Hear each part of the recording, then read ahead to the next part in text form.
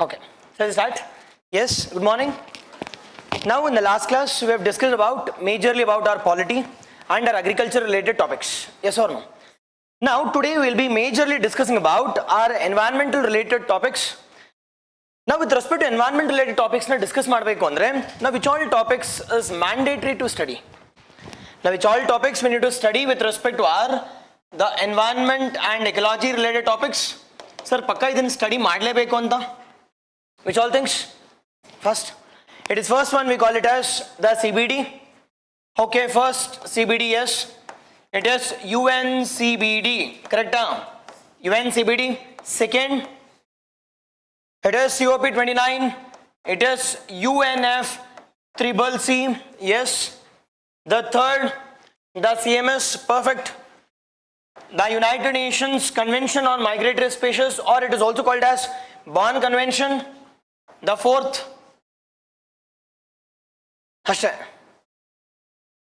now, it is the species which is in use. Majorly it is GIB, this year it's in use. Majorly tiger it's in use.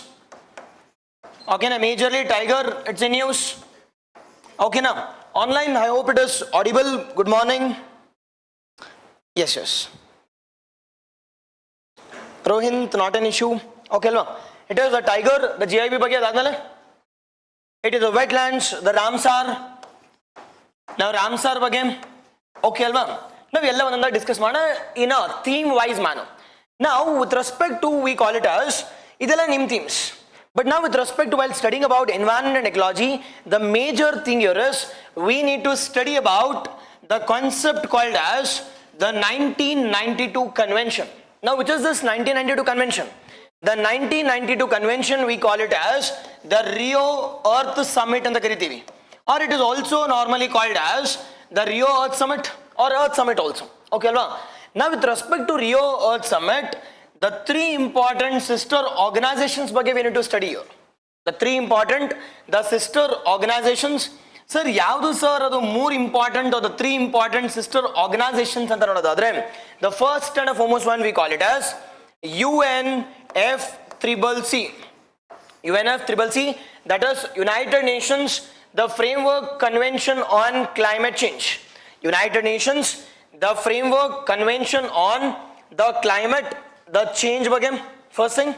And the second one we call it as United Nations, the CBD. United Nations, the CBD, that is Convention on Biological Diversity. Okay, Framework Convention on Climate Change, Biodiversity Convention, and a third one we call it as Yaudili. It is UNCCD. Now we should talk about the recent updates. The recent updates, sir, ಏನು sir ಈ ವರ್ಷದ್ದು recent updates ಏನಿದಾವೆ related to this we call it as UNFCCC. ಏನು news ಅಲ್ಲಿ ಇದೆಯಪ್ಪ? Now first thing you should know about little bit information. I'm not talking about I can say the complete information. Just you should know about what is COP28, ಎಲ್ಲಿ ನಡೀತು, what is the major outcome ಅಂತ. Major outcome ಒಂದು ಸ್ವಲ್ಪ information. ಅದಾದ್ಮೇಲೆ the major focus should be on what? The major focus should be on COP29. The COP29 which took place at where? It is Baku. We call it as Azerbaijan. ಒಂದು ಸ್ವಲ್ಪ Azerbaijan ಬಗ್ಗೆ, Armenia conflict. We'll see all those things with respect to our COP29 and the outcomes of COP29 ಬಗ್ಗೆ ಕೂಡ discuss ಮಾಡೋಣ. Okay now, and the third major important one, little bit information about it is COP30 also. In Kendra they already announced it it is COP29 itself. Now major agi we need to study about all these three things majorly from the climate change perspective. Okay now, yes, updates, either updates.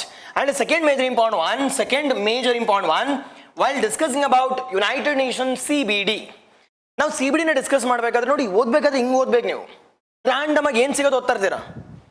Now, sir, ಏನಕ್ಕೆ sir ಹಿಂಗೆ ಓದಬೇಕು ಅಂತ ಕೇಳಿದ್ರೆ always they are asking it from a themes. Nothing but climate change ಇಂದ for sure questions ಬರ್ತದೆ. ಅದೇ ರೀತಿ biodiversity ನ for sure question ಕೇಳ್ತಿದ್ದಾರೆ.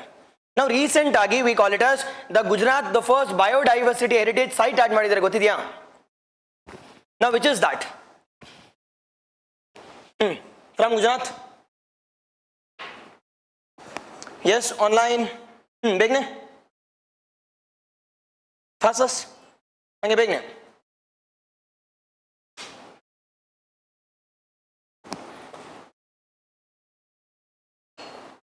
Yes, no another bagela.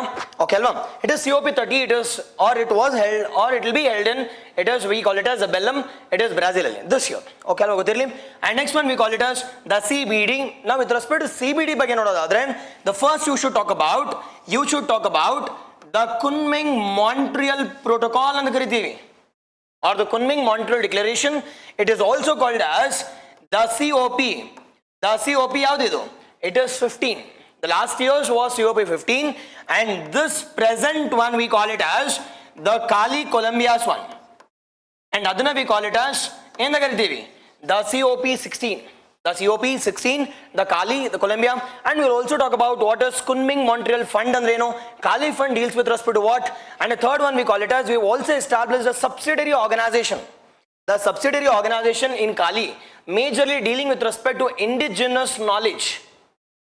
Indigenous knowledge, ಈ ವರ್ಷ question ಕೇಳಿಲ್ಲ ಕೇಳಿ. Now indigenous knowledge is most important, and ಅದಕ್ಕೋಸ್ಕರ subsidiary organ has also been created under this UNCBD ಅಲ್ಲಿ, and ಇದ್ರ ಬಗ್ಗೆ mandatory you should know. And the second thing we call it as, or the third major important one you should talk about from our India perspective. Now from our India perspective, now which act do we have with respect to the biodiversity? ಯಾವ act ಇದೆಯಪ್ಪ? Now majorly we call it as the Biodiversity Act of which year? 2002. Now ಅದು important sir andre not important, but the structure is important. NBA important, SBA important, or State Biodiversity Authority important. adadmele adikkinta major important one we call as BMCs are important. Now this BMCs have designated it is a few the lakes or few wetlands as biodiversity heritage sites. And a recent edition, the first edition with respect to Gujarat, we call it as a biodiversity heritage site. We call it as Guneri anta. The Guneri site has been added as the first biodiversity heritage site from, we call it as Gujarat. Majorly you should talk about biodiversity heritage sites. Eshtu number idave, followed by which is the first one and which is the recent one to add. Yes or no? All the things you should know. It is majorly we call it as Biodiversity Act of the 2002. ಇಲ್ಲಿ ನೋಡೋಣ, ನಗೋಯ protocol ಬಗ್ಗೆ ನೋಡೋಣ, ಕಾರ್ಟಿಜಿನ ಬಗ್ಗೆ ನೋಡೋಣ, ಐಚಿ targets ಬಗ್ಗೆ ನೋಡೋಣ. Will also talk about the biodiversity, NBA, SBA or BMCs. It is biodiversity heritage sites. ಅದೇ ರೀತಿ we can also talk about ಇಲ್ಲಿ it is the wetland concepts. It is wetland accredited cities ಬಗ್ಗೆ ನೋಡೋಣ. Now the cities, accredited cities, wetlands accredited cities can be given for how many years maximum? Is it for lifetime? No. Then what's the difference between Ramsar and Ramsar accredited sites? ಇದಕ್ಕೆ ಎರಡಕ್ಕೂ difference ಏನು? When the concept has originated, we'll see all those things. Yes or no? Yes, the second one. The third major important one we call it as UNCCD. Now UNCCD, the recent UNCCD ಯಾವ COP ನಪ್ಪ ಅಂತಂದ್ರೆ the COP 16. Now the COP 16 took place at where? It is Riyadh. Perfect. It is the COP 16. It is Riyadh. Now UNCCD and the United Nations Convention to Combat Desertification. This has been originated in the year 1994, and we have only sole organization which deals with respect to the land degradation. Deals with respect to land degradation. Idina study madbekadre we should also study about a report called as it is the International or the World Forest Report or International Forest Report, which has been released by YARO. It is FAO. And what is the update related to India anide? We'll see all those things. Okay na? Yes. Now COP 16 which took place out where? We call it as Riyadh. We call it as Riyadh Alim. The Riyadh is in Saudi Arabia. And updates ಬಗ್ಗೆ ನೋಡೋಣ. And ಇಲ್ಲಿ major ಆಗಿ the most important initiative we call it as Business for Land Initiative ಅಂತ. ಕೇಳಿದ್ದೀರಾ? The major important outcome under this we call it as Business for Land. Business for Land. B4L ಅಂತ ಕರಿತೀವಿ. It is Business for the Land Initiative. Now for the first time we are including the private players in the conservation effort of land. The conservation effort of land, and this initiative we call it as Business for Land Initiative. Okay na? Yes, this is just our blueprint part, and idana onandagi we will discuss one by one. Exactly, yes. World or the wetland cities accreditation, it is for maximum for 6 years. It can be renewed. But no differences eno wetland andre no ideno noda. Yes, yes. Exactly, perfect. Yes, online, perfect. Okay, alva. Ona noda iga. Now first one getting called as the COP, or we call it as UNFCCC. It is United Nations, the Framework Convention on the Climate, the Change. United Nations, the Framework Convention on, we call it as climate change anta.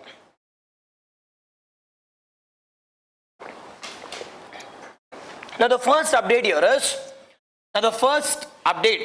sir ಇಲ್ಲಿ ಏನನ್ನ study ಮಾಡಬೇಕು sir UNFCCC ಅಂತ ಕೇಳಿದ್ರೆ, now you should know the origination of UNFCCC ಎಲ್ಲಿಂದ, 1992 Rio Earth Summit, 1992 Rio Earth Summit.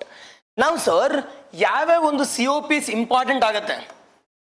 Now which all COPs are important? There are only 2 COPs are important, to be frank.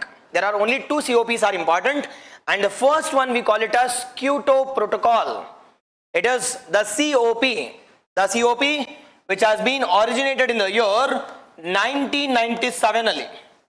In the year 1997, and this we call it as the Kyoto Protocol. We call it as the Kyoto Protocol. Now this Kyoto Protocol had a binding targets. This had a binding targets, and this Kyoto Protocol was effective up till 2020 vargu. This was effective up till 2020. But 2020 ಆದ್ಮೇಲೆ which COP or which convention or which protocol will come into effect? It is the Paris Climate Agreement. After 2020 ಆದ್ಮೇಲೆ it is COP. We call it as the 2015 ali, and the COP we call it as COP, the COP 21, the COP 21 in the year 2015, and that we call it as the Paris Climate Agreement anta, or Paris Climate Change. The climate change. Now this will come into effect from yavaginda, the post 2020, the post 2020 anta karitivi. Now sir, with respect to Kyoto Protocol had a binding targets, it is mandatory upon each and every country to implement it. Now idu mandatory agirodinda majority country rejected joining of Kyoto. Majority countries, they rejected joining into the Kyoto Protocol. But now yaru join agilla antandre that will be ineffective. But what will be the part of Paris anta kelidre, it made it as voluntary. Sir, what is that voluntary sir anta kelidre? INDC targets, nothing but intended, ನೀವೇ ಸ್ವತಃವಾಗಿ intended nationally determined contribution kodi, and that we call it as ಏನಿಲ್ಲಿ, it is INDC targets. INDC targets we call it as intended nationally determined contribution. UPSC direct question ಕೇಳಿದ್ದಾರೆ, what is INDC ಅಂತ. What is INDC? Sir, INDC idya sir andre? No. Now this INDC has been changed into, we call it as Panch Amrit targets. Nothing but updated INDC, and that we call it as ಏನಪ್ಪ, it is Panch Amrit.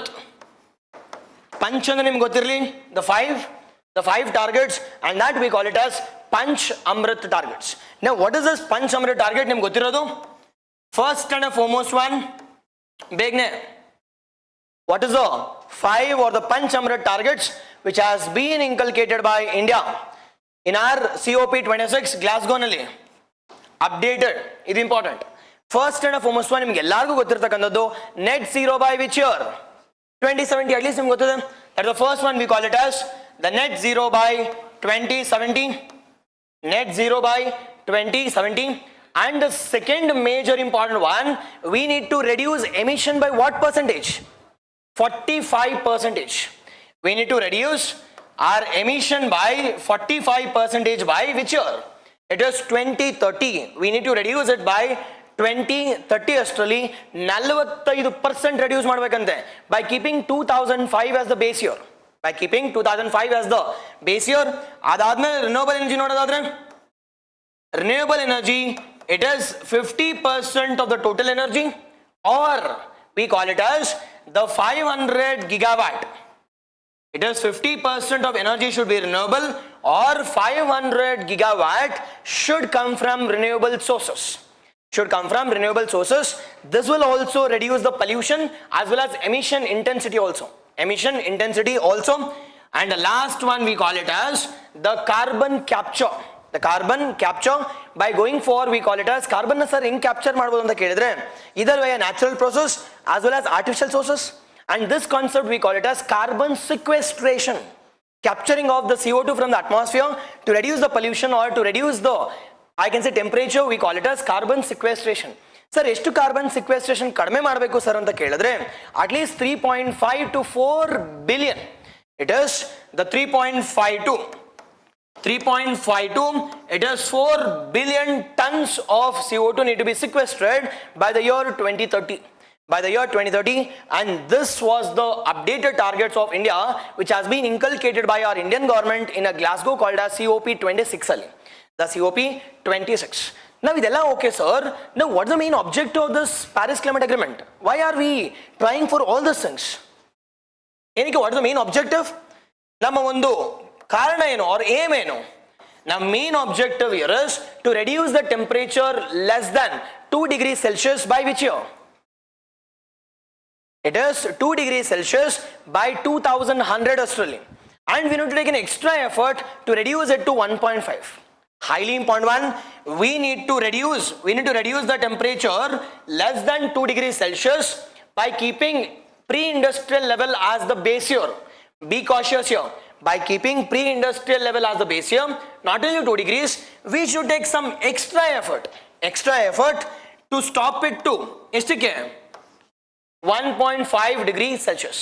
But according to recent IPCC 6th assessment report prakara, our temperature has increased by 1.1 degrees Celsius already. Can we achieve 1.5? Can we achieve 200? It is according to the recent IPCC Intergovernmental Panel on Climate Change, the 6th assessment report prakara, the temperature has already increased by 1.1 degrees Celsius. 1.1 degree Celsius, but the challenge here is, can we achieve 1.5? Can we achieve 2 degrees? If yes, what are the different initiatives we need to increase? And that's the game here. Okay, Alva, done. This is majorly with respect to, we call it as, just a brief about the Paris, just a brief about, we call it as, the complete about the UNFCCC. But ನಮ್ಮ current affairs part ನೋಡೋದಾದ್ರೆ ಒಂದು ಸ್ವಲ್ಪ ನನಗೆ ಬೇಕೇ sir ಅಂತ ಕೇಳಿದ್ರೆ, it is the first one, we call it as the COP28. The COP28 ಯಾವಾಗ ನಡೀತಪ್ಪ? It is 2023. The COP28, it is 2023, which took place at where? Which took place at Dubai. Dubai ಎಲ್ಲಿದೆ? It is UAE. Dubai, UAE. And the second one, we call it as the COP29 ಬಗ್ಗೆ detailed information ನೋಡೋಣ. The COP29, which took place at where? It is in the year 2024. ಎಲ್ಲಿ ಅಂತ ಕೇಳಿದ್ರೆ, we call it as Baku. And Baku is in Azerbaijan. Okay now. And the next one, COP30 will take place, and we call it as the Belém. And this is in where? It is Brazil. ಯಾವಾಗ ಅಂದ್ರೆ ಈ ವರ್ಷ 2025. No, ಇವೆಲ್ಲ okay sir, 29 by discuss ಮಾಡ, but what is this Belém declaration talks about? Okay, wrong. Now Belém declaration majorly talks about involvement of indigenous tribal people and their knowledge in the conservation of Amazon. It is major concept here as indigenous people. Amazon correct. It is major ಆಗಿ ಇವ್ರದ್ದು objective ಏನಪ್ಪಾ ಅಂತಂದ್ರೆ, objective here is involvement of indigenous people and their knowledge should be used in conservation of what? Conservation of biodiversity. Indigenous people and indigenous knowledge will be involved in conservation of it is conservation of biodiversity, and this is the bold initiative. This has been now included as a part of UNCBD also, as a part of Article 8A. Adukoskar I'm discussing this. This has been inculcated as a part of Article 8 of UNCBD, and we also created a subsidiary organization with respect to protecting the rights of the indigenous people. The people. Now, ಇದೆಲ್ಲ okay sir, but ನಮ್ಮ ಇಂಡಿಯಾದಲ್ಲಿ ಏನಾದರೂ have we given any rights to the indigenous tribal people? If yes, which is that act? It is the first one, we call it as FRA Act of 2006. ಹೌದಾ ಇಲ್ವೋ? Already ಎಕ್ಸಾಮಲ್ question ಕೇಳಿದ್ದಾರೆ. It is FRA Act of the 2006. ನೋಡಿ, ನೀವು ಇದನ್ನೆಲ್ಲ ಯೋಚನೆ ಮಾಡಬೇಕು. Whenever you are reading about international, connect it with India. Whenever you are reading about India, connect it with international. Pakka ಏನೋ ಒಂದು idea ಸಿಗ್ತಿರುತ್ತೆ. Now 2006 ಅಲ್ಲಿ we have come out with a concept called as, for the first time we have given a rights to it is the forest dwellers. The forest that dwellers for the first time ali. For the first time we have provided rights to the forest dwellers who are present in the forest ali. Who are present in forest. At the same time we have come out with a concept called as, it is habitat rights kuda ಕೊಟ್ಟಿದ್ದೀವಿ ಇವರಿಗೆ. ನಾವು habitat rights ಕೊಟ್ಟಿದ್ದೀವಿ. Does it mean they own that habitat? No. Nothing but FRA prakara we have two important things. One we call it as we have provided the rights. We have provided the rights. Sir, ಯಾವ type of rights sir ಅಂತ ಕೇಳಿದ್ರೆ they can go for protection, or I can say it is using of the minor forest produce system, or it is also called as non-timber forest produce na conserve ಮಾಡಬಹುದು, or they can collect it and they can use it for commercial activity. But ಆದರೆ can they go for cutting of the forest? Can they practice Jum cultivation? No. And this has been mentioned as a part of FRA Act of 2006. Okay, now done. Now next one, the most important one from our exam point of view, we call it as the COP29. Getting called as the COP29. Now COP29. ಈಗ ನಿಮ್ಮ term or ನಿಮ್ಮ turn ನೋಡೋದಾದ್ರೆ, sir, what is the COP29? Exactly, yes. The 6 PVTGs has got the habitat, the status also.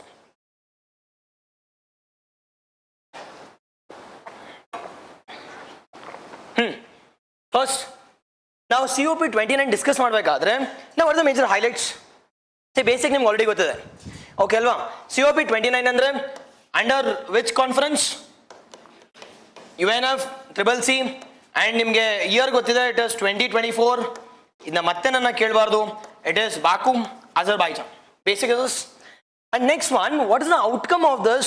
We call it as the Baku, the conference, or COP29. The major highlights. Sir, exam ಅಲ್ಲಿ ಕೇಳ್ತಾರೆ, ಇದು ನಮ್ಗೆ ಗೊತ್ತಿರಲೇಬೇಕು ಅಂತ. It is first one. Oh, no. The Kali fund is CPD. Next one. ಜೋರಾಗಿ ಹೇಳ್ಬೇಕು. ಎಲ್ಲಿಂದ ಕೇಳಿಸಲ್ಲ. ಹೇಳಪ್ಪ. ತೊಂದರೆ ಹೇಳಿ. The major one we call it as Article 6 of Paris Climate Agreement has been finalized. And that's a major important one. Now what is this Article 6? Wrong. It is carbon market has been finalized. It is the first one we call it as Article 6 of Paris Climate Agreement has been finalized. Now what does this Article 6 talks about? Article 6 talks about carbon markets again. It is carbon market. Article 6 exam ಅಲ್ಲಿ ವರ್ಷ ಕೇಳ್ತಾರೆ, Article 6 ಏನು, Article 7 ಏನು ಅಂತ, direct basic questions. Match the following ತರ. Now Article 6 majorly talks about ಏನ್ದ್ರ ಬಗ್ಗೆ ಮಾತಾಡ್ತಾರೆ? It is the carbon markets, which majorly talks about carbon markets. Sir, what is this carbon market, sir? ಕೇಳಿಸ್ಕೊಳ್ಳಿ, carbon market ಏನು ಅಂತ ನೋಡೋಣ. Now first thing here is now think that this is India, and this is Pakistan ಅಂತ ಅನ್ಕೋಣ. Now India think that India is taking a bold initiative with respect to, I can say, reducing of CO2. We are using huge amount of, we call it as renewable sources like solar ಆಗಿರ್ಬೋದು, wind ಆಗಿರ್ಬೋದು, or green hydrogen. We are investing huge amount of, I can say, finances for, we call it as reducing of CO2. But ಇಷ್ಟೆಲ್ಲ invest ಮಾಡಿದ್ರೆ ನನಗೆ in return ಏನ್ ಸಿಗತ್ತೆ ಗುರು? ನನಗೆ ಏನ್ ಸಿಗತ್ತೆ? I will be getting a carbon I can say, we call it as carbon credit. Nothing but think that UNFCCC will be fixing a margin, saying that ನೋಡಪ್ಪ ನೀನು, it is some 5 trillion tons of CO2 per year you can release the CO2. It is saying that India can release, it is some 50 the tons of the CO2 can be released every year by India. But by taking huge amount of initiatives, India is generating only some 40 trillion tons. But in ಮಿಕ್ಕಿದ 10 trillion ಟನ್ಗೆ, don't you think I am investing huge amount of resources on the technology, on with respect to, I can say, solar, the wind ಇದ್ರ ಮೇಲೆಲ್ಲ? But ನನಗೆ ವಾಪಸ್ ಏನ್ ಸಿಗುತ್ತೆ ಗುರು? But again, second example saying that it is the Pakistan kuda same thing that the UNFCCC has fixed saying that Nadapan, 40 the tons of CO2 you can release every year.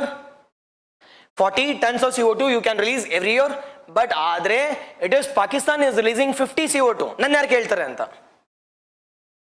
Now if that is the case, how are you antandre, it is UNFCCC is providing finances to India where they are taking a good initiative to reduce CO2, and how are you penalizing countries like Pakistan who are releasing huge amount of CO2? How are you doing this? Via a concept called as now one who are, I can say, releasing CO2 less than the fixed amount, they will be getting what? Carbon credit. Nothing but it is carbon credit. Nothing but carbon credit. Now sir, carbon credit sikar ಏನು ಮಾಡಬಹುದು sir ಅಂತ ಕೇಳಿದ್ರೆ I can sell in the market. Now who will buy? ಯಾರು buy ಮಾಡ್ತಾರೆ? One who are deficit with respect to CO2. One who are facing a challenge with respect to meeting the targets, they will purchase this by providing a finance. Now don't you think it is benefit for, I can say, both the countries? Now we are penalizing the countries, one who are releasing higher amount of CO2, and we are also providing a finances to our countries like India, one who are taking huge amount of initiative to reduce CO2. And this we call it as the carbon market. Okay na? Artha aita hogli? Yes, and this concept we call it as carbon market has been completely finalized in this COP29. It is carbon market has been the finalized. The carbon market has been the finalized. Exactly, yes. The carbon market has been finalized, and this we call it as article the 6, and the second one we call it as article 7. Example keltare article 6 eno, article 7 eno, and don't think that it is citizenship anta first ali irate. Okay na, it is, we are majorly talking about article 6 and article 7 of the Paris Climate Agreement of 2015 or COP21 ali. Okay na, it's in France. Now with respect to article 7 majorly talks about the two important things. The things, one we call it as the resilience and the concept of the concept of adaptation. The concept of resilience and the concept of adaptation. Now sir, how can a country go for resilience and how can a country go for adaptation? Begin. First, article 7 of Paris Climate Agreement. Okay, begin. Now how can we go for resilience and how can we go for adaptation? See, resilience it is by developing good amount of climate resilient infrastructure. Sir, example kodi sir anta kelidre, we are going for, or we have recently launched a concept called as flood watch. Clear and monitor ಮಾಡ್ತಾ ಇದೀವಿ. See, monitor ಮಾಡಿದ್ರೆ, don't you think we can reduce the floods, impact of floods also, impact of droughts also, impact of monsoon also. ಅದೇ ರೀತಿ we are also going for adaptation also. ಹೆಂಗೆ sir adaptation ಅಂತಂದ್ರೆ, we are moving from, we call it as, it is majorly fossil fuels in the, we are moving towards non-fossil fuels or renewable source of energy. And this we call it as adaptation as a part of article 7. Idadmele the third one we call it as third one ಏನು ನೀವು ಏನು ಓದಿ at least ಓದಿದ್ರೆ ಹೋಗ್ಲಿ ಬೇಗನೆ ಪಟ್ಟಂತ ಹೇಳಿ ನನಗೆ ಮೂರನೇದು ಏನು ಅಂತ. The third major important one we call it as, it is tripling, or I can say tripling. The tripling though green climate fund na triple ಮಾಡಿದೀವಿ ಸರ್. ಗ್ರೀನ್ ಕ್ಲೈಮೇಟ್ ಫಂಡ್ ನ ಟ್ರಿಪಲ್ ಮಾಡಿದೀವಿ, okay, but green climate fund ಎಷ್ಟು? It is $100 billion ಇತ್ತು, $100 billion by 2030. But now in this Baku, the Baku climate fund has been launched by launching a concept called as the tripling of GCF, Green Climate Fund. The Green Climate Fund, that is $100 billion by 2030. $100 billion by 2030. It has been increased triple and resto.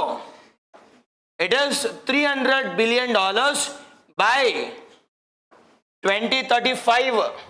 By 2035. 2035. 2030 alla by 2035. Is India agreed this? No. But India ಏನು ಹೇಳಿದ್ರು? ಎಲ್ಲ okay, ಇಲ್ಲಿ ಒಂದು ಹಾಕಿ ಸಾಕು ಅಂತ. Yes or no? They demanded what? It is we want $1,300 billion. $1,300 billion every year. I am talking about every year, per annum. It is per annum by the year 2035. By the year 2035 anta. Idadmele, it is, we have also come out with a concept called as Harmonia Fund anta. Baku Harmonia Fund. Ella kade Baku add madkole ashte. It is Baku Harmonia Fund has also been established. Major agi ಏನ್ fund ಅಪ್ಪ ಇದು? It is a fund will be majorly provided to the agriculture sector. ಇದು ಏನಕ್ಕೆ ಕೊಡ್ತೀವಿ? Majorly for developing countries. The developed countries will be providing a amount of the financial grant to the developing countries majorly for two important things. One is for adaptation, one is for resilience. Adaptation and resilience, adukoskara fund ಕೊಡ್ತಾ ಇದೀವಿ, and that we call it as $300 billion per annum, and that need to be achieved by 2035 Australia. 2035 Australia, but India rejected this, saying that 300 ಏನಕ್ಕಾಗತ್ತೆ, ಏನಕ್ಕೂ ಆಗಲ್ಲ, but give us 1300. But GCF ಅಲ್ಲಿ 100 ಕೊಟ್ಟಾಗಲೇ hardly $10 billion collect ಆಗಿಲ್ಲ. Now think about this, 300 ಅಲ್ಲಿ 30 collect ಆಗುತ್ತೆ ಅಂದ್ರೆ no, not at all, ಚಾನ್ಸೇ ಇಲ್ಲ. Who will contribute? Nangen Guru. It is normally, if you take an example of USA, the largest contributor are exited from Paris Agreement, saying that climate change is a normal phenomenon. Why are you taking it as an abnormal issue? Yes? Okay, all this we should know. It is Harmonia, the climate change again. And the last one we call it as, we should also include women in climate action. Nothing but both the genders need to play an equal the role, and that we call it as Lima Action Plan. And that we call it as the Lima Action Plan. Now Lima Action Plan talks about what? Example keltare. The Lima Action Plan talks about inclusion of gender. Inclusion of the gender. Exactly, yes. Baku Harmonia. Okay, it is the Lima Action Plan has been included as a part of our Baku climate change for a period of 10 years. For a period of the 10 years gotirli. Okay now, yes, this you should remember with respect to your COP29. But odidra ivella hogli gottita? Yes. No. The next one we call it as UNCBD. The CBD, United Nations, the Convention on Biological Diversity. Gottirbeku. The recent COP. Yadappa recent COP. ಬೇಗ ಹೇಳ್ಬೇಕು ನನಗೀಗ. It is 16 COP which took place at where? Which took place at, we call it as the Kali, Dubai. It is Kali, it's in, we call it as Colombia. Okay alva? The Kali, Colombia. And the 15th one took place at two important places. One is at Kunming. Kunming ellide? China. Montreal, it's in Canada. Perfect. It is Kunming, the Montreal, and the declaration we normally call it as the Kunming-Montreal Declaration. The Kunming-Montreal Declaration. And what is the outcome of this Kunming-Montreal Declaration? What outcome? 30:30. It is 30:30. 30:30. Now what is this 30:30 andre? The 30%, perfect, 30% of land and 30% of water need to be protected by which year? It is by 2030 anta. By 2030. Adun ಸ್ವಲ್ಪ ನೆನಪಿರಲಿ ಏನಕ್ಕೆ ಅಂದ್ರೆ, because if I want to teach you COP16, that is most important. That is most important. ಇದನ್ನ okay, but ಇದನ್ನ achieve ಮಾಡಬೇಕು ಅಂದ್ರೆ ದುಡ್ಡು ಬೇಕಲ್ವಾ? ಯಾರಪ್ಪ ಕೊಡ್ತಾರೆ? Yes or no? It is adukoskara we have established a fund called as, we have established a fund in COP16 ali, and that fund we call it as, it is ಯಾವ fund ಇಲ್ಲಿ? The Kunming Montreal Protocol Fund ಅಂತ. See, ಖಾಲಿ fund ಅಲ್ಲ, ಓಕೆನಾ? ಎಲ್ಲ time ಖಾಲಿ. Okay ಅಲ್ವಾ? At least ಗೊತ್ತಿರಲಿ ಬೇಸಿಕ್ಸ್ ನೋಡೋಣ. ಇಷ್ಟು ಓಕೆ ಅಲ್ವಾ? It is COP16, Kali, Colombia. Done. Now the third major important one, what is the theme of the COP16? What is the the theme of this COP16? The theme ಏನಪ್ಪಾ ಅಂತಂದ್ರೆ, the theme we call it as the peace with nature. The peace with nature. PIEC ಅಲ್ಲ, PEAC. The peace with nature. The peace with nature. Now this initial agi it was planned in Istanbul, the Turkey. Now because of we call it as Kurdish attack on the Istanbul, now it has been automatically shifted to ಎಲ್ಲಿಗೆ? ಕಾಲಿಗೆ shift ಮಾಡಿದ್ರು. But initially it was planned in Turkey. But unfortunately because of I can say instability in Turkey, they have said that ನಮ್ಮ ಕೈಲಿ ಶಕ್ತಿ ಇಲ್ಲ, ನಾವು ಮಾಡಲ್ಲ ಅಂತ. And Kali said that ನಾವು ಮಾಡ್ತೀವಿ ಅಂತ. And this has been automatically shifted to the Kali, the Columbia. The theme here is the peace with nature. Idella okay sir, but what is the highlights of this Kali? Highlights of this the Kali antandre, we have hardly some 3 to 4 important highlights. Adri first and foremost one we call it as establishment of subsidiary organ within UNCBD, majorly with respect to enike, it is protection of indigenous rights, and that we call it as Article 8 Clause J.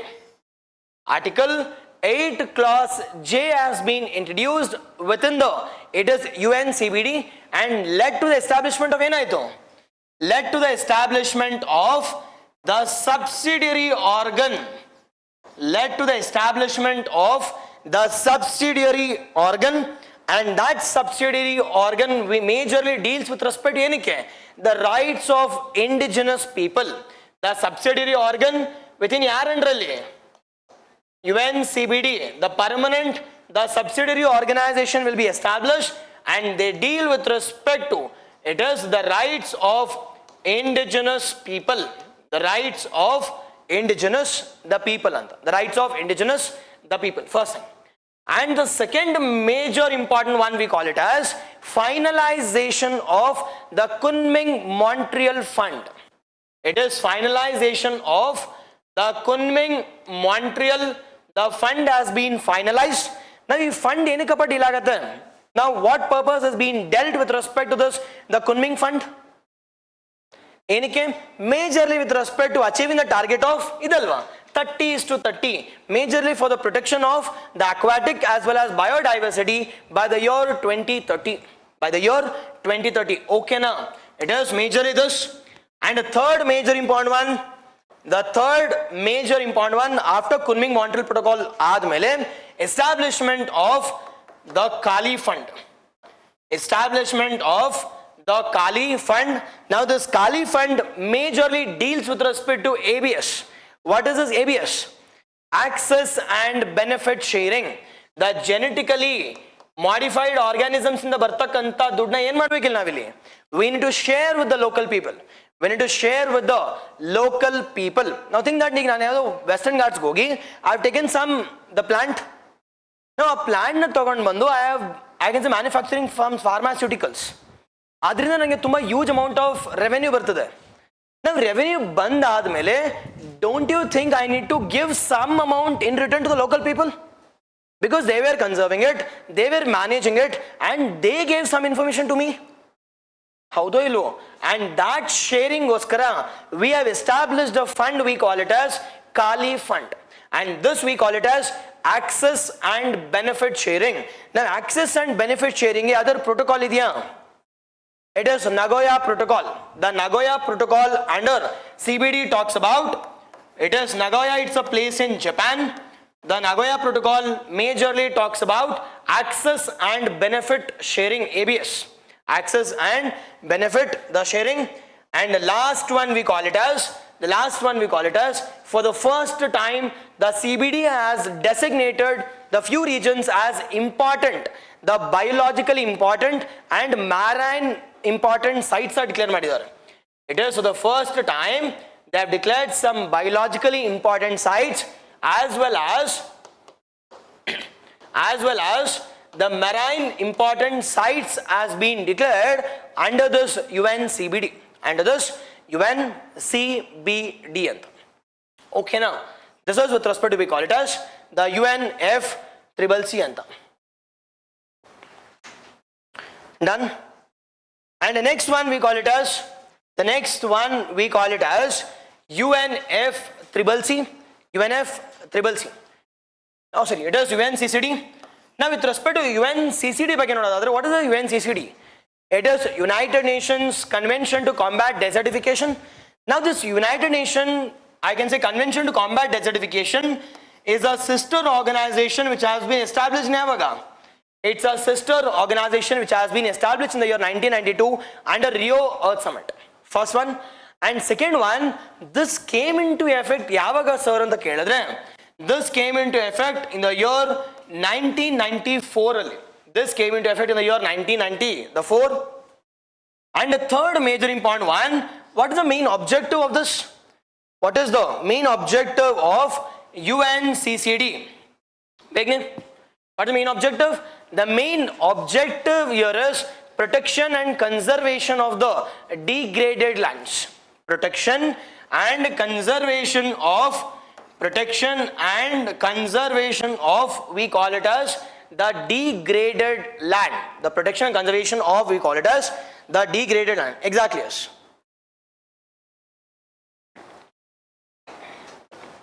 The protection and the conservation of the degraded land.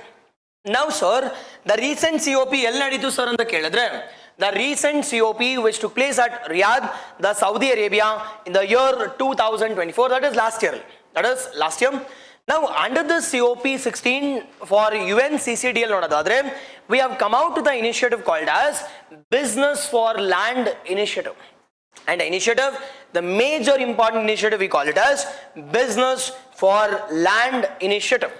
Now, what is this Business for Land Initiative? Ee varsha expert question on this. Business for Land Initiative. Now, sir, what is this Business for Land Initiative? Now, this Business for Land Initiative has been launched by yaru? UNCCD. Yavag launch madidare? 2024 COP 16 Riyadh ali. Okay, now the COP 16 Riyadh. Now, the third major important one, what is the objective of this Business for Land Initiative? The Business for Land Initiative, the main objective here is, it is reclaiming of, I can say, 1.5 billion hectares of degraded land. 1.5 billion hectares of the land, we need to reclaim it by 2030. 1.5 billion hectares of the land, we need to reclaim it by the 2030. Yenike 2030, ella same 2030, 30. Because of SDG goals. Sustainable Development Goals. Now, we achieve ಮಾಡಬೇಕು ಅಂತಂದ್ರೆ ಅಷ್ಟು easy ಇದೆಯಾ? 1.5 billion hectares land degraded now we need to reclaim it ante. Is it easy to do it? No, it's not easy. Now, sir, easy ಮಾಡಬೇಕು ಅಂದ್ರೆ ನಾವು ಏನು ಮಾಡಬೇಕು sir ಅಂತ ಕೇಳಿದ್ರೆ, involve the private players. Now, if we involve the private players, I'll be getting what? I'll be getting the funds. I'll be getting the technology. I will also be getting an inclusive ideas also. I'll also be getting inclusive ideas. Sir, ivella okay, but private or ಏನಕ್ಕೆ involve ಆಗ್ತಾರೆ? ಅವ್ರ income ಇಲ್ಲದೆ ಬರಲ್ವಲ್ವಾ? ಹೆಂಗೆ, how will they go for, I can say, this Business for Land Initiative ಅಂತ ಕೇಳಿದ್ರೆ, after reclaiming, we will be providing some profit. It is whatever the profit which has been generated from that land, we will be in return providing yarge at a profit to the private players. And second concept, it is as a concept of CSR, corporate social responsibility. The private players can involve in this Business for Land Initiative.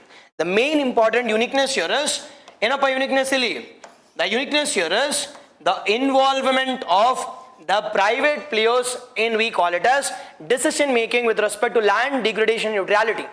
The land degradation neutrality, gotirli, major it is bond challenge. Bond challenge is related to the land degradation neutrality. The land degradation neutrality. Anta. And the next one we call it as the CMS. The CMS. What is the CMS? It is CMS. Enikappa newsali. It is perfect. The COP 14 to CMS. The COP 14 to CMS, which took place in where? Samarkand, Uzbekistan. Samarkand, Uzbekistan, ಗೊತ್ತಿರಲಿ. Samarkand, Uzbekistan, and the second major important one. Now, what is the CMS andre ಏನು? What is the CMS? The Convention on Migratory.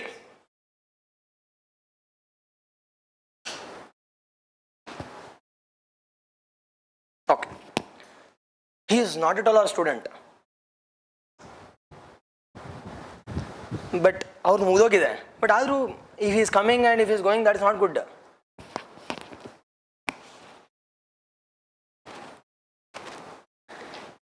Okay.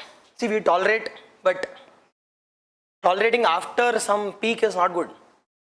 ಬರ್ತಾನೆ ನೋಡಿ ಎಷ್ಟೊತ್ತಾಯ್ತು already. Some 1 hour ಆಗಿಲ್ಲ. ಮೊನ್ನೆನೂ ಹಂಗೆ ಮಾಡ್ದ. First day ಬಂದಿದ್ದ, first day ಒಂದೇ hour ಕೂತಿದ್ದು. ಚಲೋ second day okay, it's okay.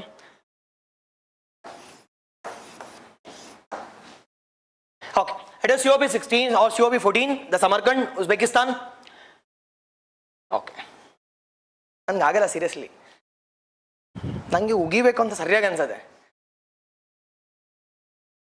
He has given twice or thrice prelims clear ಆಗಿಲ್ಲ, and now he has got some MBA ಗೆ ಬರ್ದಿದ್ದಾನೆ, ಅಲ್ಲೂ ಕ್ಲಿಯರ್ ಆಗಿಲ್ಲ. ಮತ್ತೆ ಬಂದ, ಸರ್ ಮೆಂಟರ್ಶಿಪ್ ಮಾಡಿ ಅಂತ. ಓಕೆ ಗುರು, ಮಾಡ್ತೀನಿ, ಎಲ್ಲ ಮಾಡ್ತೀನಿ, ಬಟ್ ಆರ್ ಯು ಕನ್ಸಿಸ್ಟೆಂಟ್? ಇದೆಲ್ಲ ನೋಡಿದಾಗ do think I need to give a mentorship to him? Should I need to invest my time? No, not at all. ನಮ್ಗೆ ಗೊತ್ತಾಗ್ತಿರುತ್ತೆ, ನೋಡಿದ ತಕ್ಷಣ ಗೊತ್ತಾಗುತ್ತೆ, ಚಲೋ ನಿಮ್ಮ ಹಣೆ ಬರ ಇಷ್ಟೇ. Though it might be harsher, but we know ಅಲ್ವಾ. ಸಿ, ಎಷ್ಟೊಂದು ಸತಿ ಡಿಸರ್ವಿಂಗ್ ಕ್ಯಾಂಡಿಡೇಟ್ಸ್ ಇರ್ತಾರೆ, they are not at all. ಎಷ್ಟೊಂದು ಜನ ಧಾರವಾಡಿಂದ ಇದು ಮಾಡಿ, ಸರ್ ನಾವು ಬರೋಕ್ಕಾಗ್ತಿಲ್ಲ, ಆನ್ಲೈನ್ ಅಟೆಂಡ್ ಮಾಡ್ತೀವಿ, but we are not feeling much effective, but we are some adjusting it and we are risen to a class and we are also investing huge amount of time. ನೀವು ನಂಬ್ತಿರೋ ಬಿಡ್ತಿರೋ, ಒಂದು ವಾರದಿಂದ ನಾನು ಯಾವುದೂ class ತೊಗೊಂಡಿಲ್ಲ, only for this 3 days. ನೋಡಿ ಬೇಕಿದ್ರೆ ಯಾವುದೇ ಶೆಡ್ಯೂಲ್ ನೋಡಿ, ಒಂದು ದಿನ ಕ್ಲಾಸ್ಗೆ ಹೋಗಿಲ್ಲ. And that is my commitment.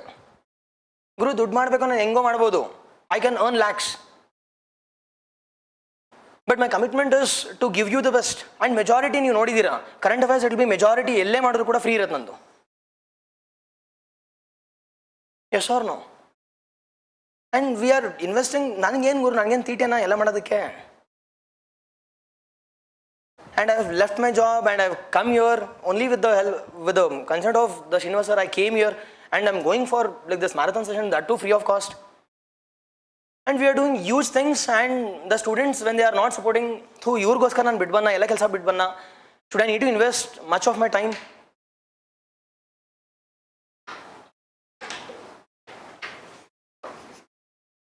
Okay. See, ಕಷ್ಟಪಡೋರಿಗೆ ಮಾತ್ರ ಗೊತ್ತಾಗುತ್ತೆ. ನಿಮ್ಗೆ ಅನ್ಸ್ಬೋದು, ಸರ್ ನಿಮ್ಗೆ ಅಷ್ಟು ಕೋಪ ಯಾಕೆ ಬರ್ತಿದೆ ಅಂತ. Because we have invested huge amount of time. ನಾನು ನಿಮ್ಮನ್ನು ನಂಬಿ ಮಾಡ್ತಿಲ್ಲ, it's my commitment also. I am doing it. See, at least ಅದನ್ನು ಯೂಸ್ ಮಾಡ್ಕೋಬೇಕಲ್ವಾ. ಸಿ, ಯೂಸ್ ಮಾಡ್ಕೊಂಡಿಲ್ಲ ಅಂದ್ರೂ ಪರವಾಗಿಲ್ಲ. Don't give a disrespect to a faculty one was teaching. ಬರೋದೇನೋ, ಸಿ ನಾನು ಕೇಳದ್ನ ಹೋಗ್ಲಿ 8 ಗಂಟೆಗೆ ಬಾಗುರು ಅಂತ ಕೇಳದ್ನ, ಮತ್ತೆ ಮಧ್ಯದಲ್ಲಿ ಎದ್ದೋದ್ರೆ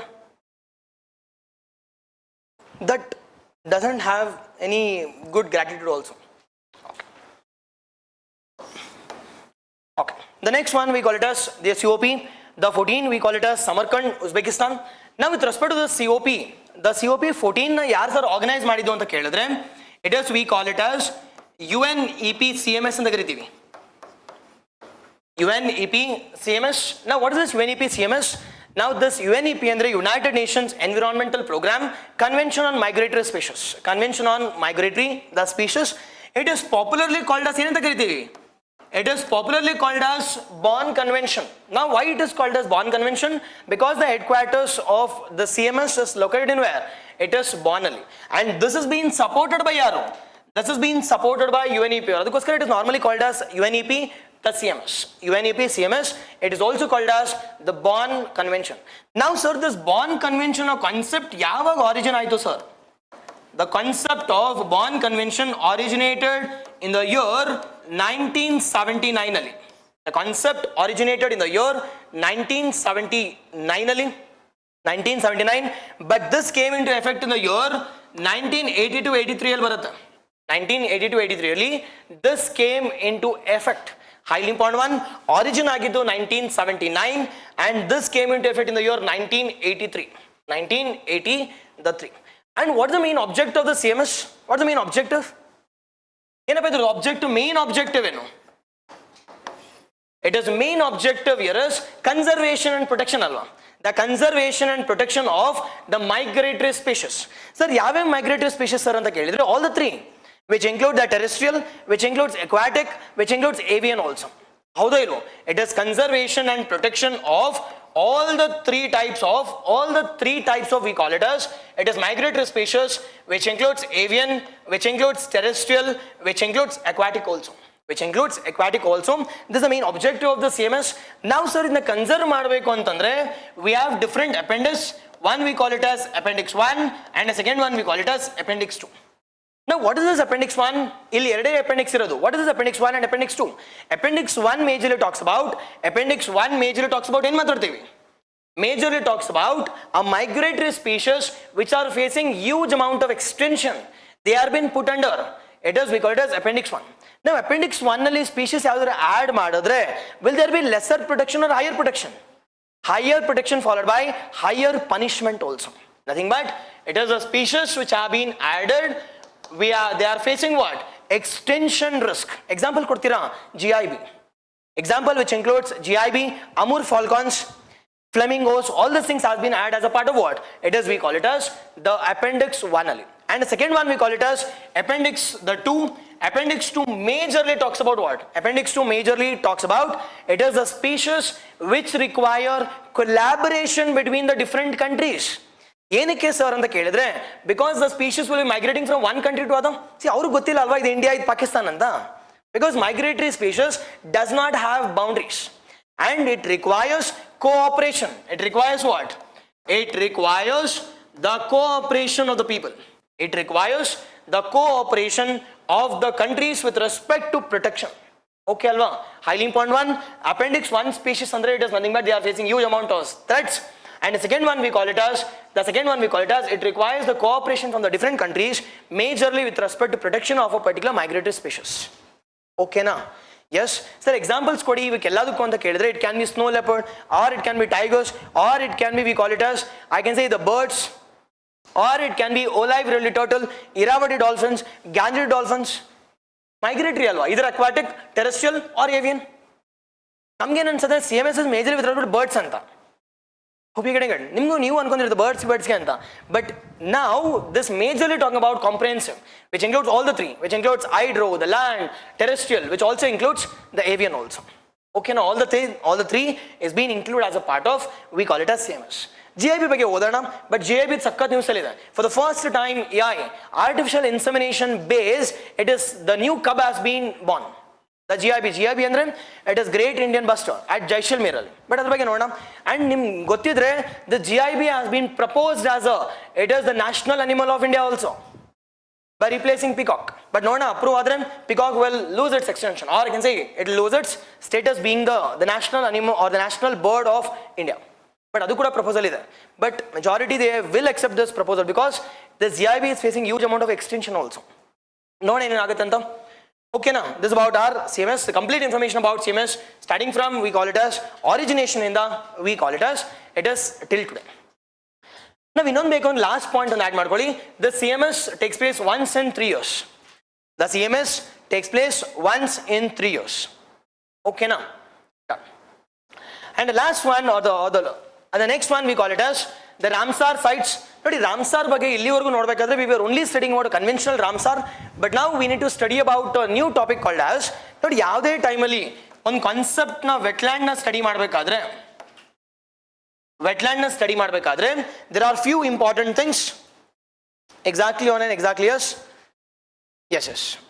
exactly Pradeep exactly online yes okay now with respect to ಯಾವುದೇ ಆಗಲಿ okay yes kannada ನನಗೆ ಯೂಸ್ ಮಾಡಕ್ಕೆ ತೊಂದರೆ ಇಲ್ಲ but academies the strict instructions this is only for majorly for UPSC ಅಂತ okay now it is the wetlands. ನಾವು wetlands ಬಗ್ಗೆ ನೋಡೋದಾದ್ರೆ ಮೇಜರ್ ಆಗಿ ನಾವು wetlands ಅಂದ್ರೆ ಏನಪ್ಪಾ ಅಂತ ನೋಡಬೇಕು ಇಲ್ಲಿ about ಬಗ್ಗೆ and the second major important one ನಾವು wetland ನ ಕನ್ಸರ್ವ್ ಮಾಡೋದಕ್ಕೋಸ್ಕರ which is the conference we have or the convention we have ಅಂತ The Ramsar ಬಗ್ಗೆ ಬೇಸಿಕ್ಸ್ ಎಲ್ಲ ನೋಡಬೇಕು. ಅದೇ ರೀತಿ we should also know about the Montreux record sites. ನೋಡಿ ನೀವು ಇದನ್ನೆಲ್ಲ ನೀವು ಮಾಡ್ಬೇಕು ಇದನ್ನ ಕೂತು Montreux record. ಬಟ್ ನೀವೇನ್ ಮಾಡ್ತೀರಾ ಅಂದ್ರೆ ಅದನ್ನ ಬಿಟ್ಬಿಡಿ, ಈಗ ಓದೋದು ಜಾಸ್ತಿ ಬಿಟ್ಟು it is you should know how to think also. Montreux record ಬಗ್ಗೆ ಅದಾದ್ಮೇಲೆ you should talk about it is the Ramsar accreditation of ಏನಿಲ್ಲಿ it is the cities accreditation cities. And next one, in case ಏನಾದ್ರು recent ಆಗಿ add ಆಗಿದ್ರೆ wetlands, you should also know that. Okay na ಒಂದಾಗ ನೋಡೋಣ ಈಗ. Now what is wetlands? See, wetlands ಏನಪ್ಪಾ, wetlands is as simple as that. Either it can be natural or artificial or man-made, natural or man-made, comma, it is the permanent or we call it as seasonal, permanent or seasonal, and the third one we call it as running water or stagnant, running water or the stagnant, but the depth does not exceed it is less than, or you can say less than 6 meter ಇರಬೇಕು, or the depth should be less than 6 meters. ಇದು ಗೊತ್ತಿರಲಿ, already important. Okay, already questions ಕೂಡ ಕೇಳಿದ್ದಾರೆ. It is the depth does not exceeds more than, I can say we call it as 6 meters. Now 6 meter exceed ಆದ್ರೆ it is we call it as lake anta. Okay alva, wetland will convert it into lake. Now this wetland is normally called as the kidneys of what? The kidneys of nature anta. The kidneys of nature anta kuda kariti. Why next sir kidneys antandre they go for purification. They go for purification of the different sediments or the pollutants. The different pollutants. Okay. The next one we call it as, now for the conservation of this kidneys of the nature, we have a huge convention called as Ramsar Convention. Now Ramsar Convention ಯಾವಾಗ ಶುರುವಾಗಿದ್ದು sir ಅಂತ ಕೇಳಿದ್ರೆ, Ramsar Convention which took place in the year 1971, which took place in the year 1971 ಅಲ್ಲಿ in a place called as Iran. But this came into effect ಯಾವಾಗ? This came into effect in the year 1975. This came into effect in the year 1975. India is not a founding member. India is not a founding member. Majorly this Ramsar talks about protection of the wetlands. Now how many wetland sites we call it as it is present in India anta nodadadre it is 89. Now illivargu we had only 85, but recent agi addition of 4. Adra ಬಗ್ಗೆ ನೋಡೋಣ, addition of the 4, and out of this Tamil Nadu has 20, the highest. That Tamil Nadu has the highest, we call it as 20. But ade with respect to world nodadadre we have UK 175 plus ide. Adadmele which is the first site to add under wetland sites, it is from Australia. Gothirli Australia inda. And with respect to area nodadadre it is Pantanal area. With respect to area we call it as the Pantanal anta kariti. Okay alva. Now when are we celebrating the wetland, the World Wetland Day? It is February 2nd. It is February 2nd. Every day we are celebrating it as it is Wetland Day. What is the theme of this year's? What is the theme of this year's Wetland Day? This has been celebrated at Delhi. It is celebrated as Sirpur, Indore allide. Sirpur, Indore, and the theme here is the wetlands for future, or wetlands for we call it as the next generation anta kariti. Wetlands for the future anta. Yes, idon ಸ್ವಲ್ಪ ಗೊತ್ತಿರಲಿ. Yes, highly important one. Adadmele we call it as Montreux record ಬಗ್ಗೆ. Now Montreux the record. Now what is this Montreux record? ಬೇಗನೆ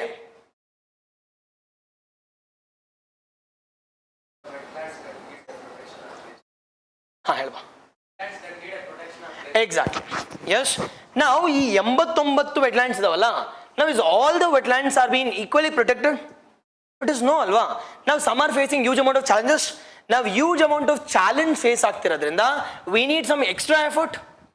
Now our extra effort ಕೊಡೋದಕ್ಕೋಸ್ಕರ we have come out with a sub categorization within wetland or within Ramsar site. We call it as ಏನಂತ ಕರಿತೀವಿ? It is Montreux record. Now how many sites has been added under Ramsar, or you can say the Montreux record? It is from India, it is 3. It is from India, it is 3. ಯಾವುದು sir 3 ಅಂತ ಕೇಳಿದ್ರೆ, one we call it as, the first one called as the Chilka, it's in Orissa, and the second one we call it as It is, we call it as, I can say Keoladeo, the Keoladeo National Park, and the third one we call it as, it is Rajasthan, and the third one we call it as Loktak. Loktak elidiyappa andre, it is in Manipur. The Manipur, it was a saline lake. It is also called as Bharatpur National Park. Bharatpur National Park, Rajasthan. The Loktak, it's in Manipur. It's a floating, we call it as a floating lake or floating wetlands.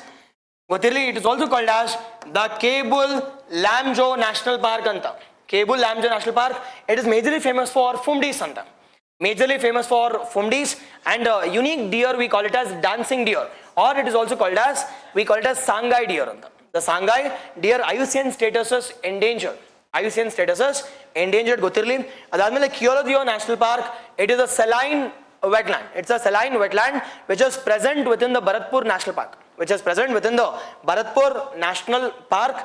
Majorly it is famous for the migratory species called as, it is flamingos, as well as we call it as Amur falcons. Amur falcons. Adadmele Chilka Gotirli. The Chilka is the Asia's largest lagoon. Asia's largest lagoon, which is present in, we call it as Orissa, and it is famous for a species called as olive rudley turtle. And IUCN status is vulnerable. IUCN status is vulnerable, and the mass nesting site of, we call it as, the mass nesting site of olive rudley turtle, we call it as Adi Bada anta kariti. Adi Bada. Gotiribekili, Adi Bada. Now you should also know about Gairmata National Park, Bitrakanika National Park. All these are the mass nesting site of, we call it as, it is olive rudley turtle. Olive rudley turtle anta. Okay now. Yes. Now sir, ಮೂರನೇ add ಮಾಡಿದ್ದಾರೆ. But ಆದರೆ as of now ಎಷ್ಟಿದಾವೆ sir ಅಂತ ಕೇಳಿದ್ರೆ, as of now we have only two. As of now we have only two. The first to add under Montreux and the first to remove under Montreux ನೋಡೋದಾದ್ರೆ it is Chilka. This Chilka has been removed now. But as of now we have only two under, we call it as Montreux record sites. Montreux record sites. Okay now. The next one we call it as the Ramsar, the accreditation for cities. Now normally wetlands ಅನ್ನೋದು only it is the rural areas ಅಲ್ಲಿ ಮಾತ್ರ ಇರಬೇಕಾ, urban ಅಲ್ಲಿ ಇದ್ರೂ ಕೂಡ ಒಳ್ಳೆದಾ? ಬೇಗನೆ rural ಅಲ್ಲಿ ಮಾತ್ರ ಇರಬೇಕಾ? ನಾವು ಇಲ್ಲಿವರೆಗೂ we are only focusing upon ಏನಿಲ್ಲಿ, we are only focusing upon forested regions as well as the rural regions.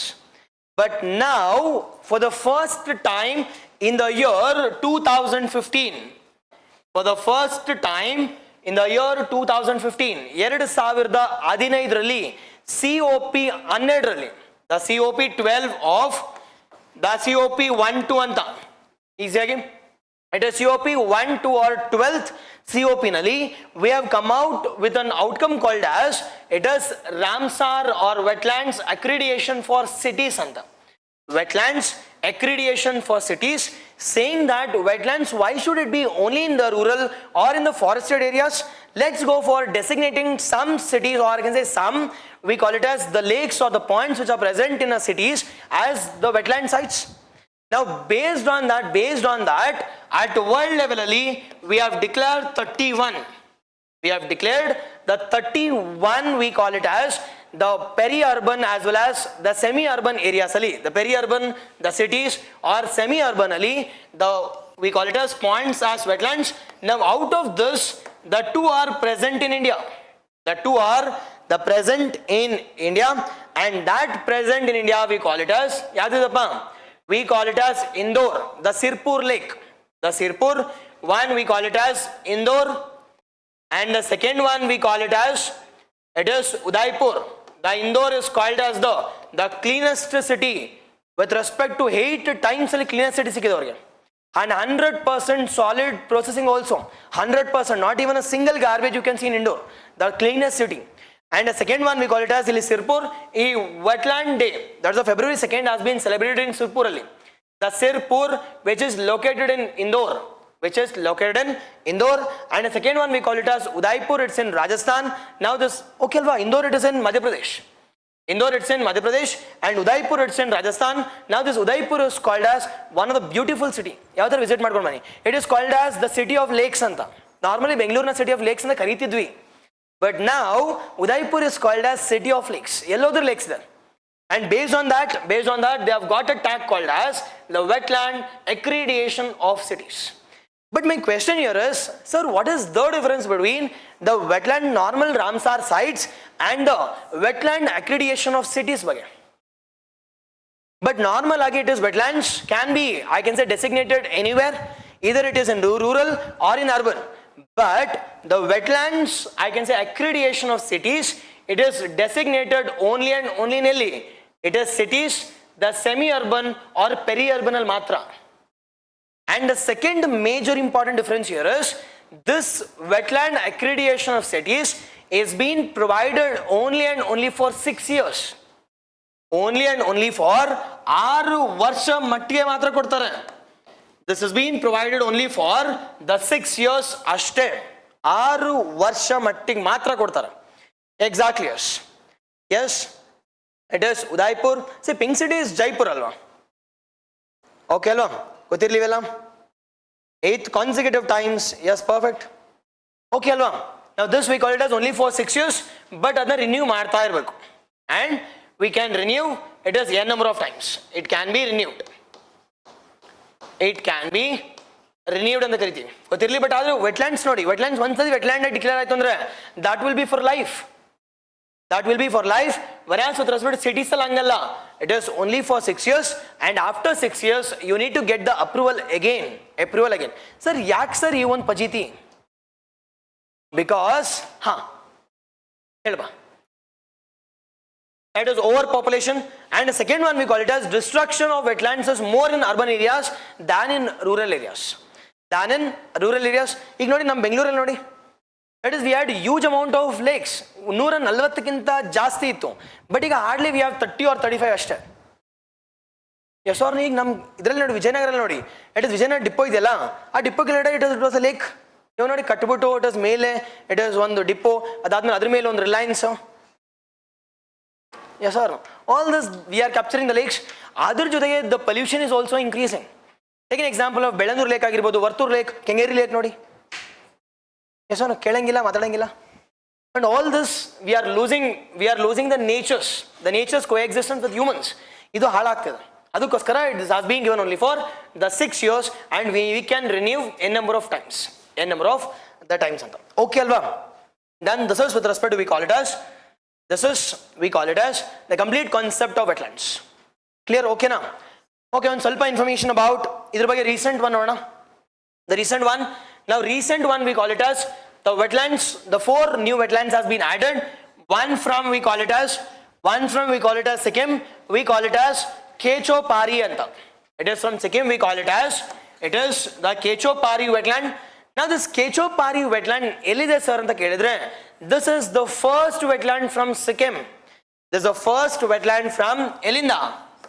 It is first wetland from Sikkim. And the second one, this is a Sirk lake. Now what is a Sirk? Sirk andre enappa? Exactly, it is the glacial lake anta. It is the glacial lake because of plucking up of the glacier. It leads to a depression, and that depression we call it as the Sirk anta karitivi. And this Kechopari is a Sirk. We call it as the Sirk lake, which has been formed due to the glaciers.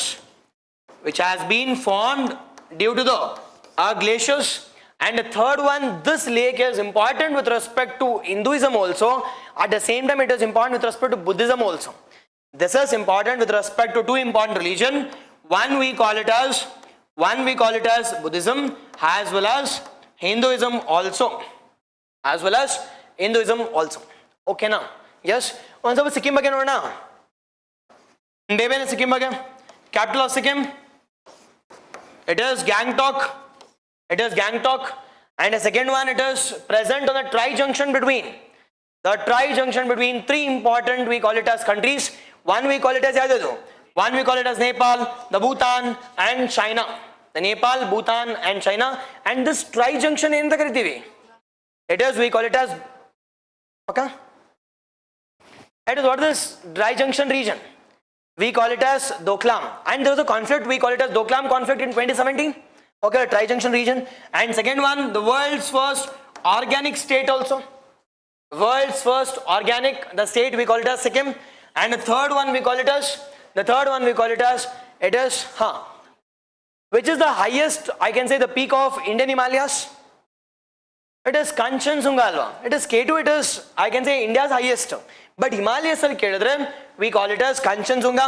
Now this Kanchenjunga has been declared as what? It is the mixed World Heritage Site by Yaru. It is UNESCO, the 11th World Heritage Site.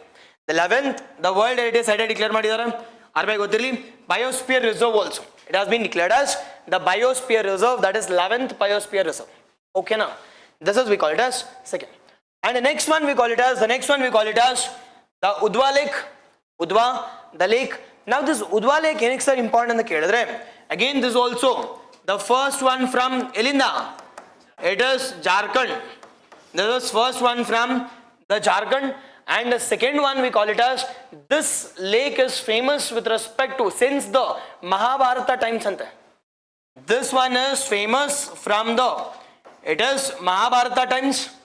Mahabharata times in the Kudam, and this lake is connected to a river called as River Ganga. This has been connected to a river called as River Ganga anta karidivi. River Ganga. Okay now. Yes, this is we call it as Udwa Lake, Udwa, a lake. And third one, or ಸ್ವಲ್ಪ with respect to Jharkhand ಬಗ್ಗೆ ನೋಡೋದಾದ್ರೆ ಏನಕ್ಕಾದ್ರೂ news ಅಲ್ಲಿ ಇದೆಯಾ? Jharkhand. Now recently there was a conflict called as Parshvanatha Hill. Now what is this Parshvanatha Hill famous for? It is Jainism. The Parshvanatha Hill is the highest peak of Jharkhand. Highest peak of Jharkhand. Now this highest peak is famous for the 23rd Tirthankara. The 24th Tirthankara of Jainism. The 24th Tirthankara of, we call it as Jainism. There is a conflict. Tourism jasti madbeku anta, but tourism jasti madidre there will be a threat to this Jain culture also anta, and there is a conflict between the Jain as well as the government. Idu gothirli. And the second one, which state is the largest producer of coal? It is, we call it as Jharkhand. The largest producer of coal, we call it as the Jharkhand. And the third major important one, the Chota Nagpur Plateau, the majority license, we call it as Jharkhand. It is Chota Nagpur Plateau. It is famous for Inike. It is Chota Nagpur Plateau. It is called as rich with respect to minerals, which includes iron, which includes copper, which also includes bauxite, which also includes coal also. And otherwise, the majority is present in Jharkhand. Majority is present in the Jharkhand. And you should also know about the Rift Valley called as Damodar. The Rift Valley called as Damodar. The flows through, we call it as Jharkhand. Flows through, we call it as the Jharkhand. Adadmele we call it as major national park. The major national park yavadu antandre, it is, we call it as the Betla, okay, Betla kuda ide. It is majorly, it is the Pulav National Park anta. It is the Pulav National Park. It is majorly, we call it as, it is present in the Jharkhand. And the last one we call it as, Tamil Nadu in the Erdu. Initially it was 18, now it has increased it to 20. Now it has increased it to the 20 years. Yes, yes. It is superimposed, the Gondwana, mineral rich, yes, yes. The tourism also, the coal mining, perfect, yes. And a major one we call it, as the Tamil Nadu ಬಗ್ಗೆ ನೋಡೋದಾದ್ರೆ, the two important sites has been added. One we call it as Sakkar Kotai and Tirthangal anta. The two important one has been added. One we call it as Sakkar Kotai, and the second one we call it as the Tirthangal anta, or Tirthangai anta kariತೀವಿ. Okay alva? The two important one has been added. Now major agi ellide sir anta kelidre, both these are present near to the Gulf of Mannar. Gothirli, near to Gulf of Mannar. Now this Gulf of Mannar ellide sir anta kelidre, near to, we call it as, it is Tamil Nadu. And Gulf of Mannar is famous for what? It is, we call it as Dugong. Perfect, it is Dugong. Now what is the Asian status of Dugong? It is vulnerable. Already question kelidre, Dugong is also called as sea cow. It's an herbivorous animal. It is vulnerable status. And for the first time, the Tamil Nadu government has established a conservation sanctuary for Dugong also. Now this is present near to Dugong sanctuary. But major agi veredu recently add ಮಾಡಿರತಕ್ಕಂತದ್ದು ಏನು sir ಅಂತ ಕೇಳಿದ್ರೆ, it's a bird sanctuaries. The bird sanctuaries, it is majorly famous for the Central Asian flyways. Both these are famous for the Central Asian flyways. Okay now. Yes, highly important one. And the next topic we call it as Artha Agtidya? Yes, Paka? Okay. The next one we call it as the International Year of Glaciers. Exactly, yes. Water conservation in our Karnataka we call it as Tungabhadra Dam alli water conservation. Yes, yes. Online, perfect, yes. Okay. Very okay. Thank you, Dhruva, thank you. Okay. Now with respect to, we call it as the next topic, we call it as International Year of Glaciers. Now 2024 has been declared as International Year of Enanta. It is camlets. It is 2024 is declared as International Year of Camlets. What do you mean by camlets, Andre? It's as simple as that camel. Okay, alva? International Year of the Camels. Now camels ಬಗ್ಗೆ ನೋಡೋದಾದ್ರೆ there are two important news here. One we call it as the normal camel, it is present in Rajasthan, and the second one we call it as double humped camel. News ಅಲ್ಲಿ ಎರಡು ಕೂಡ. Now one we call it as normal camel ಅಂತೂ ನಮ್ಗೆ already ಗೊತ್ತಿದಾವೆ, it's an adaptation to the xerophytic climatic conditions. And the second one we call it as double humped camel. Now double humped camel news ಅಲ್ಲಿ ಏನಕ್ಕಿತ್ತು? Recent ಆಗಿ ಹೇಳಬಾ. It is army, we call it as yaar, ಯಾವ army? It is majorly the Indian army, they have used, I can say, for transporting of the different equipments as well as the food grains from one region to the other in Ladakh. And this we call it as double humped camel was in use. Double humped camel was in use. Illi antandre majorly Ladakh. This has been used by army in the extreme cold climatic conditions. Double humped camel, it is adapted to the cold climatic conditions. Be cautious here. Ade normal camel is adapted to the xerophytic adaptation. The xerophytic adaptation, nothing but extreme hotness. Extreme hotness. And the 2024 year has been declared as, it is International Year of, we call it as camlets. Other 2023 has been declared as International Year of Millets. Okay, alva. Other 2026, it is 25 to 26 adu. It is 25. Idhar joteli it has been also been declared as, we call it as quantum science also, or quantum physics anta kuda declare madi. Idella okay, but major anodadadre coming to it, 2025 has been declared as International Year of Glaciers. Now sir, glaciers enix are important, and which date is being declared as International Day of, we call it as glaciers. International Day of Glaciers from every year. From every year we will be celebrating March 21st as International Day. Gothirli, International Day of Glaciers. Now March 21st enikadru use news ಅಲ್ಲಿ ಇದೆಯಾ? Or which date, or what is the importance of article, or sorry, this March 21? March 21 is important for two important reasons. One we call it as equinox. One we call it as equinox, March 21st, and second one we call it as September 22. There are two equinox. One in we call it as March, and the second one we call it as what? It is, we call it as, it is the March ali matte September ali. And the second important enu sir anta kelidre, this day we are celebrating it as International Day of Forest. International Day of Forest anta kuda celebrate ಮಾಡ್ತೀವಿ. Now idr jotege March 21st has been designated as the International Day of Glaciers for the protection of glaciers itself. Okay, now there are two important news here. One we call it as that 2025 has been designated, the complete year has been designated as what? It is, we call it as International Year of Glaciers. International Year of the Glaciers. And second one, ಎಲ್ಲ ವರ್ಷಾನು celebrate ಮಾಡಬೇಕಲ್ವಾ, ಅದಕ್ಕೋಸ್ಕರ March 21st has been designated as what? Has been designated as International Day of Glaciers. Sir, my question here is, what is this glacier andre?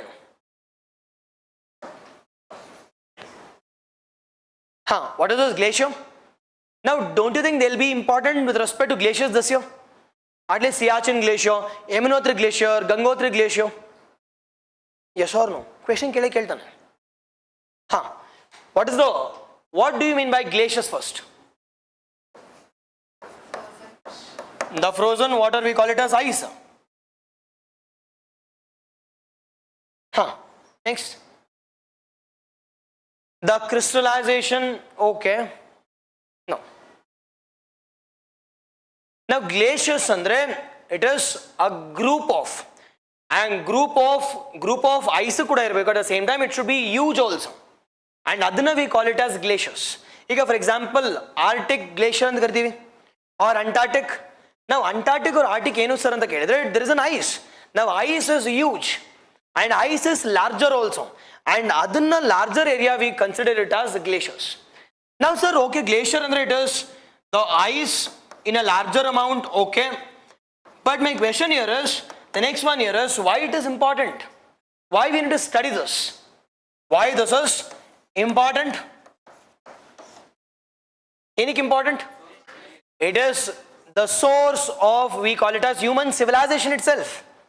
It's a source of human civilization itself. If you take an example of Himalayan glacier or Karakoram glacier, now that is feeding us the different, I can say, water in the form of river only. Take an example of Ganga, take an example of Indus, the Ravi, the Bias, the Satluj. Other the different rivers are also being fed, like Yamuna also. The first thing here is, it gives, or I can say, it feeds the river. And second one, this river water is being used for the drinking water. This is being used for agricultural activities, nothing but economic activity. The fourth one, natural vegetation also. And the fourth one, we call it as, this river water is also significant with respect to culture also. And ishtella significance iradrinda, we are conserving this, or we need to conserve this in this complete year called as 2025 has been designated as the International Year of, we call it as the Glaciers. International Year of, we call it as the Glaciers. Exactly, yes. Okay, now done. This is with respect to, we call it as the glaciers. One salpa gotirli. It is Karakoram anomaly ಬಗ್ಗೆ ಕೇಳಿದಿರಾ? What is this Karakoram anomaly?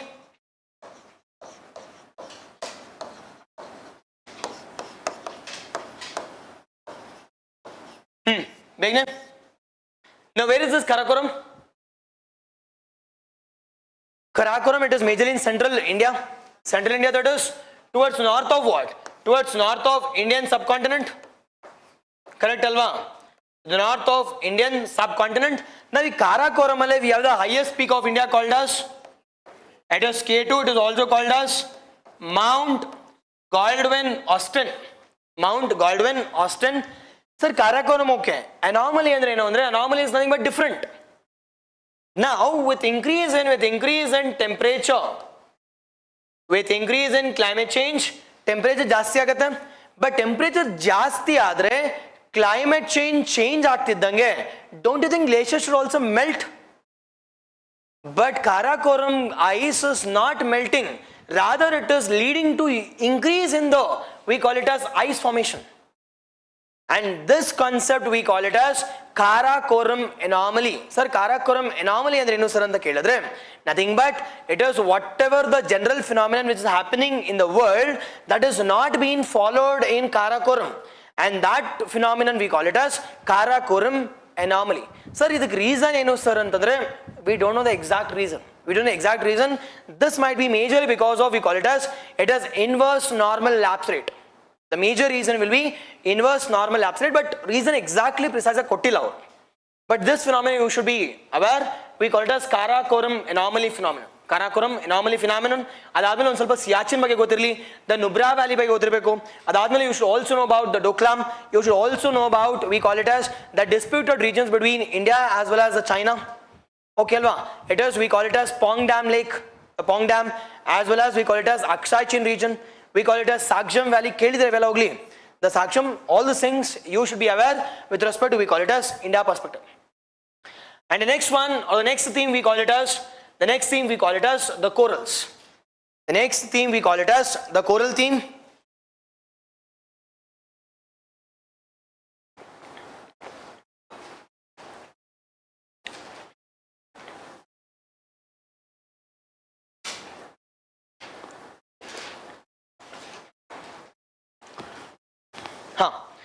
The next one we call it as corals. Now we corals na study madbekadre, now which all things we need to study as a part of our corals? Already ನಾನು hint ಕೊಟ್ಟಿದ್ದೀನಿ, but just as a brief, as a blueprint. The first we should know about, it is about corals. About corals ಬಗ್ಗೆ ಏನಪ್ಪ corals ಅಂದ್ರೆ, it's a symbiotic relationship between, we call it as polyp and zooxanthellae. The polyp and zooxanthellae, it is zooxanthellae is an algae. In Perli, zooxanthellae is an algae symbiotic relationship. And second one, you should know about what are the different criteria or the, we call it as the climatic condition is required for the formation of, we call it as the corals. Temperature estirbeku, followed by the rainfall, where it should be shallow depth estirbeku, pollution irbeku ಎಲ್ಲದ್ರ ಬಗ್ಗೆ ಗೊತ್ತಿದೆ ಹೋಗ್ಲಿ ಓದಿದಿರ ಹೋಗ್ಲಿ ಪಟಂಜಲಿ. Temperature estirbeku, it is 25 to 27 degrees Celsius, or I'll take it as average 25 degrees Celsius or 27 ಯಾವ್ದು ಬೇಕು ಬರ್ಕೊಳ್ಳಿ. And second one we call it as the depth should be what, it is shallow ಆಗಿರಬೇಕು. shallow ಅಂದ್ರೆ ಆಳ ಜಾಸ್ತಿ ಇರಬಾರ್ದು, shallow ಇರಬೇಕು, so that coral polyp can build. And the third one we call it as, it is ನೀವು ಹೇಳ್ದಂಗೆ it is the pollution free, or we call it as the sedimentation free water.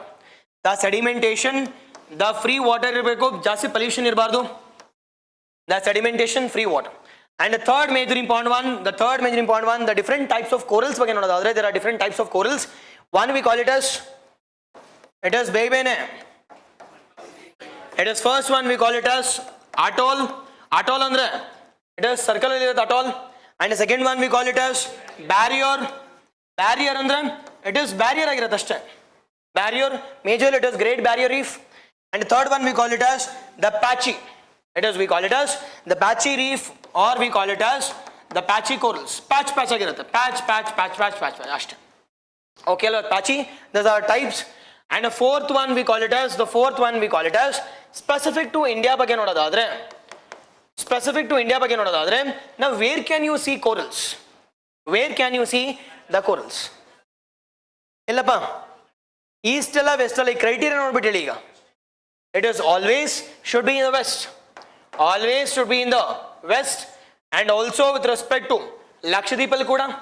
ಅದಾದ್ಮೇಲೆ ಇಲ್ಲಿ exception ಹೇಳಿದೆ ನಾನು, Gulf of ಮನ್ನಾರಲ್ಲಿ ಇದೆ, but ಆದ್ರೆ ಇಲ್ಲಿ there is an absence of corals. There is an absence of corals. Why absence of corals? Because there is huge amount of sediments because of delta formation. Okay alva, ಇದು already question ಕೇಳಿದಾರೆ, and you can expect a question on this also. Again a common sense question. And the second major important one we call it as India ಆಯ್ತು. ಅದಾದ್ಮೇಲೆ recent ಆಗಿ there was a topic called as, it is biorock concept.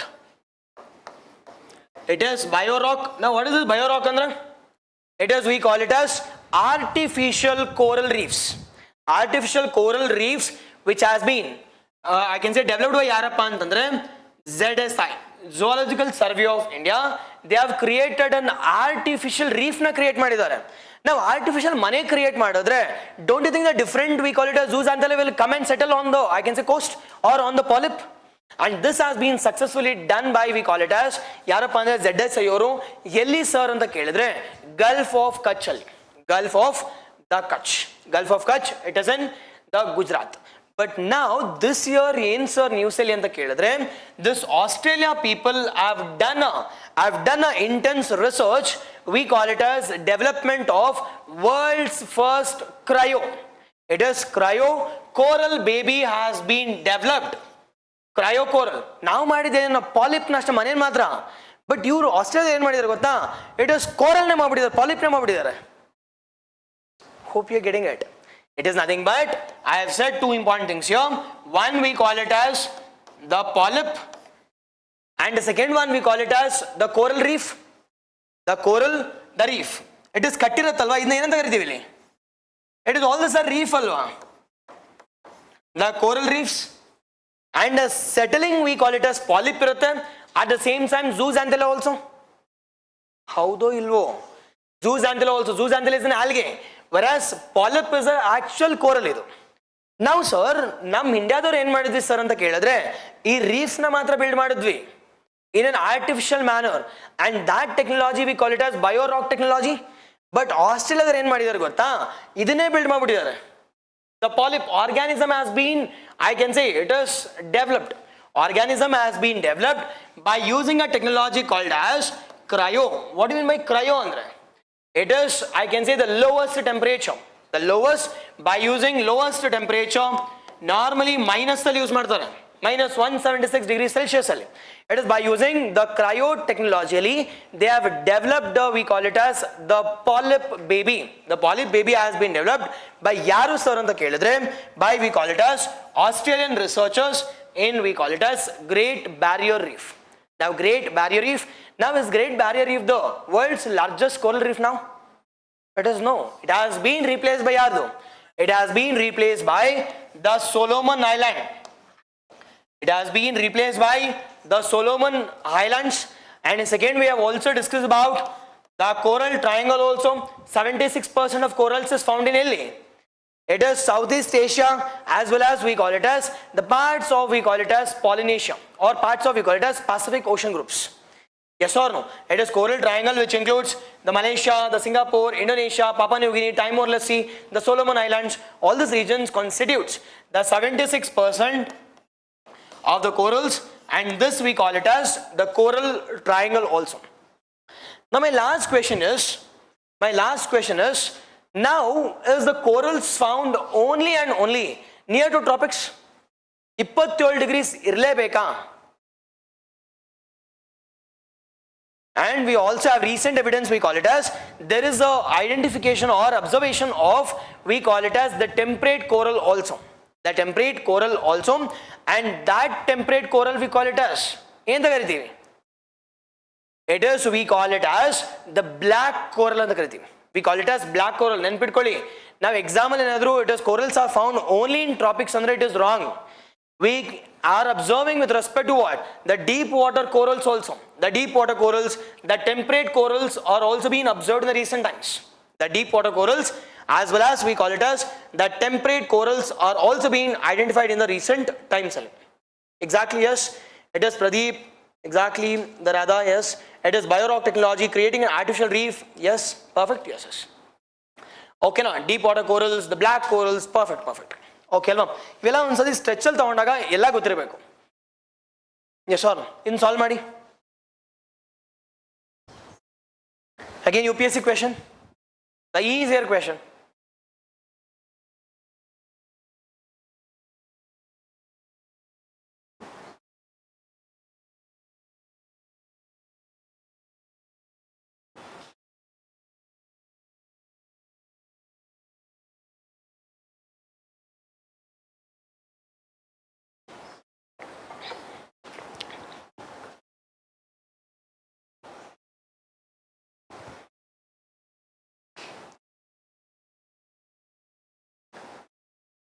Easy alva.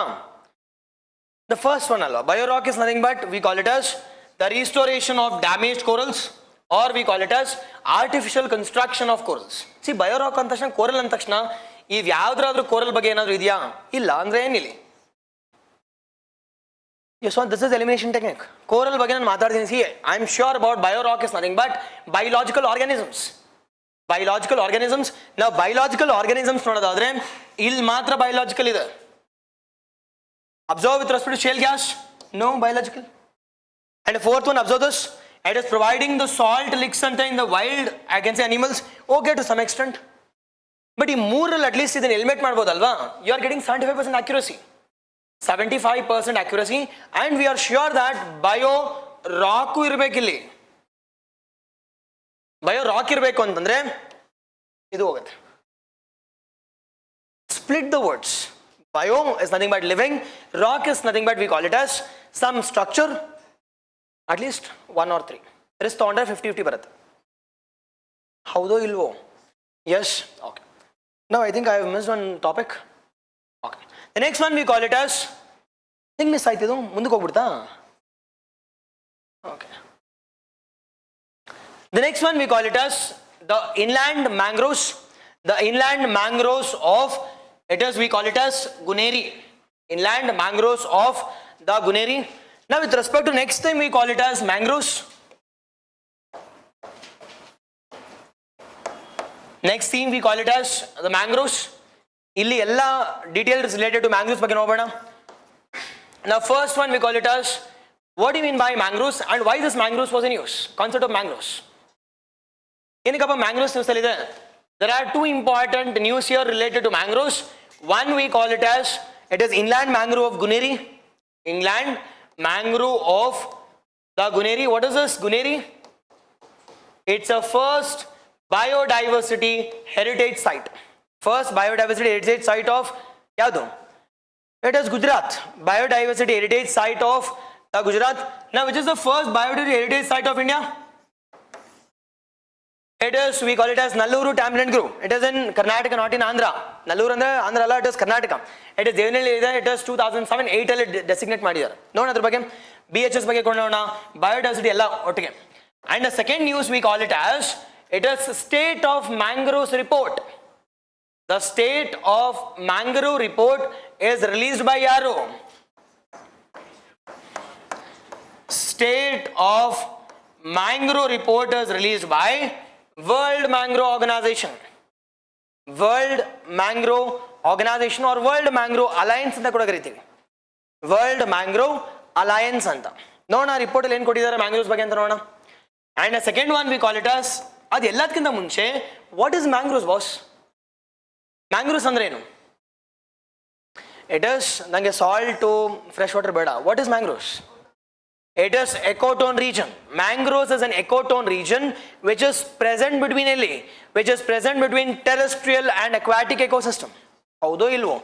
It is, we call it as, it can resist the salt water. Now salt water na resist ಮಾಡ್ತಕ್ಕಂತ plants na ಏನಂತ ಕರಿತೀವಿ? Halophytic adaptation. ಇವೆಲ್ಲ ನೋಡಿ keywords ಗೊತ್ತು, exam ಅಲ್ಲಿ ಇದನ್ನೇ ಕೇಳ್ತಾನೆ. It is an halophytic. It is an halophytic. Halophytic ಅಂದ್ರೆ ಉಪ್ಪು ನೀರಿಗೆ, it is, they will be resistant. It is halophytic adaptation and it is present in ecotone region also. Ecotone ಅಂದ್ರೆ between terrestrial and aquatic. Terrestrial and aquatic. Ecotone and takshana you should also remember edge species also. Hedge species also. Halophytic adaptation. Ecotone region also. Halophytic, ecotone. Adadmele. Now what is the uniqueness sir anta kelidre of this mangroves anta kelidre majorly we call it as pneumatophores. We call it as the hanging, I can say the stems, or we call it as, it is the bridges tar irtave, or we call it as breathing, we call it as stems, and that breathing stems we call it as pneumatophores. It is the force anta karitivi. The breathing stem we call it as pneumatophores, breathing stem. And next one ivella okay sir, but ee mangroves ell belibodu sir? Mangroves na only left side ಅಲ್ಲಿ ಬೆಳಿಬೋದಾ or right of, I can say India, or both? ಯೋಚನೆ ಮಾಡಿ ಹೇಳಿ. ಬೇಗನೆ. It is, we can observe in both the coast. We can observe in both the coast. Sundarban ಕೂಡ ಇದೆ, ಬಿತ್ರಕನಿಕಾ, ಪಿಚಾವರಂ in Tamil Nadu also, Gulf of Mannar also, ಅದಾದ್ಮೇಲೆ Karnataka also, Goa also, it is Maharashtra. ಅದರ ಜೊತೆಗೆ we can also observe near to Delhi. It is the Lakshadweep also. Lakshadweep also. Okay ಅಲ್ವಾ? ನೆನ್ಪಿಟ್ಕೊಳ್ಳಿ, corals can be found majorly in Delhi. It is west coast ಅಲ್ಲಿ. ಅದೇ it is mangroves can be found in both the coast. Both the coast ಗೊತ್ತಿರಬೇಕಿಲ್ಲಿ. ನಾವು sir ಇವೆಲ್ಲ okay sir, but my question here is, what does this report talks about? The global mangrove report ಏನ್ರ ಬಗ್ಗೆ ಮಾತಾಡ್ತಾರೆ sir ಅಂತ ಕೇಳಿದ್ರೆ majorly about mangroves.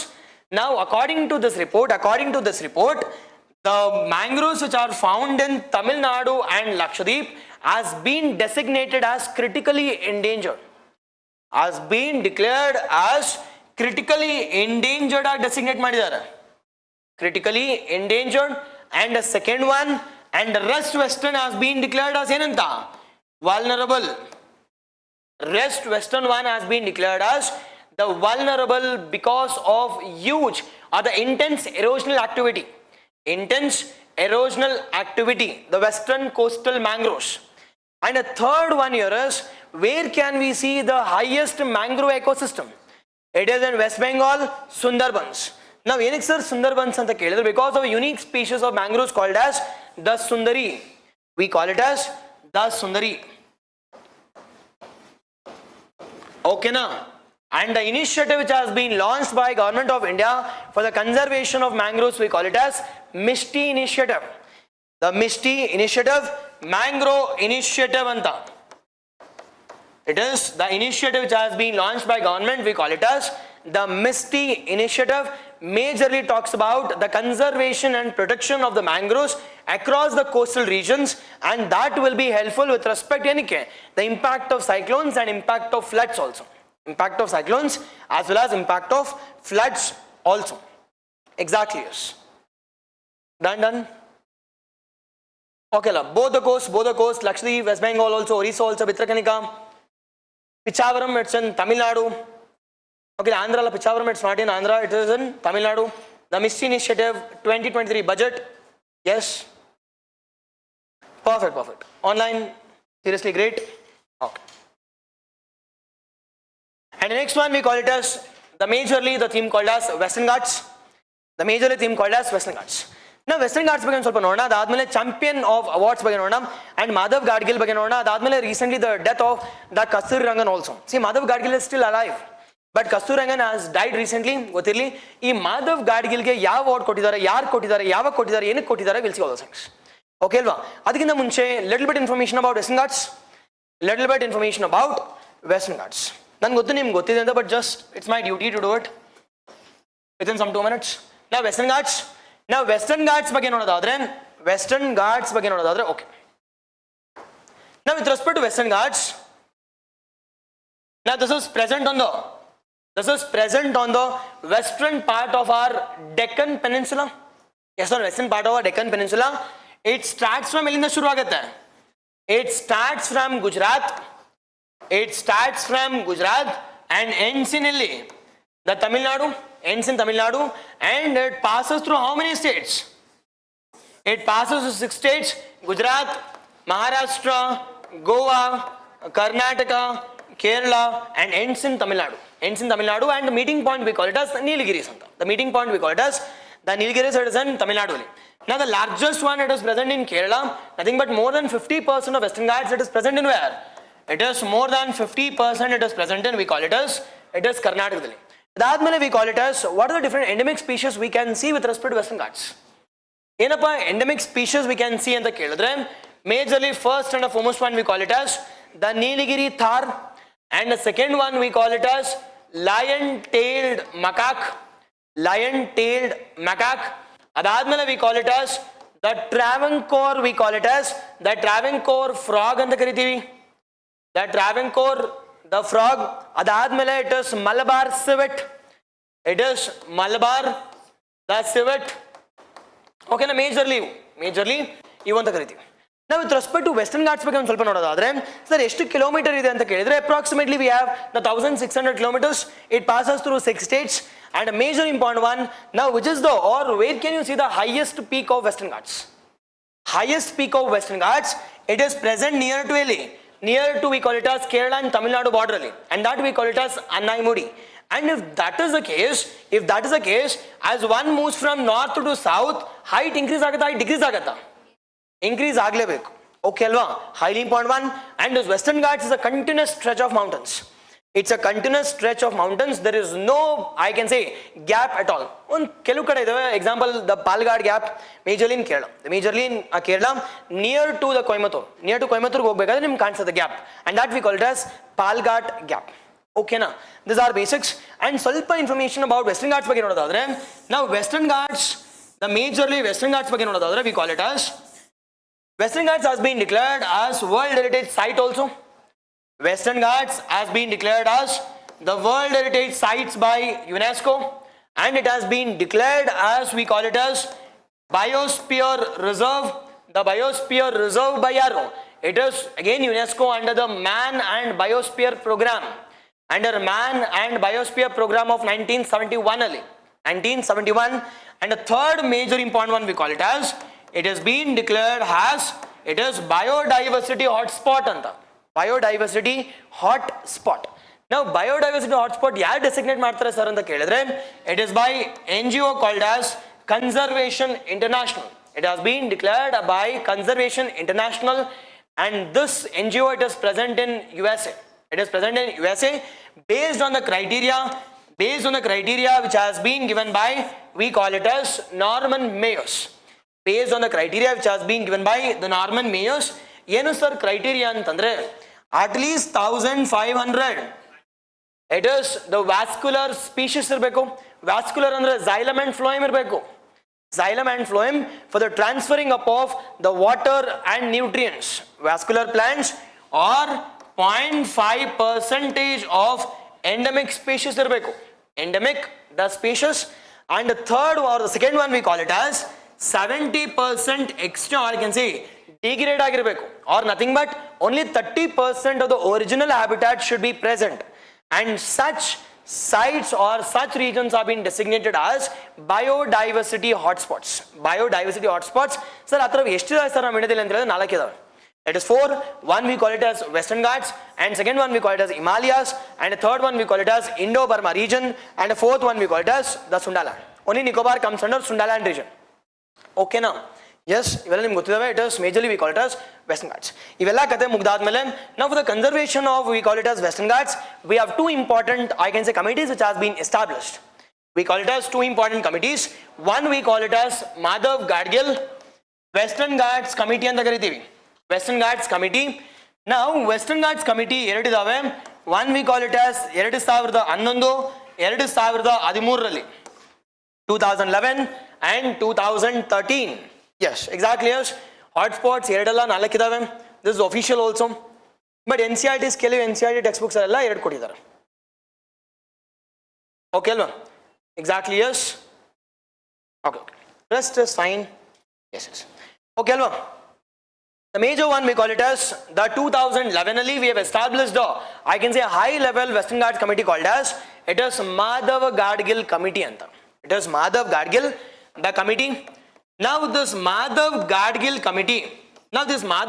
committee, first one and the second one we call it as it is the Kasturi Rangan. Your bagay ondu designation gothirli. This Kasturi Rangan is an environmentalist.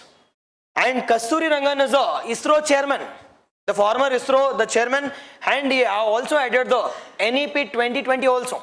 NEP 2020 also. Now with respect to this Madhav Gadgil, now how to conserve the Western Ghats and he clearly said that conserve Western Ghats itself. You really, though it is, the government asked a question saying that how to conserve the Western Ghats? Conserve Western Ghats. Nothing but designate the complete Western Ghats as ecologically sensitive zone. Nothing but no human activity should be involved. Now is it logical? No. Now government said that, okay, next committee. Now next committee introduce I won't be going for environmentalist, rather I'll be going for we call it as a civil servant.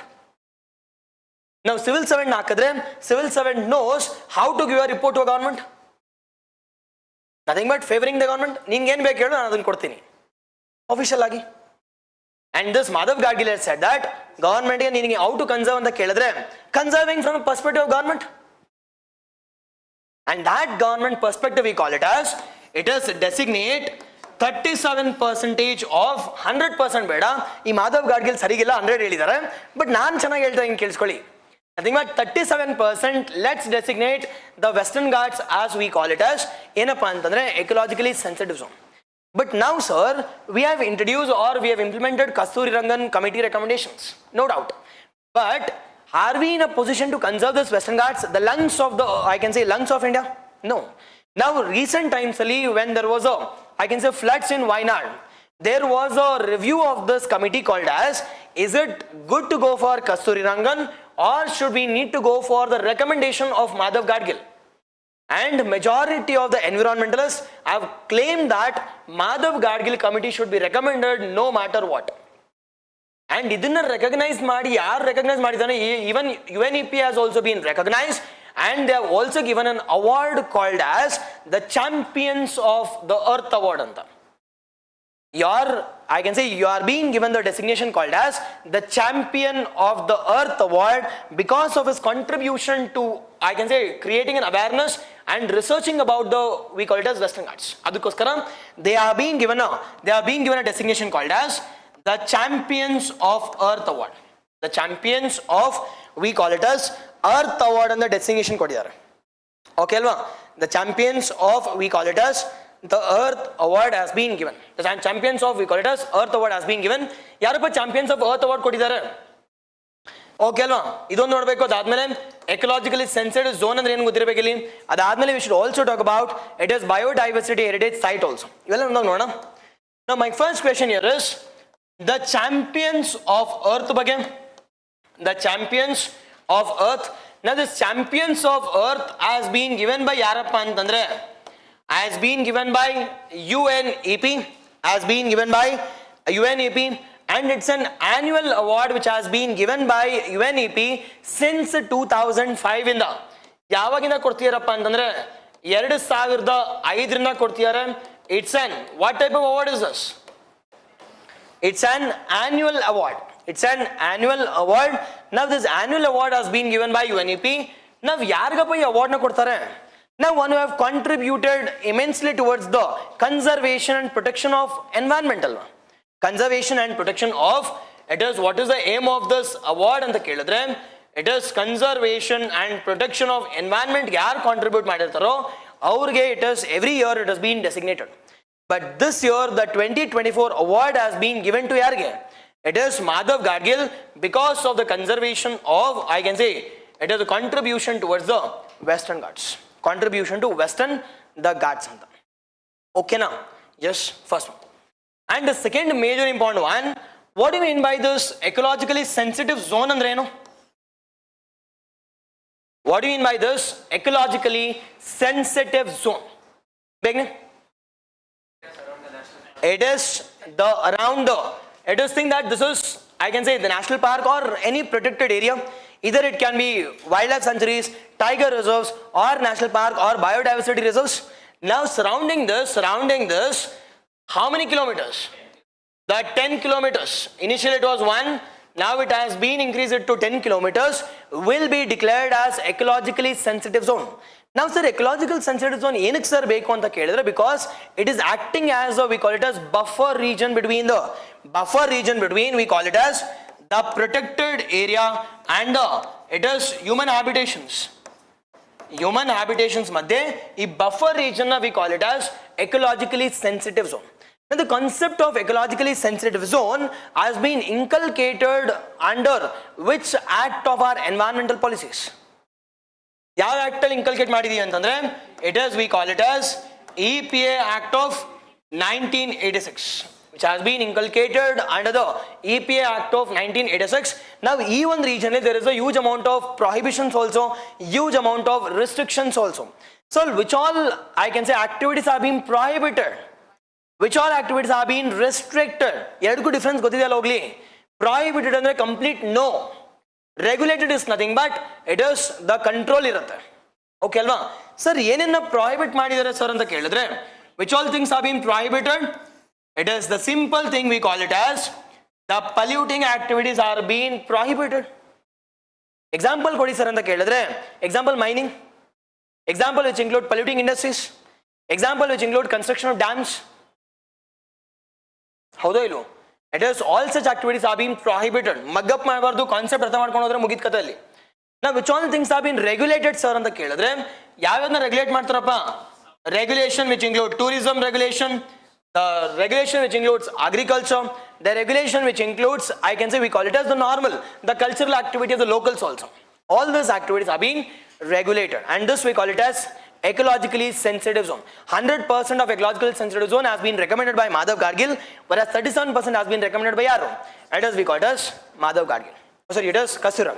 It is, we call it as Kasturi Dharangan. Okay alva? Yes, yes. The hotel management, majorly it is tourism activities.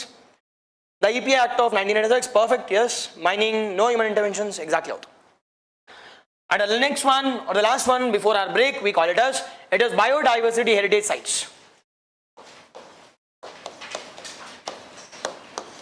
Biodiversity heritage sites. Now, what do you mean by this biodiversity heritage sites andre enu? Nange begin helbeki ಈಗ. ಓದೇ ಇಲ್ವಾ ಹೋಗ್ಲಿ? Biodiversity heritage, the sites.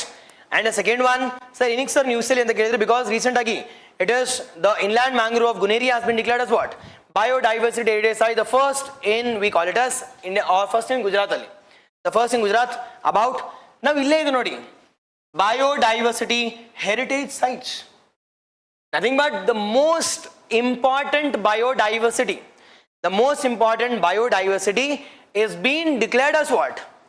Is being declared as, sir, most important and the yenu, sir. Now what do you mean by most important from biodiversity and the yenu? Nothing but which attracts huge amount of the birds, huge amount of animals, and it is regulating the climate. Climate na regulate ಮಾಡ್ತಿರಬೇಕು. At the same time there must be huge amount of flora and fauna. And the third one we call it as, it should also be providing some, I can say, the medicinal as well as the food and fodder also. The food and the fodder also. And such city, or I can say such designations, we give a status called as biodiversity heritage status korte. Now sir, ee biodiversity heritage status na yaar kodtare? Ee biodiversity heritage status na yarappa kodtare? It is biodiversity heritage status related to the status. The rules are made by yaru? The rules are made by yaru? Idna designate yaar ಮಾಡ್ತಾರೆ? Announce yaar ಮಾಡ್ತಾರೆ? Begne? Now rules are being done by central government. The rules are being done by central government with the help of state government. With the help of, we call it as state government, under the we call it as Biodiversity Act of the 2002. Under Biodiversity Act of the 2002 ಅಂತ ಕರಿತೀವಿ. Under Biodiversity Act of 2002. And the second major important one we call it as, now ಇದನ್ನ designate ಯಾರು ಮಾಡ್ತಾರೆ ಅಂತ ಕೇಳಿದ್ರೆ, initial designation is done by the local governments. Initial designation is being done by the local government. ನೆನ್ಪಿಟ್ಕೊಳ್ಳಿ, local government ಅಂದ್ರೆ ಯಾರು? BMCs, Biodiversity Management Committees. The designation is done by, it is BMCs, but final ಆಗಿ announce ಮಾಡೋರು ಯಾರು? State government with the help of designated authorities. It is announced by state government with the help of BMCs. With the help of BMCs. Okay na? Okay alva, ಏನು doubt ಇಲ್ಲ ತಾನೆ? It is rules ಯಾರು ಮಾಡ್ತಾರೆ ಅಂತ ಕೇಳಿದ್ರೆ, it is the central government with the help of state government under Biodiversity Act of 2002. And the second major important one we call it as, who designate this ಅಂತ ಕೇಳಿದ್ರೆ identify ಮಾಡೋರು ಯಾರು ಅಂತ. Identify ಯಾರು ಮಾಡ್ತಾರೆ ಲೋಕಲ್ ಲೆವೆಲ್ ಅಲ್ಲಿ ಅಂತ ಕೇಳಿದ್ರೆ we call it as BMCs, the local governments. Announce ಯಾರು ಮಾಡ್ತಾರೆ ಅಂತ ಕೇಳಿದ್ರೆ it is by state government with the help of the local governments. With the help of the local governments, exactly yes.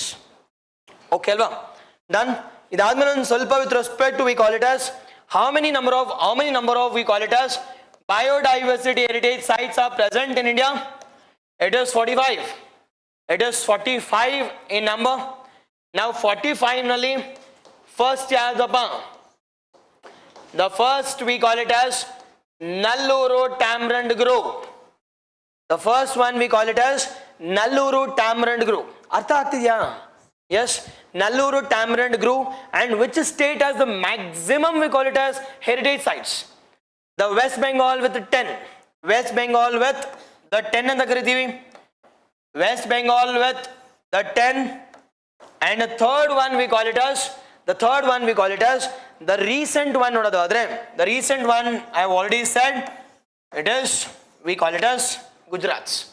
The recent one we call it as the Gujarat, exactly as 2000, the 7, the Nelluru, Karnataka's. Okay, exactly perfect. Okay alva? This is with respect to we call it as biodiversity heritage the sites.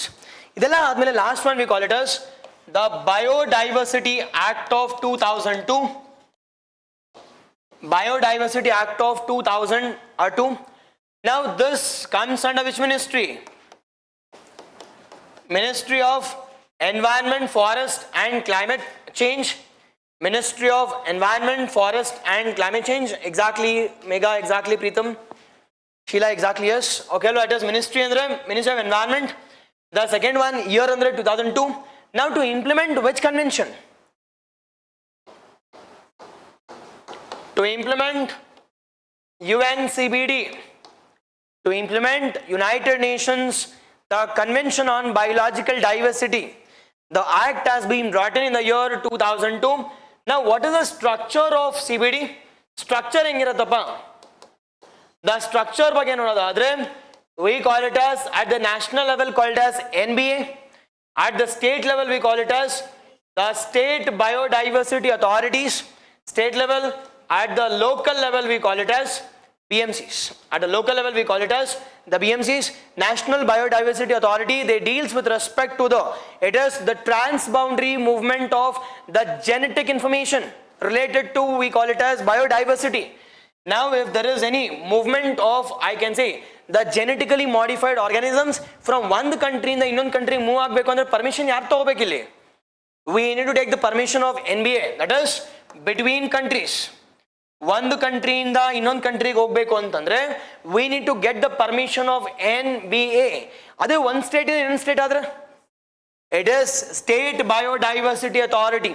The State Biodiversity Authority and the codification of, I can say, all the flora and fauna in a locality is being designated by ಯಾರು?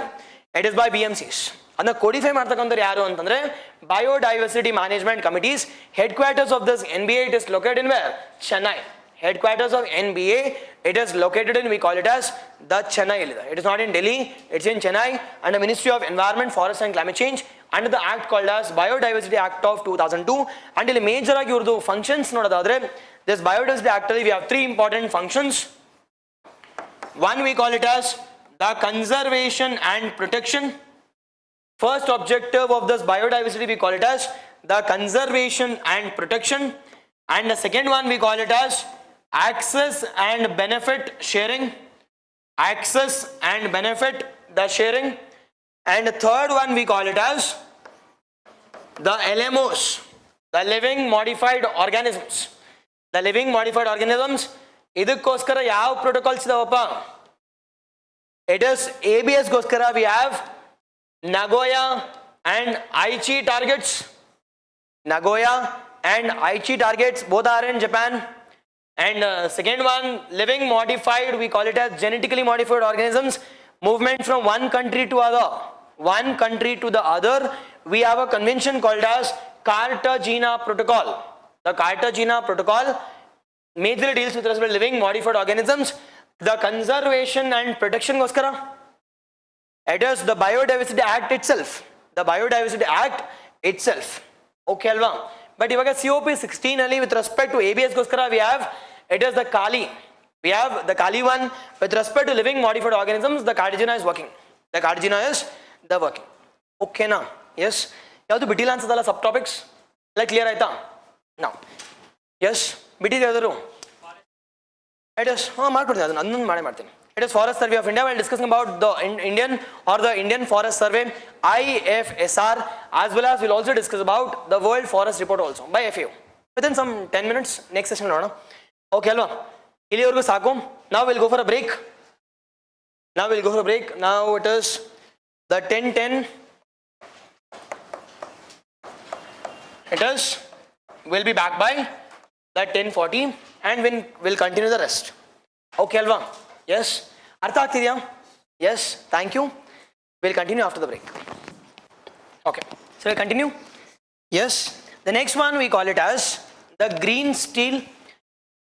Okay alva, we've discussed about the Champions of Earth award ಬಗ್ಗೆ ನೋಡಿದ್ವಿ, and the next one we call it as the green steel ಅಂತ. Now what do you mean by green ಅಂದ್ರೇನು? What do you mean by steel? The production of steel which is eco-friendly ಅಂತಲ್ವಾ? ಹೌದಾ ಇಲ್ವೋ? It is with respect to, we call it as green is as simple as that.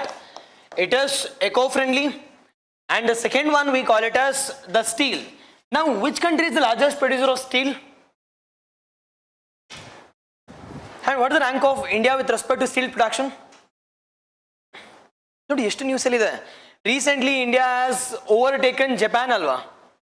to become the second largest producer of steel.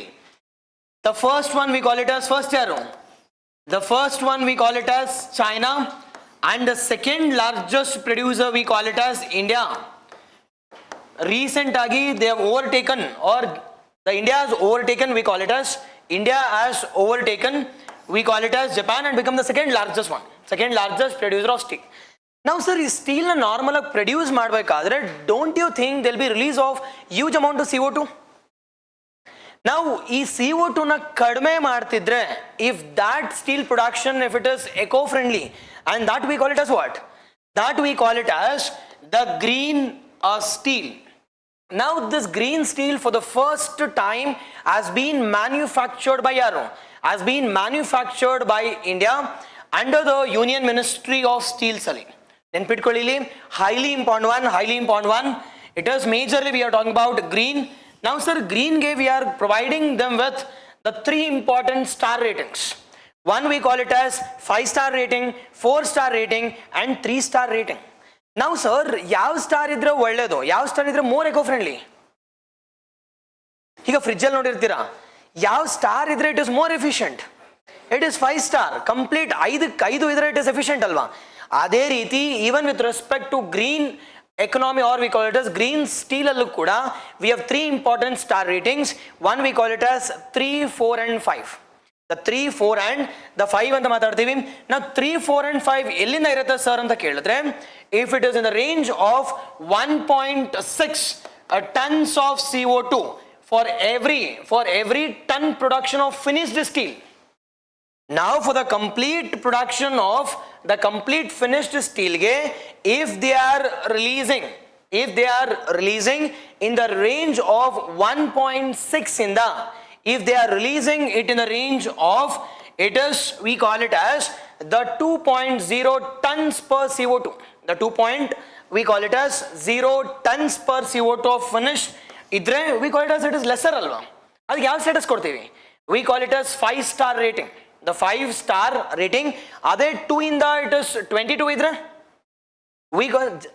ಅರ್ಥ ಆಗ್ತಿದೆಯಾ? CO2 ಜಾಸ್ತಿ ಆಗ್ತಿದೆ ಇಲ್ಲಿ, it is CO2 is increasing. ಇನ್ನು ಅರ್ಥ ಆಗಿ ಕೇಳಿಸ್ಕೊಳ್ಳಿ ಹೋಗ್ಲಿ. It is 1.6, it is the 2 ಅಂತ, ಅದೇ it is 2.2 and more than 2.2 ಅಂತ. ನಾವು ಈ 3 categories ಅಲ್ಲಿ which one is releasing huge amount of CO2? It is 2.2. Now 2.2 ಜಾಸ್ತಿ ರಿಲೀಸ್ ಆಗ್ತಿದೆ ಅಂತಂದ್ರೆ, now should I need to give this with a highest star rating or lowest star rating? Lowest alva? Yes or no?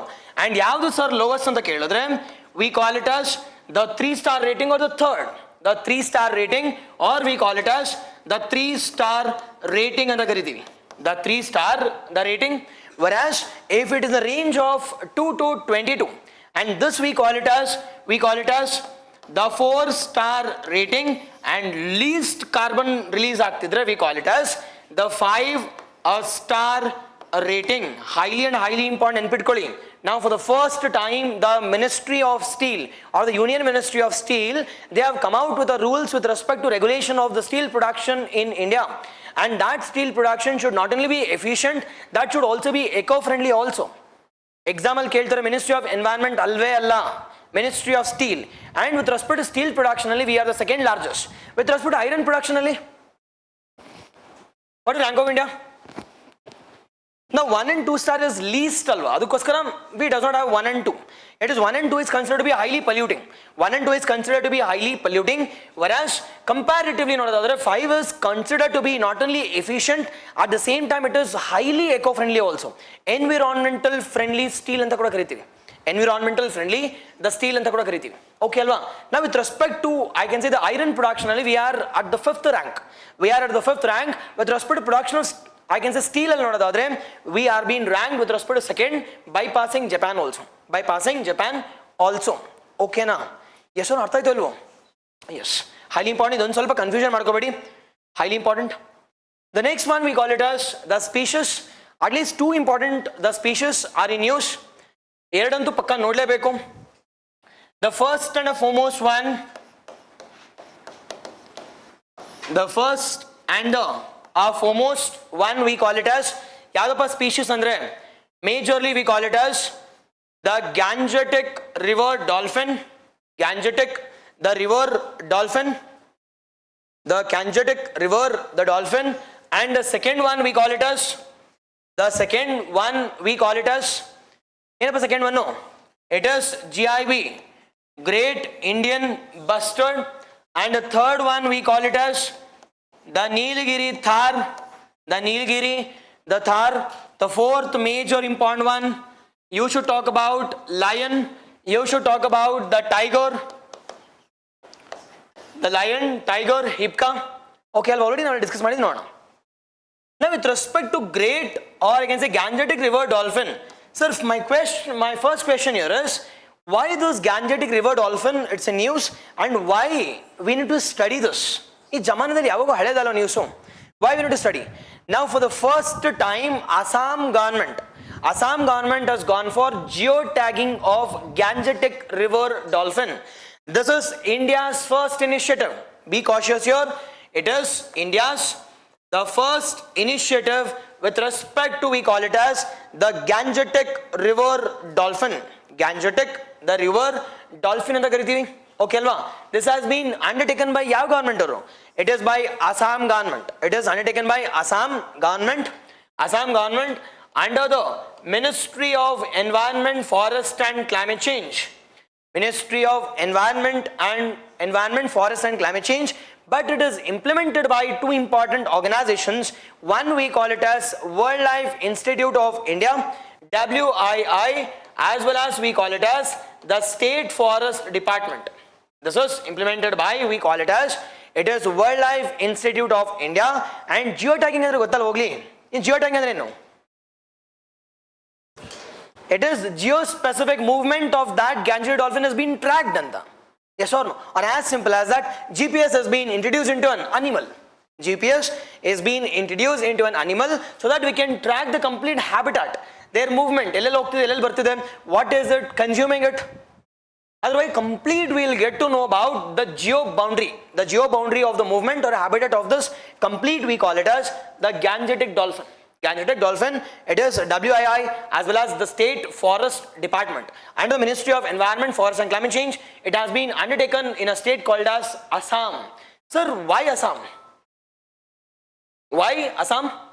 Because it is a national aquatic animal of India jotage. It is, this Gangetic dolphin is a state animal of the two important states. One we call it as Uttar Pradesh and the second one we call it as Assam also. It is the Gangetic River dolphin is a state animal of ಎರಡು ರಾಜ್ಯಗಳದು. One is UP and the second one we call it as Assam anta ಕರಿತೀವಿ. UP as well as Assam. Okay, now for the tracking of the movement anta. Tracking of the movement anta. Yes, this is highly important one ಗೊತ್ತಿರಲಿ. And what is the IUCN status of this Gangetic dolphin? It is IUCN status of this, we call it as endangered. Nothing but species normally should be less than 2,500. The species should be less than, it is, we call it as 2,500 ಮಾತಾಡ್ತೀವಿ. And sir, ಎಲ್ಲೆಲ್ಲಿ, what is the habitat? Now this Gangetic dolphin ಎಲ್ಲೆಲ್ಲಿದೆ sir ಅಂತ ಕೇಳಿದ್ರೆ, it is present in Nepal, India as well as Bangladesh also. The movement here is, it is, we call it as the Nepal, the India as well as Bangladesh kuda. It is present majorly in Gangetic River. Adukoskara it is called as Gangetic River dolphin. Gangetic River dolphin. Idella okay sir, but the major question here is some sort of factuals. Now Gangetic River Dolphin Sanctuary and a research center is established at where? It is Patna, Bihar. It is Gangetic River Dolphin Sanctuary. The sanctuary as well as we call it as research center has been established at, we call it as Patna. It has been established that we call it as Patna. Established ಮಾಡಿದೀವಿ. Okay, it has been established at the Patna first. And the second major important one, in the year 2009-10, this Gangetic dolphin has been designated as what? National Aquatic Animal of India.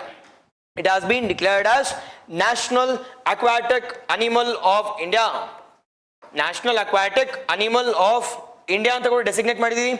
Exactly, yes, it is Patna, the Bihar. Yes. Okay alva, research center recently it is Modi kuda inaugurate ಮಾಡಿದ್ದಾರೆ, ಅದು ಸ್ವಲ್ಪ ಗೊತ್ತಿರಲಿ. This is our first one. ಅದು ಬಿಟ್ಟು ಇನ್ನೇನು ಇಲ್ಲ. And the second one we call it as GIB. Okay alva, GIB gobi ಅಲ್ಲ, Great Indian Bustard. Bastard ಅಲ್ಲ, it is bustard. Now with respect to Great Indian Bustard, ಏನಕ್ಕೆ sir study ಮಾಡಬೇಕು? Why we need to study this Great Indian Bustard? Majorly for two important reasons. One we call it as the recent Supreme Court judgment. Now, what is the recent Supreme Court judgment related to GIB? We need to remove what? Electrical poles which has been established in this GIB zone only. Electrical poles in the recent deaths ಆಗ್ತಿದಾವೆ ಆಮೇಲೆ ಕೂರತ್ತೆ ಸತ್ತೋಗ್ತವೆ ಅದಕ್ಕೋಸ್ಕರ go for underground electrical lines, the first Supreme Court judgment. And the second most important one, we call it as the first AI cub has been given birth. The first AI born, we call it as chicken, or we call it as the GIB chicken anta kariತೀವಿ, or we call it as chick maguna ಹುಟ್ಟಿದದು. It is what is AI anta ಕೇಳಿದ್ರೆ, it is not, we call it as AI ಅಂದ್ರೆ EA ಅಲ್ಲ, artificial insemination.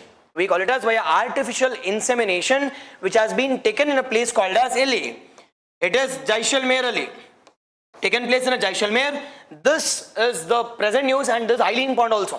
IVF ಬಗ್ಗೆ ಒಂದು ಸ್ವಲ್ಪ ಗೊತ್ತಿರಬೇಕು, in vitro fertilization, and you should also know about AI ಅಂದ್ರೆ ಏನು, all those things.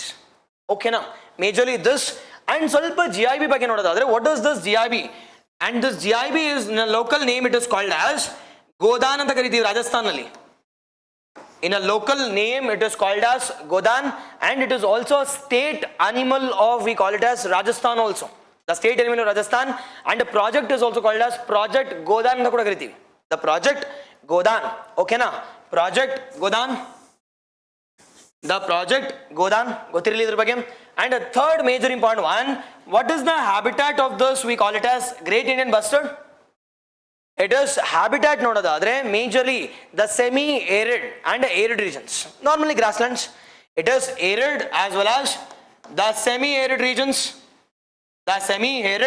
Sir, ಎಲ್ಲೆಲ್ಲಿ ಇರುತ್ತೆ ಸರ್ ಅಂತ ಕೇಳಿದ್ರೆ, complete Ochistic region. Complete this Ochistic region. ಯಾವ್ದು ಸರ್ Ochistic ಅಂದ್ರೆ Rajasthan, Gujarat, Madhya Pradesh, Maharashtra, it is Karnataka, Andhra also. This we call it as Ochistic region. It's also called as rain shadow region of India anta kuda kariತೀವಿ. The rain shadow region because of Western Ghats. ಈ complete region is the habitat of, we call it as Great Indian Bustard.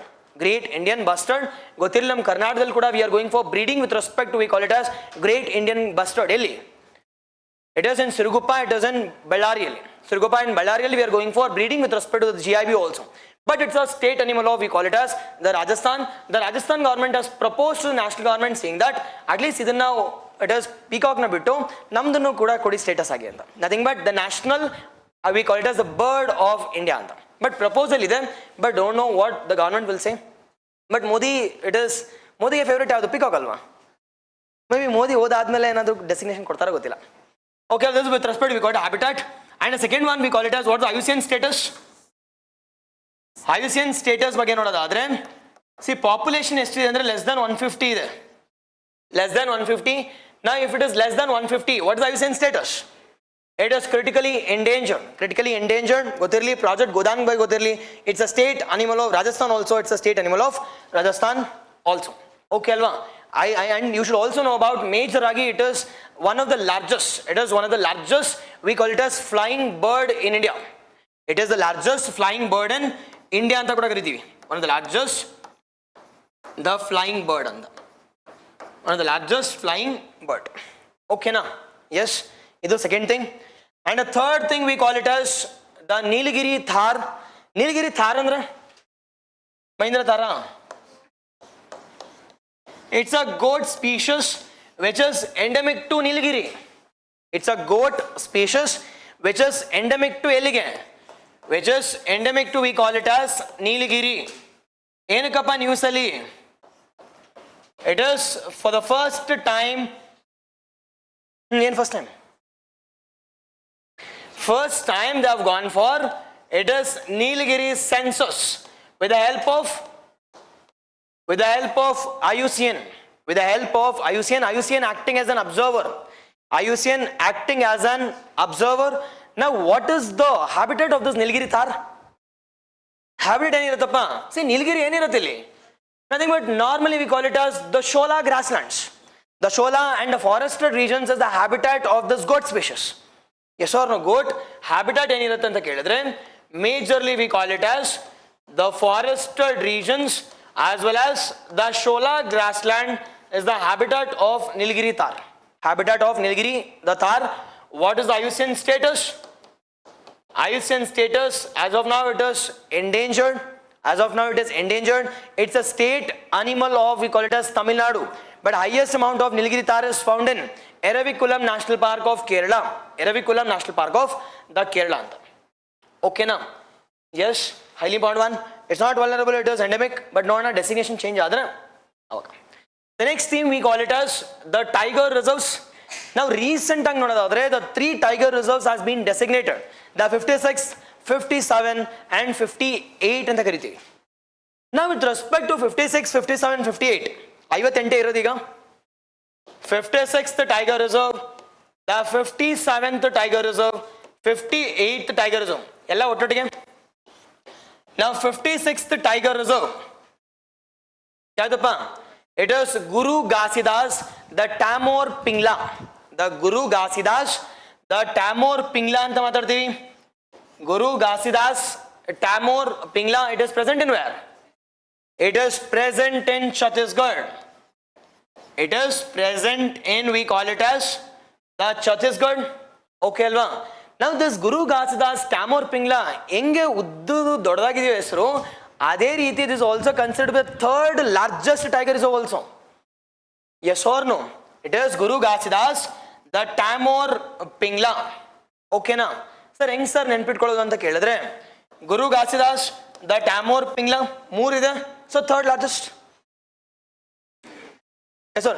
Now 3rd ಯಾವುದು sir? 1st, 2nd ಯಾವುದು ಅಂತ ಕೇಳಿದ್ರೆ, the first is Nagarjun Sagar Srisalam. Nagarjun Sagar Srisalam, it is on the border between Andhra and Telangana. Andhra and Telangana. The second ಯಾವುದು sir ಅಂತ ಕೇಳಿದ್ರೆ, we call it as Manas. We call it as Manas. And the third one we call it as Guru Ghasidas Tamor Pingla. It is present in where? It is present in, we call it as Chhattisgarh. Okay alva? And this is the 4th with respect to 4th tiger reserve in the state ಅಲ್ಲಿ. ಇವಾಗ ಗುರು ಘಾಸಿದಾಸ್ ಹೇಳಿ ತಗೊಳ್ಳಿ, Tamor Pingla 4 ಆಯ್ತು. So 4th one, it is considered to be the 4th tiger reserve also. The 4th tiger reserve also. The 4th tiger reserve after ಯಾವ್ದು? After the first one we call it as Indravati. After Indravati, the second one we call it as Udanti Sita Nadi anta. Udanti the Sita Nadi. And the third one we call it as Achan Kumar Amarkantak. Madhya Pradesh illa, be cautious. But peak is in Achan Kumar, Amarkantak is in Delhi. It is Madhya Pradesh and Chhattisgarh border only. But tiger reserve it's in Chhattisgarh. Achan Kumar, it's in where? Achan Kumar, it is in, we call it as the Chhattisgarh. Nalaknedu Guru Ghasidas. The 4th one we call it as Guru Ghasidas. Okay now, done. What type of climatic condition you can observe in Chhattisgarh? It is moist evergreen type of climate. Moist evergreen, the type of a climate ನೋಡಬಹುದು. Okay ಅಲ್ವಾ? These are 56th one. The 57th one ನೋಡೋದಾದ್ರೆ, 57th one we call it as, ಏನು 7th one? We call it as Ratnapani Tiger Reserve. Ratnapani. Okay na? Ratnapani Tiger Reserve. And this is considered to be the 8th tiger reserve of Madhya Pradesh.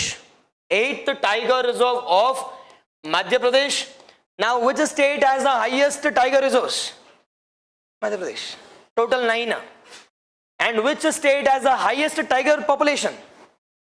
Madhya Pradesh. Which state has the highest tiger in national park ali? Uttarakhand. Okay, that is in Jim Corbett. Okay, second ಕೇಳಿದ್ರೆ, second it's in Karnataka. It is Bandipura and Nagarole. But question change ಆಗ್ತಿರುತ್ತೆ, ಹುಷಾರಾಗಿರ್ಬೇಕು. Okay ಅಲ್ವಾ? It is 8th one and 50. The 8th one ನೋಡೋದಾದ್ರೆ, 58th one we call it as, it is Madhav Tiger Reserve. Madhav Tiger Reserve. 8th ಆದ್ರೆ 9th ಇರ್ಬೇಕಲ್ವಾ? Yes or no? It is 9th. It is present in where? Again same Madhya Pradesh. Now what is the type, or I can say what is the climatic condition which is present and we call it as Madhya Pradesh? It is grasslands, nothing but semi-evergreen type of climate. Semi-evergreen. or we call it as the semi-arid type of climate. The semi-arid type of climate, exactly yes. The Jim Corbett, exactly how though it is, Madhav, Bandipuram, the perfect yes. Okay, Alva. Yes, majorly you should know this. You can also talk about the Kuno National Park. You can talk about the, we call it as Gandhi Sagar Wildlife Sanctuary, the second home of cheetahs. Okay na. Adadmele it is Panna ಬಗ್ಗೆ ಕೂಡ ಸ್ವಲ್ಪ ಗೊತ್ತಿರಲಿ, because the cane ಬೇಟವಾ ಹೋಗ್ತಿದ್ರೆ 10% of Panna will get submerged. 10% will get submerged. Adadmele which is the state animal of Madhya Pradesh? It is Barasingha. It is, we call it as, it is Barasingha ಮಾತಾಡ್ತೀವಿ. It's a majorly a state animal of, we call it as. Now ಇದೆಲ್ಲ okay sir, ಇದೆಲ್ಲ okay. My major question here is, who designates this tiger reserves? NDC? Wrong? Okay. No, no. It is now with respect to who designates this, the tiger reserves. The tiger reserves, ಯಾರು designate ಮಾಡ್ತಾರೆ, ಏನ್ರಲ್ಲಿ designate ಮಾಡ್ತಾರೆ, and how will they designate? We'll see all those things. Now my first question here is, the tiger reserves are being established under which act of our Indian, we call it as acts? It is Wildlife Protection Act of 1972. It is ಯಾವ ಒಂದು ಕಾಯ್ದೆ ಅಂತ ಕೇಳಿದ್ರೆ WPA Act of 1972. Wildlife Protection Act of, we call it as 1972 ಅಂತ. Okay now, first one. Second one, ಯಾರಪ್ಪ designate ಮಾಡ್ತಾರೆ ಅಂತ ಕೇಳಿದ್ರೆ designation is done by either by central government or by state government. But normal ಆಗಿ ಯಾರು ಮಾಡ್ತಾರೆ, state government ಮಾಡ್ತಾರೆ. It is either by central government or by state government with the support of yarili, with the support of NTCA, National Tiger Conservation Authority. It is NTCA, National Tiger Conservation Authority. With the help of them, it is normal state government ಮಾಡ್ತಾರೆ. But central government power ಇಲ್ವಾ sir ಅಂದ್ರೆ ಇದೆ. But ಈ central government ಅವರಿಗೆ ಏನು ಜಾಸ್ತಿ power ಇದೆ ಗೊತ್ತಾ, designating national parks. Designating national parks, whereas majority of the power has been given to state government related to wildlife sanctuaries. Tiger reserve is also wildlife sanctuary alva. Howdo ilvo? Yes. Okay alva. This is our second one. And the third major important one, now once declared as tiger reserve, what will be the main objective eniratili? The main objective will be the species conservation. Majorly we call it as species conservation, whereas national park conserves the habitat. National park conserves habitat, whereas tiger reserve or wildlife sanctuary conserves the particular species designated. Illi designated species yavudilli? It is, we call it as tiger. We call it as the tiger. Okay na? Tiger ಬಗ್ಗೆ little information. Tiger ಬಗ್ಗೆ. Now first and foremost one, tiger. About tiger. Now what is tiger? Tiger biscuit, huh? It is a carnivorous species. It is a carnivorous, the species anta karitivi, and it is also it is a national animal of India alva. It is also a national animal of India anta karitivi. Okay, it's also a national animal of India. Second one, we call it as habitat. Habitat ಎಲ್ಲಿರುತ್ತೆ? Across India, excluding deserts and excluding, we call it as Himalayas, excluding cold regions and extreme, we call it as temperature bittu. It is extreme Himalayas as well as desert bittu ella kade ide nimge gottidre. Okay alva? This should be our, I can say, habitat, or we call it as distribution ಬಗ್ಗೆ ಕೂಡ. And a third major important one, what is the IUCN status? IUCN ಅಲ್ಲಿ endangered ಹಾಕಿದ್ರೆ, now my question here is, see, endangered tag ಕೊಡಬೇಕು less than 2500, but according to recent census prakara we have 3167 species ಇದಾವೆ. How come it is declared as endangered? It is 75% of tigers is found in a particular geographical locality, that is called as India. ಇಂಡಿಯಾದಲ್ಲಿ ಮಾತ್ರ ಇದ್ರೆ ಏನ್ಗೆ disease ಬಂದ್ರೆ complete wash out. And ಅದಕ್ಕೋಸ್ಕರ risk percentage is highest. ಅದಕ್ಕೋಸ್ಕರ it has been declared as endangered. Now endangered declare ಮಾಡಿದ್ರೆ schedule 1 as well as schedule 1 of WPA and sites 1 ಅಲ್ಲಿ ಕೂಡ ಇರುತ್ತೆ. Nothing but highest protection followed by highest punishment ಕೂಡ. WPLE, it is Schedule 1, as well as the sites al kuda, it is Convention on International Trade in Endangered Species al kuda, it has been declared as what? It is Appendix 1L, highest protection followed by highest punishment.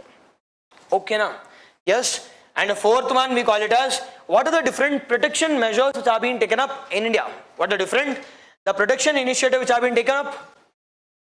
It is first and the foremost one we call it as, now Project Tiger has been renamed as Project Tiger Elephant anta. Project Tiger has been renamed as Project Tiger Elephant, but already in general it is 1973 Project Tiger, 1973 WPA Act of 1972, WPA Act of 1972. Adadmele technology is being used with respect to surveying of the tigers. Now census of tigers has been conducted once in how many years? It is once in 4 years by Yarrow. NTCA. It is NTCA once in 4 years by using a technology called as M-stripe and camera, we call it as traps. We call it as M-stripes. Adadmele it is camera traps. It is camera that traps matartivi. And the fourth major important one, we have a declaration in 2010, we call it as the St. Petersburg Declaration. The St. Petersburg Declaration matartivi. St. Petersburg Declaration talks about the T into 2. The St. Petersburg Declaration talks about the T into 2 by 2022. By 2022, this is an initiative of majorly by Yarrow, majorly by Russia, one of the range countries, we call it as one of the 13 range countries. One of the 13 range countries, tigers ge 13 tiger range countries idave. 13 tiger range countries, including India, including Russia also. Including India, including Russia, China, Southeast Asian countries. Okay now. Yes, adadmele we have an initiative called as Ghats anta idave. What is this Ghats?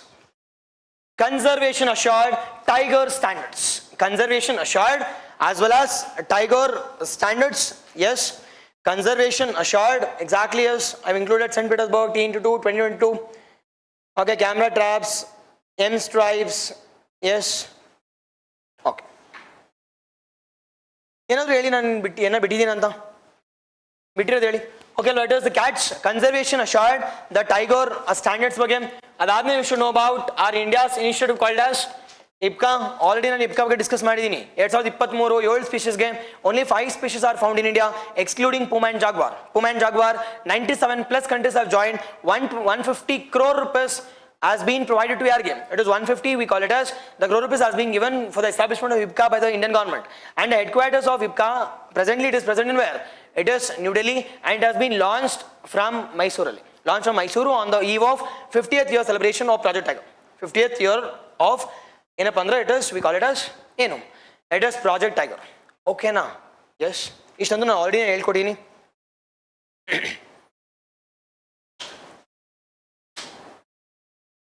ಇದಾದ್ಮೇಲೆ leopard news ಅಲ್ಲಿ ಇದೆ. Leopard safari ಏನಕ್ಕೆ? Bannerghatta, the South India's the first and India's largest leopard safari. Leopard safari ಗೊತ್ತಿರಲಿ ಅದ್ರ ಬಗ್ಗೆ. It is the leopard ಬಗ್ಗೆ ನೋಡೋದಾದ್ರೆ first is IUCN status. Okay, ನಿಮ್ ಡಿಸ್ಟ್ರಿಬ್ಯೂಷನ್ ಎಲ್ಲ ಗೊತ್ತು ಅನ್ಕೊಂಡೆ, ಗೊತ್ತಿದೆಯಾ? Now what is or I can say what do you mean by leopard?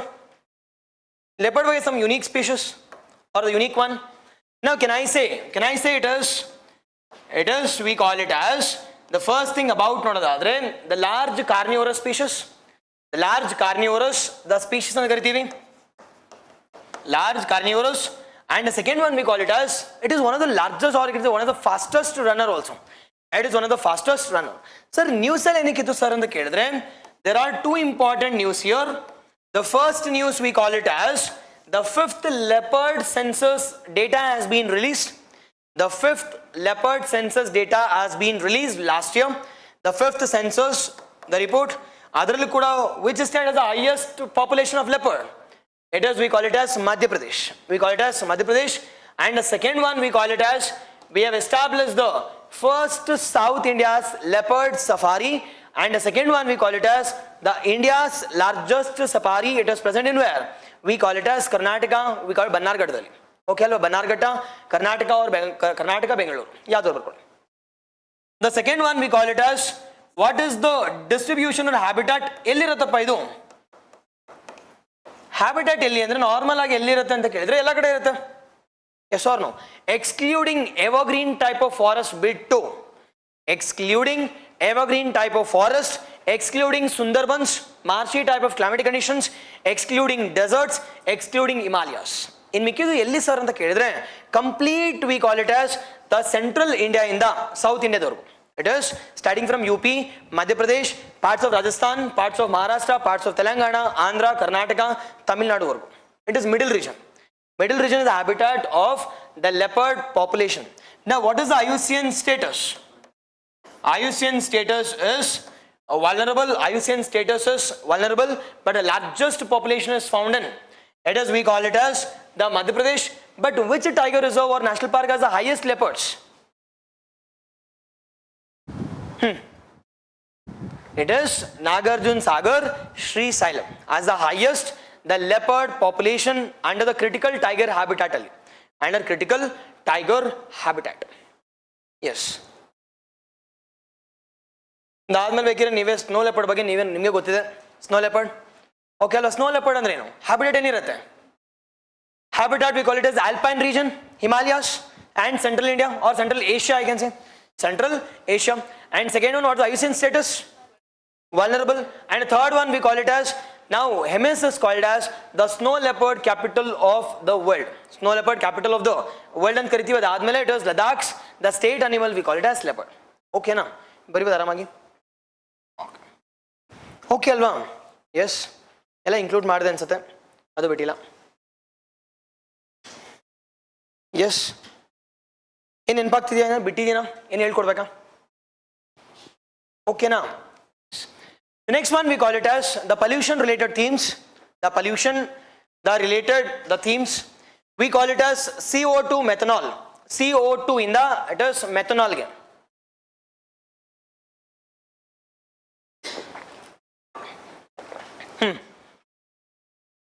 Now my question here is, why we need to convert from CO2 to methanol?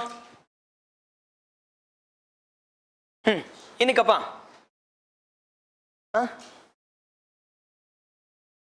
ನಾವು with respect to pollution ಬಗ್ಗೆ ನೋಡ್ಬೇಕಾದ್ರೆ sir, pollution ನೋಡ್ಬೇಕಾದ್ರೆ ಏನೇನು ನೋಡ್ಬೇಕು sir? Pollution ನಿಮ್ಗೆ ಗೊತ್ತಿರೋದು ಒಂದೇ, Delhi pollution. Yes sir. ಇವಾಗ ಅದು ಬಿಟ್ಟು ಹೇಳಿ ಹೋಗ್ಲಿ, ಪೊಲ್ಯೂಷನ್ ಇಂದ ಸರ್ ಕ್ವೆಶನ್ ಇದು ಕೇಳಲೇಬೇಕು ಈ ವರ್ಷ ಅಂತ. ನಂಗೂ ಗೊತ್ತು, ನಿಮ್ಗೆ ಏನು ಗೊತ್ತಿಲ್ಲ ಅಂತ. ಹಾ ಯಾವುದು? Okay, nitrous oxide, okay okay, methane, okay. ಅದು ಬಿಟ್ಟು ಇವೆಲ್ಲ ಏನೋ ಗ್ರೀನ್ ಹೌಸ್ ಗ್ಯಾಸಸ್, ಅದ್ಬಿಟ್ಟು okay, smog, okay okay, winter smog, summer smog, okay, London smog or Los Angeles smog, okay ಆಯಿತು. ಬಟ್ ಪ್ರಿಲಿಮ್ಸ್ ಹೇಳಿ, techniques to reduce carbon dioxide, yes, it is CCUS.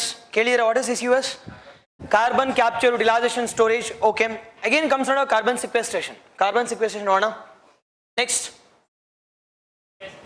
it is flue gas desulfurization, okay. ಜಮಾನದು 2017ರದು. It is torrefication, ಅದು ಕೂಡ 2021ರದು.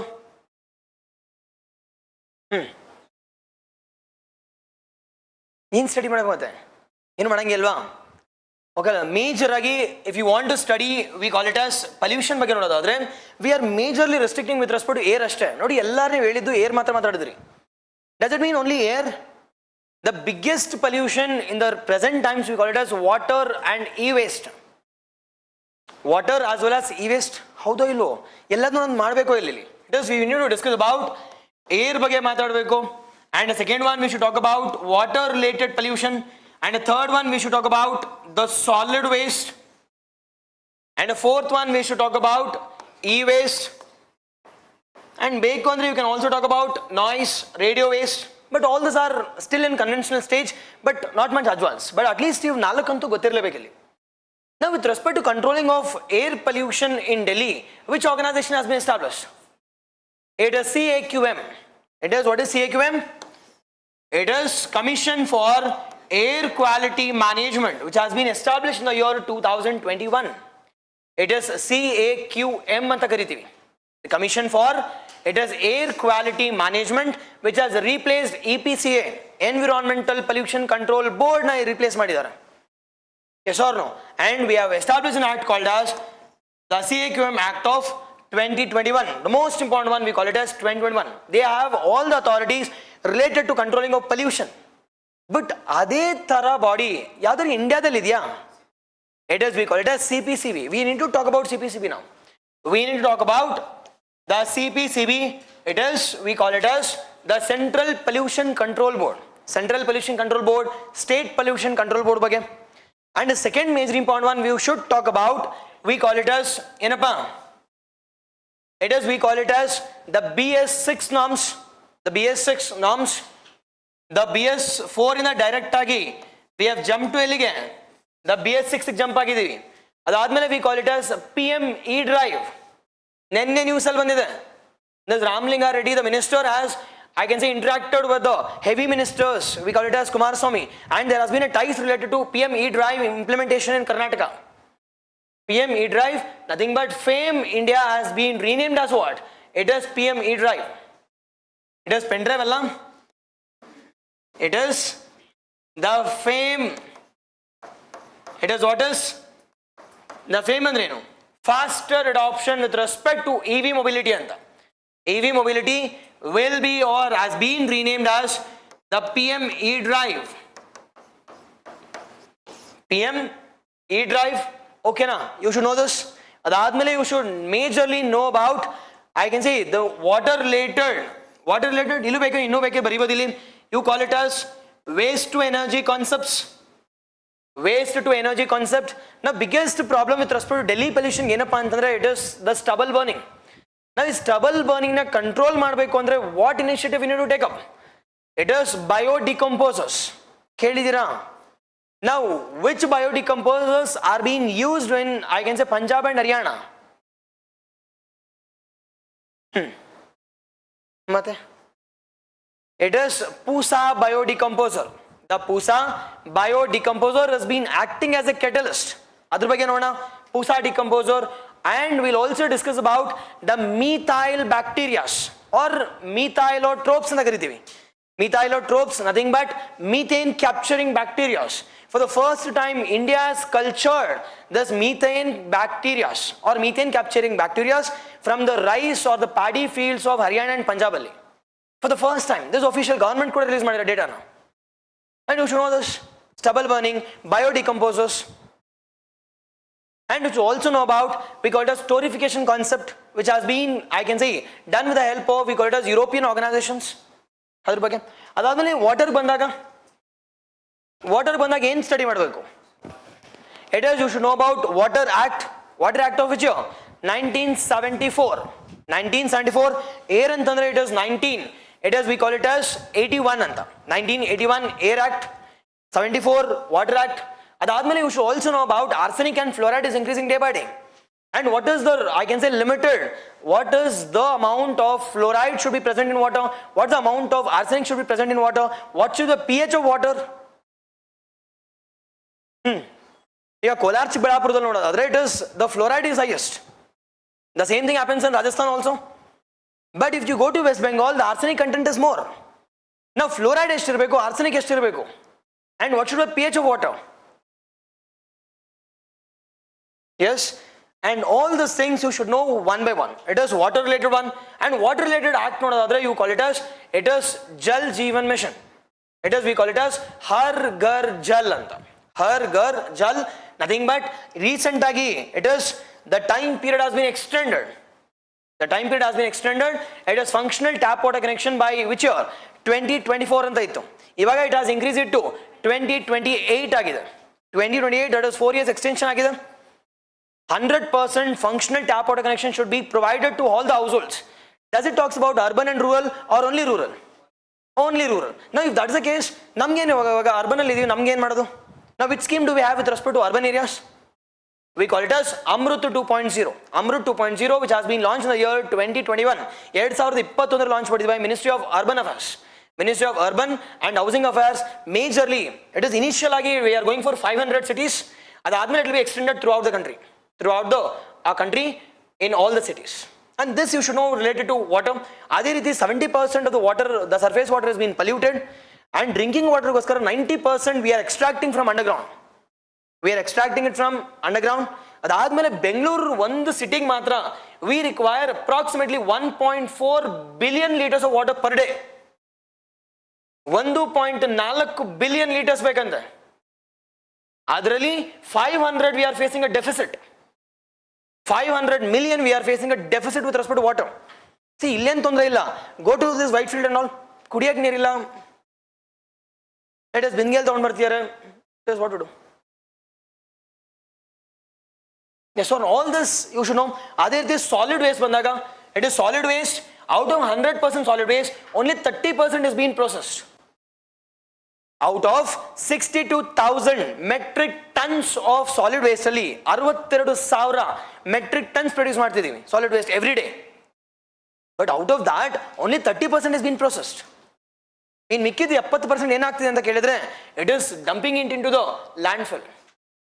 But major ಯಾವುದು sir ಅಂತ ಕೇಳಿದ್ರೆ, we call it as solid waste called as food items. The food and household activities, ಅದಕ್ಕೋಸ್ಕರ ಯಾವ್ದು initiative ಇದೆಯಾ ಅಂತಂದ್ರೆ ಇದೆ. We call it as frame ಅಂತ ತಂದಿದ್ದೀವಿ. It is frame initiative, you should know this. ಇವೆಲ್ಲ ನಿಮ್ಗೆ ಬೇಸಿಕ್ ಗೊತ್ತಾದ್ರೆ you can implement all those things. And the fourth one we call it as e-waste. And e-waste ನೋಡೋದಾದ್ರೆ you should know about EPR. What is EPR? Extended Producer Responsibilities. Extended Producer Responsibility related to e-waste. All these things you must be aware. But ಈಗ ಒಂದೊಂದಾಗಿ discuss ಮಾಡ್ಕೊಂಡು ಹೋಗೋಣ. Okay na? Yes. Now coming to our first and foremost one, it is the carbon dioxide has been getting converted into methanol. Now this project is considered to be the world's first, I can say, methanol plant has been established. In Pitkolli, it is world's first converting of CO2. Now CO2 in the methanol convert ಮಾಡಿದ್ರೆ ನನಗೆ ಏನು sir use ಅಂತ ಕೇಳಿದ್ರೆ, now CO2 is a greenhouse gas, whereas CO2 is methanol is we call it as eco-friendly. Methanol is an eco-friendly, and ಇದನ್ನ ಇಲ್ಲಿ methanol convert ಮಾಡಿದ್ರೆ ನನಗೆ there are first reason called as it will be eco-friendly also.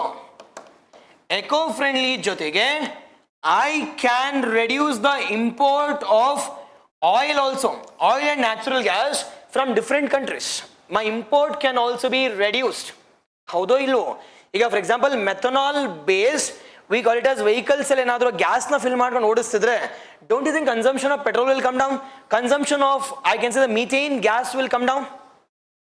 Now one kade we're also focusing on eco-friendly, at the same time we're also focusing upon, we call it as reduction of import also. Import bill has also been reduced, and this plant for the first time has been established in India. Elli sir anta kelidre, it is in Vidyanchal, and that is present in Madhya Pradesh. That is present in, we call it as Madhya Pradesh. Idoke sir, but world's first carbon capture and storage plant elli establish ಮಾಡಿದೀವಿ. Carbon capture and storage, the world's first, recently operational ಮಾಡಿದ್ರು. ಎಲ್ಲಿ? The recent operational with respect to carbon capture and storage. Carbon ನ capture ಮಾಡಿಕೊಂಡು store ಮಾಡಿದ್ರೆ ಎಲ್ಲಿ store ಮಾಡ್ತೀವಿ sir ಅಂತ ಕೇಳಿದ್ರೆ, deep underground, abandoned mines with respect to, we call it as, I can say, deep interiors. Sir, ಎಲ್ಲಿ establish ಮಾಡಿದ್ವಿ sir ಅಂತ ಕೇಳಿದ್ರೆ ಐಸ್ಲ್ಯಾಂಡ್ ಅಲ್ಲಿ. It has been established and we call it as Iceland, the world's first and the world's largest also. World's first as well as the world's largest has been established and we call it as Iceland. We call it as Iceland established ಮಾಡಿದ್ವಿ, ಗೊತ್ತಿರಲಿ. It is the methanol. ಅದಾದ್ಮೇಲೆ this is the first indigenous and the world's first also. The world's first also. Okay na? And the next one we call it as EcoMark scheme anta. EcoMark the scheme. Now EcoMark ಅಂದ್ರೆ ಏನಪ್ಪ ಇಲ್ಲಿ ನೋಡಿ. EcoMark the scheme, highly important scheme this year. EcoMark scheme. Now what is Eco and what is Mark? It is EcoMark andre, it is labeling the product based on what? It is environmental friendly. Now illi you should also know about what do you mean by greenwashing. Exactly. It is the false information saying that it is exactly eco anta, but in reality it is not eco-friendly. And that false information we call it as greenwashing. Now even conceptually, now the government has come out with the rules by replacing the older rules called as the 1991 Eco Mark rules. 1991 Eco Mark rules na amend madidare. Now with respect to there are increasing number of, I can say, greenwashing cases. Greenwashing andre plants na ತೊಳೆಯೋದಲ್ಲ, green color ಇರೋದು. It is greenwashing is nothing but false information about a product saying that it is eco-friendly anta. See, a majority of your I can say the creams comes with saying that green anta. Adre majority is Mamaearth. Okay, now there is huge controversy gottilla nimge. There is huge controversy saying that it is completely Mamaearth alle ide. And second major important fraud project here is all this has been criticized by the Supreme Court also. And the major one is Patanjali. And this has also been, the Patanjali Baba has also been fined for not sharing adequate, we call it as the compensation under ABS. And second thing here is falsely claiming that this is eco-friendly anta. Recent news alli to jail ge hakidare. And they have also been fined Patanjali, adad Mamaearth also. Yes, sir, yav togobeko andre elladunu togobedi. But elladunu, see, my question here is, we are not able to meet the demand. If demand here is automatically demand enagtide. Nothing but demand is 100, but we are in a position to produce only 10. But in 19 a gap ning fill madadu by adding the artificially made ingredients. And that's the major objective. Example, another it is Colgate, the biggest Colgate. Okay, now. It is first one is to stop this greenwashing or to reduce the, I can say, the fraudulent practices which has been, I can say, practiced by the private companies related to, we call it as the products. This greenwashing reduce madodakoskara, the government has amended a Eco Mark scheme and come out with the Eco Mark, and they have amended the original act called as 1991 Original Act. The 1991, we call it as, obviously Himalaya also. Himalaya shares pakka bidogide gottidya. Himalayas, it does not have much of the market share now, and even Patanjali kuda ಅಷ್ಟಿಲ್ಲ. But ನೋಡೋಣ ಮತ್ತೆ ಯಾವ್ದು product join ಆಗೋದು ಗೊತ್ತಿಲ್ಲ. But majority, see, to be realistic, we are not able to meet the demand. But meet ಮಾಡಕ್ ಆಗ್ತಿಲ್ಲ ಅಂತ ಏನು ಮಾಡ್ತೀರ ಅವರು, they are taking a shortcut route. Shortcut route ಅಷ್ಟೇ. Now with respect to Eco Mark, the original act has been amended. Now sir, Eco Mark ಅಂದ್ರೆ ಏನು sir ಅಂತ ಕೇಳಿದ್ರೆ, now this Eco Mark rules has been brought in by, we call it as, ಯಾವ ministry ತಂದಿರೋದು? Ministry of Environment, Forest and Climate Change. Ministry of Environment, Forest and Climate Change. Now with the implement ಮಾಡಿರ್ತಕ್ಕಂಥವ್ರು ಯಾರು? Standardization of products is done by, we call it as, which implementation organization? We call it as major agi the standardization. Nenne discuss ಮಾಡಿದ್ವಿ. The standardization of the household, I can say, products as well as consumer products are being taken up by the BIS, the Bureau of Indian Standards. Bureau of Indian Standards. ಈಗ ನೀವು gold ನೋಡಿದ್ರೆ ಹಾಲ್ mark ಅಂತ ಯಾರು ಕೊಡ್ತಾರೆ? ಅದೇ ರೀತಿ with respect to, we call it as zoning of earthquakes standards ಇದೆಯಲ್ಲ, ಅದನ್ನ ಯಾರು ಕೊಡ್ತಾರೆ? ವಿತ್ ರೆಸ್ಪೆಕ್ಟ್ ಟು ಟೈರ್ಗೆ, it is with respect to I'll be using tyre, ಯಾವುದೋ ಟೈಮಲ್ಲಿ ಬ್ಲಾಸ್ಟ್ ಆದ್ರೆ ನಾವು don't think we need to provide some standards, ಯಾರು ಕೊಡ್ತಾರೆ? ಅದೇ ರೀತಿ think that with respect to if I am eating some product, ಅದಕ್ಕೆ ಸ್ಟ್ಯಾಂಡರ್ಡ್ಸ್ ಯಾರು ಕೊಡ್ತಾರೆ? Not by BIS, it is FSSAI. It is normally BIS, ಎಲ್ಲದಕ್ಕೂ BIS ಅಲ್ಲ. It is BIS is normally for, we call it as household activities, and partially we call it as consumer products. But food safety and security ಅಂತ ಬಂದಾಗ FSSAI ಬರ್ತಾರೆ. ಓಕೆನಾ? Done. ಗೊತ್ತಿಲ್ಲ BIS, and implementing organ we call it as the CPCB as well as BIS under Ministry of Environment, Forest and Climate Change. And this new rules replaces ಏನೇನು replace ಆಗುತ್ತೆ? The original act we call it as, or the original rules we call it as, the 1991 under the Ministry of Environment, Forest and Climate Change. Never get confused with respect to Ministry of Consumer Affairs anta. Now the major nodal ministry we call it as Ministry of Environment, and supporting one we call it as BIS.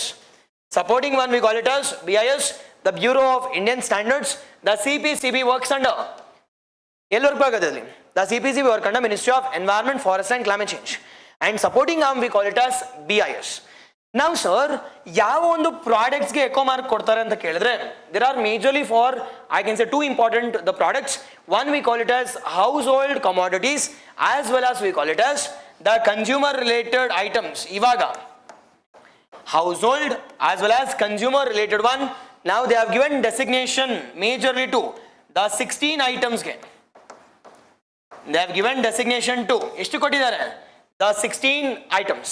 The 16 items majorly which includes the paints ಆಗಿರ್ಬೋದು, textiles ಆಗಿರ್ಬೋದು, consumer products ಆಗಿರ್ಬೋದು, all those things. ಓಕೆನಾ? ನೋಡ್ಬೇಕಿದ್ರೆ ಇಲ್ಲಿ 16 ಕೊಟ್ಟಿದ್ದಾರೆ ಈಗ. Which includes food items, the textile, packaging, cosmetics, vegetables. Under a branch called as the soaps and detergents. ಅದಾದ್ಮೇಲೆ paints ಕೊಟ್ಟಿದ್ದಾರೆ, paints, eco-friendly paints. ಅದಾದ್ಮೇಲೆ third one we call it as the paper. Majorly we call it as the household related activities, as well as the consumer products are being designated with the eco mark.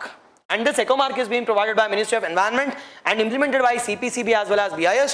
Majorly for 16 items comes under household as well as consumer products. Majorly for provide standardization as well as eco-friendly also. ಎರಡು ಮಾಡಬೇಕಿಲ್ಲಿ, ನನಗೆ ಒಂದು eco-friendly ಕೂಡ ಇರಬೇಕು, eco-friendly ಕೂಡ ಇರಬೇಕು, at the same time standardization should also be there. ಅದಕ್ಕೋಸ್ಕರ ಇಬ್ರು ಬಂದಿದ್ದಾರೆ. Standardization ಗೋಸ್ಕರ BIS as well as CPCB ಗೋಸ್ಕರ we call it as, it is eco-friendly ಗೋಸ್ಕರ CPCB. ಓಕೆನಾ? ಒಂದು ಸ್ವಲ್ಪ CPCB ಬಗ್ಗೆ ನೋಡೋಣ, BIS ಬಗ್ಗೆ ನೋಡೋಣ within some 2 minutes ಅಲ್ಲಿ. Now CPCB, the BIS bus ನೆನೆ ಡಿಸ್ಕಸ್ ಮಾಡಿದ್ದೀನಿ, ಗೊತ್ತು ನನಗೆ. CPCB we call it as Central Pollution Control Board. Central Pollution Control Board ಯಾವ ಮಿನಿಸ್ಟ್ರಿ ಏನಪ್ಪ? Ministry of Environment, Forest and Climate Change. And the second one we call it as the Ministry of the Consumer Affairs. And the second one we call it as established under which act? It is Water Act of 1974. Water Act of 1974 idu. It is BIS Act of 1986. The BIS Act of 1986. Both are located in New Delhi. ಬೇಕಾಗಿದೆ ನಮಗೆ. Objective ಏನಪ್ಪ ಇಲ್ಲಿ objective? The controlling of pollution, all the types of pollution, which includes water, air also. It is water, air also. The water, the air also. Water, air. Whereas this BIS work ಏನಿಲ್ಲಿ? Standardization of the products. The standardization of the products ಅಂತ ಮಾತಾಡ್ತೀವಿ. The standardization of the products. ಓಕೆನಾ? Yes. ಎರಡು ಮುಗಿತು. The frame methodology. The frame methodology. ಮೊದಲು frame methodology ಅಂದ್ರೆ ಏನು ಅಂತ ಕೇಳಿಸ್ಕೊಳ್ಳಿ, ಅದಾದ್ಮೇಲೆ ಇದ್ರ ಬಗ್ಗೆ ಒಂದು ಸ್ವಲ್ಪ ನೋಡೋಣ. Now sir, what is this frame?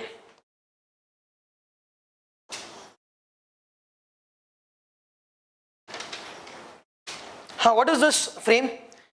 Now think that ಈಗ ನನ್ನ ಮನೇಲಿ ಊಟ ಮಾಡಿದ್ದೀವಿ ಆರ್ ಅಡುಗೆ ಮಾಡ್ತಾ ಇದೀವಿ. ನಾವು ಅಡುಗೆ ನಾರ್ಮಲ್ ಆಗಿ ಏನು ಮಾಡ್ತೀವಿ, ಜಾಸ್ತಿ ಅಡುಗೆ ಮಾಡ್ತಾ ಇದೀವಿ, ಹೌದೋ ಇಲ್ವೋ? ನಾವು ಥಿಂಕ್ ದಟ್ ಒಬ್ರಿಗಂತ ಒಂದು ಸ್ವಲ್ಪ ಒಬ್ರಿಗೆ ಎಕ್ಸ್ಟ್ರಾ ಇರಲಿ ಅಂತ think that we are cooking extra food. ನಾವು ಈ ಎಕ್ಸ್ಟ್ರಾ ಫುಡ್ ನಾವು ತಿಂದಿಲ್ಲ ಏನಾಗುತ್ತೆ? Automatically we are wasting and we are dumping into where? We are directly dumping it into ಎಲ್ಲಿಗಪ್ಪ? It is into the solid waste, or we call it as, ಈ BBMP ಬಂಡಿ ಬಂದರೆ automatic ಅವ್ರಿಗೆ ಏನು ಮಾಡ್ತೀವಿ, it is ಅನ್ನನ ಬಿಸಾಕ್ತೀವಿ. ನಾವು sir ನನ್ನ ಊಟ ನಾನು ವೇಸ್ಟ್ ಮಾಡಿದ್ರೆ ನಿಮ್ಗೇನು ಕಷ್ಟ? ನನಗೇನು ಕಷ್ಟ ಇಲ್ಲ, ಬಟ್ ಆದರೆ it has an impact on environment. It has an impact on environment. ಹೆಂಗೆ ಸರ್ ಇಂಪ್ಯಾಕ್ಟ್ ಅಂತ ಕೇಳಿದ್ರೆ, ನಾವು ಮೈ ಕ್ವೆಶನ್ ಹಿಯರ್ ಇಸ್, ನಾವು if food is been dumped into a land fill dump ಆದರೆ it releases huge amount of green house gases. Notice there is a different dimension which has been opened up by this frame methodology, saying that see food waste it is not only the facing a deficit of malnutrition among the poor people, but at the same time economy as well as our environment is also being distracted.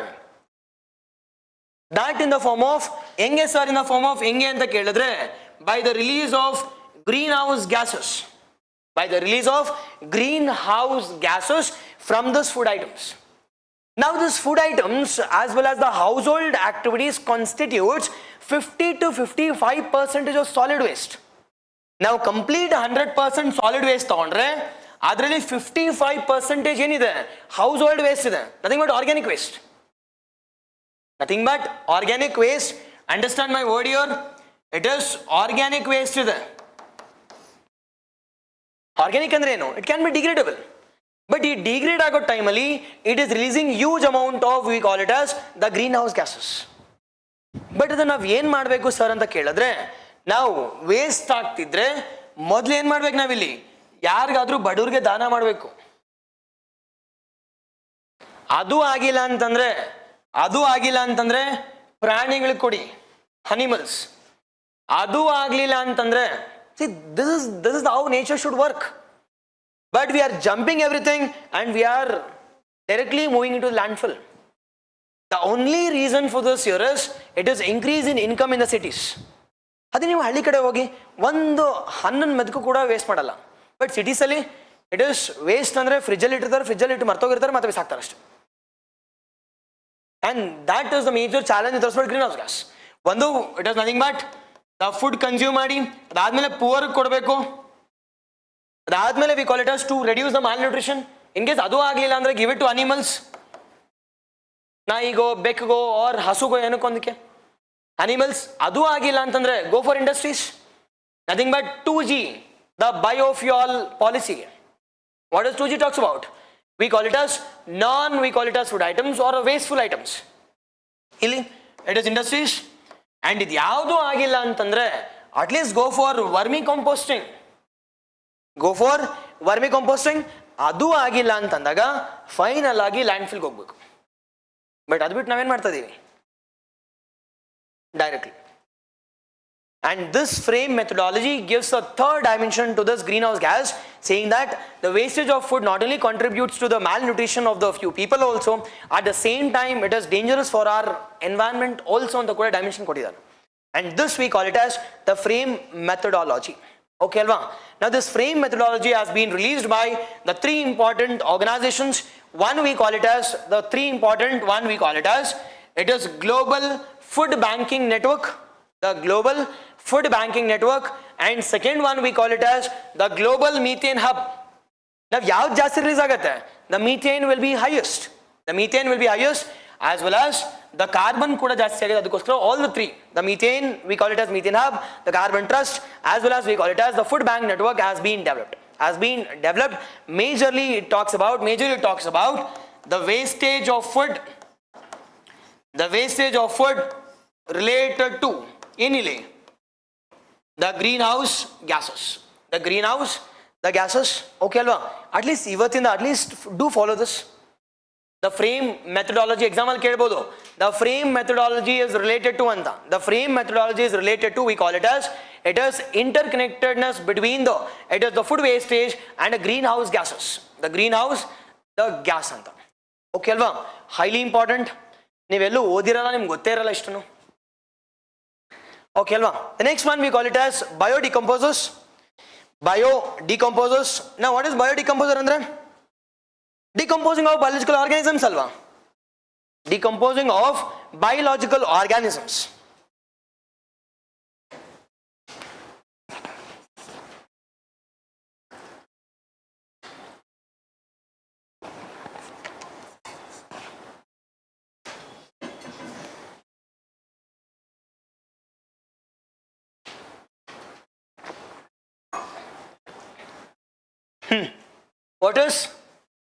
What is biodecomposer? ಏನು biodecomposer ಅಂದ್ರೆ ಹಂಗೆ ಬೇಗ ಹೇಳ್ಬೇಕು ಈಗ. What is biodecomposer? bio ಅಂದ್ರೆ ಏನು, decomposer ಅಂದ್ರೆ ಏನು? Exactly. Okay ಅಲ್ವಾ? Decomposer ಅಂದ್ರೆ it is the biological organisms are being decomposed by some bacteria or some fungi or some virus also. Yes or no? Now sir, ಈ ಬಯೋಡಿಕಂಪೋಸ್ ಅಂತಕ್ಕನ್ನೋದು, take an example of ಒಂದು leaf ಇದೆ ಅಂತ ಅನ್ಕೋಣ. ಒಂದು leaf ಇದೆ, Now this leaf is a decomposer alva, or we call it as a leaf, and this leaf need to convert it into ena convert agbeku illi, it is humus convert agbeku, or it should need to convert it into what, it is vermi compost convert ಆಗಬೇಕು ಅಂತಂದ್ರೆ ನಾವಿಲ್ಲಿ ಏನ್ ಬೇಕಾಗತ್ತೆ sir ಅಂತ ಕೇಳಿದ್ರೆ, R ಗೊಬ್ಬರ ಆಗ್ಬೇಕು ಅಂದ್ರೆ, ಈಗ ಒಂದು ಎಲೆ ಅಥವಾ ಏನೋ ಒಂದು ಇಟ್ ಇಸ್ ಎಸ್ತಿರ್ತಕ್ಕಂಥದ್ದು ಗೊಬ್ಬರ ಆಗ್ಬೇಕು ಅಂತಂದ್ರೆ ಹೌ ಇಟ್ ಕ್ಯಾನ್ ಕನ್ವರ್ಟ್? ನಾವು ಸಡನ್ ಆಗಿ ಕನ್ವರ್ಟ್ ಆಗ್ಬಿಡುತ್ತೆ ಸರ್ ಅಂದ್ರೆ ನೋ. ನಾವು it needs a support of V call it as micro organisms. ನಾವು ಯಾವ್ದು ಮೈಕ್ರೋ ಆರ್ಗ್ಯಾನಿಸಮ್ಸ್ ನಮ್ಗೆ ಸಪೋರ್ಟ್ ಆಗಿ ಇಲ್ಲಿ ಬರುತ್ತೆ ಸರ್ ಅಂತ ಕೇಳಿದ್ರೆ, majorly V call it as the earthworms, majorly we call it as the bacterias. But ಈ ನ್ಯಾಚುರಲ್ ಆಗಿ ಆಗತ್ತಲ್ವ ಸರ್, ಬಟ್ ನ್ಯಾಚುರಲ್ ಆಗಿ ಆಗ್ತಿದ್ರೆ ಮತ್ತೆ ಸೊಲ್ಯೂಷನ್ ಆಗಬೇಕು. This is a natural process, but problem ಏನು ಅಂತಂದ್ರೆ it is a slower process and it takes time. But ನಮ್ಮ ಜನಕ್ಕೆ ಏನಾದ್ರೂ ಕೂಡ ಫಾಸ್ಟ್ ಆಗಿ ಆಗಬೇಕು, ಬಟ್ ಕಾಯಲ್ಲ. ಅದಕ್ಕೋಸ್ಕರ stubble burning problem it is around Delhi ಅಲ್ಲಿ ನೋಡೋದಾದ್ರೆ ಸ್ಟಬಲ್ ಬರ್ನಿಂಗ್ ಪ್ರಾಬ್ಲಮ್ ಏನು ಅಂತಂದ್ರೆ, see they will be hardly getting 1 week time ಅಷ್ಟೇ. ಆ 1 week ಟೈಮ್ ಅಲ್ಲಿ I need to remove all the stubble which has been removed or which has been wasted from the paddy, and next we need to go for wheat ಗೆ ಒಂದೇ ವಾರ time ಸಿಗುತ್ತೆ. ಆ ಟೈಮಲ್ಲಿ ನಾನು ಏನು ಗುರು ಮಾಡೋದು ಅಂತ ಕೇಳಿದ್ರೆ, ಇಟ್ ಇಸ್ ಬೆಂಕಿ ಹಾಕು, ನಥಿಂಗ್ ಬಟ್ ಸೀರಿಯಸ್ ಎತ್ಕೊಂಡು ಹೋಗ್ತಿರೋ, ಬೆಂಕಿ ಹಾಕಿದ್ರೆ ಮುಗಿದೋಯ್ತು, ನಥಿಂಗ್ ಬಟ್ ನೈಟ್ ಎಲ್ಲ ಆರಾಮಾಗಿ ಉರಿದಿರುತ್ತೆ. So tomorrow I can go for a new farm. But ಇದರಿಂದ ನಮಗೆ ಚಾಲೆಂಜ್ ಏನು ಅಂತಂದ್ರೆ, the main challenge here is the loss of fertility in the soil. And the second one we call it as the Delhi air pollution. That's the biggest problem. We call it as the winter air pollution in Delhi. Now ಇದಕ್ಕೆ solution ಏನು ಮಾಡಬೇಕು sir ಅಂತ ಕೇಳಿದ್ರೆ, the main solution we call it as it is increasing the process of decomposition. Now how to increase the process of decomposition? ಅರ್ಥ ಆಗ್ತಿದ್ಯಾ? Now how to increase the decomposition ಅಂತ ಕೇಳಿದ್ರೆ, by adding a solution, and that solution we call it as biodecomposer solution ಅಂತ ಕರಿತೀವಿ. And that biodecomposer solution which has been developed by we call it as the Pusadoru, and that we call it as the Pusa biodecomposer is being added. ಇಲ್ಲಿ major solution ಯಾವುದು ಅಂತ ಕೇಳಿದ್ರೆ, we call it as the Pusa biodecomposer. ಅದನ್ನ spray ಮಾಡಿದ್ರೆ ಸಾಕು. ಸರಿ, ಸ್ಪ್ರೇನಲ್ಲಿ ಏನಿರುತ್ತೆ sir ಅಂತ ಕೇಳಿದ್ರೆ, the different microorganisms, we call it as the positive microorganisms will be present. ಅದಾದ್ಮೇಲೆ ಏನಾಗುತ್ತೆ, ಅದನ್ನೆಲ್ಲ ಚೂರ್ ಮಾಡಿ it will convert it into what it is we call it as ಗೊಬ್ಬರ ಆಗುತ್ತೆ. Yes or no sir? ಇಲ್ಲಿ ಇದರಿಂದ ನಮ್ಗೆ ಅಡ್ವಾಂಟೇಜ್ ಏನು ಸರ್ ಅಂತ ಕೇಳಿದ್ರೆ, two advantages. One we call it as we can control we call it as the Delhi air pollution, and second one we can increase the fertility of the soil also, and the third one we call it as the input cost to the farmers can also be reduced. Input cost of the farmers of Punjab and Haryana can also be reduced with this biodecomposer. Yes or no? Okay na artha aita? Yes, this we call it as biodecomposer solution. On bottle ಅಲ್ಲಿ ಇರುತ್ತೆ, and this we call it as Pusa biodecomposer. ಅದನ್ನ ಸುಮ್ಮನೆ spray ಮಾಡಿದ್ರೆ ಸಾಕು, it will act as a catalyst and process fast ಆಗುತ್ತೆ. 1 ವಾರ ತಗೊಳ್ಳೋದು within 2 to 3 days ಅಲ್ಲಿ it will decompose, and that will be ready for what? That will be ready for the next season. The next season, ulve ಮಾಡಿ, you can go for it. Yes, done. Okay now. And this we call it as the biodecomposer, the solution. The biodecomposer, the solution ಅಂತ ಕರಿತೀವಿ. Biodecomposer, the solution. And the next one we call it as, we are starting with respect to our second theme, we call it as the methane ಅಂತ. The second theme we call it as methane. ಇಲ್ಲಿ ಒಂದು ಸ್ವಲ್ಪ CO2 ಬಗ್ಗೆ ನೋಡಿದ್ವಿ. Next is methane. Now what do you mean by methane? What do you mean by methane? And is methane we call it as greenhouse gas? If it is yes, now what is the rank of greenhouse gas after CO2? Second ಯಾವುದು? Ethane. Ethane is not a greenhouse gas. It's a eco-friendly gas. Okay, ethane ethanol ಕುಡಿತಿರಲ್ಲ, ಎಣ್ಣೆ ಹೊಡಿತಿರಲ್ಲ, ಅದು ethanol. Methanol ಕುಡಿಬೋದಾ? ತಮಿಳ್ನಾಡಲ್ಲಿ methanol ಕುಡಿದ್ಬಿಟ್ಟು ಸತ್ತೋಗ್ಬಿಟ್ಟಿದ್ರಲ್ಲ, ಗೊತ್ತಿಲ್ಲ. Methanol ಕುಡಿಯಂಗಿಲ್ಲ. Methanol has been majorly used as we call it as vehicles ಗೆ, but ethanol ಕುಡಿಬಹುದು. Ethanol, or it is also called as ethyl alcohol ಅಂತ. Ethanol is nothing but ethyl alcohol. Direct ಆಗಿ ಕುಡಿಬಹುದು, ಏನಾಗಲ್ಲ. But ನಶೆ ಅಷ್ಟು ಹತ್ತಲ್ಲ.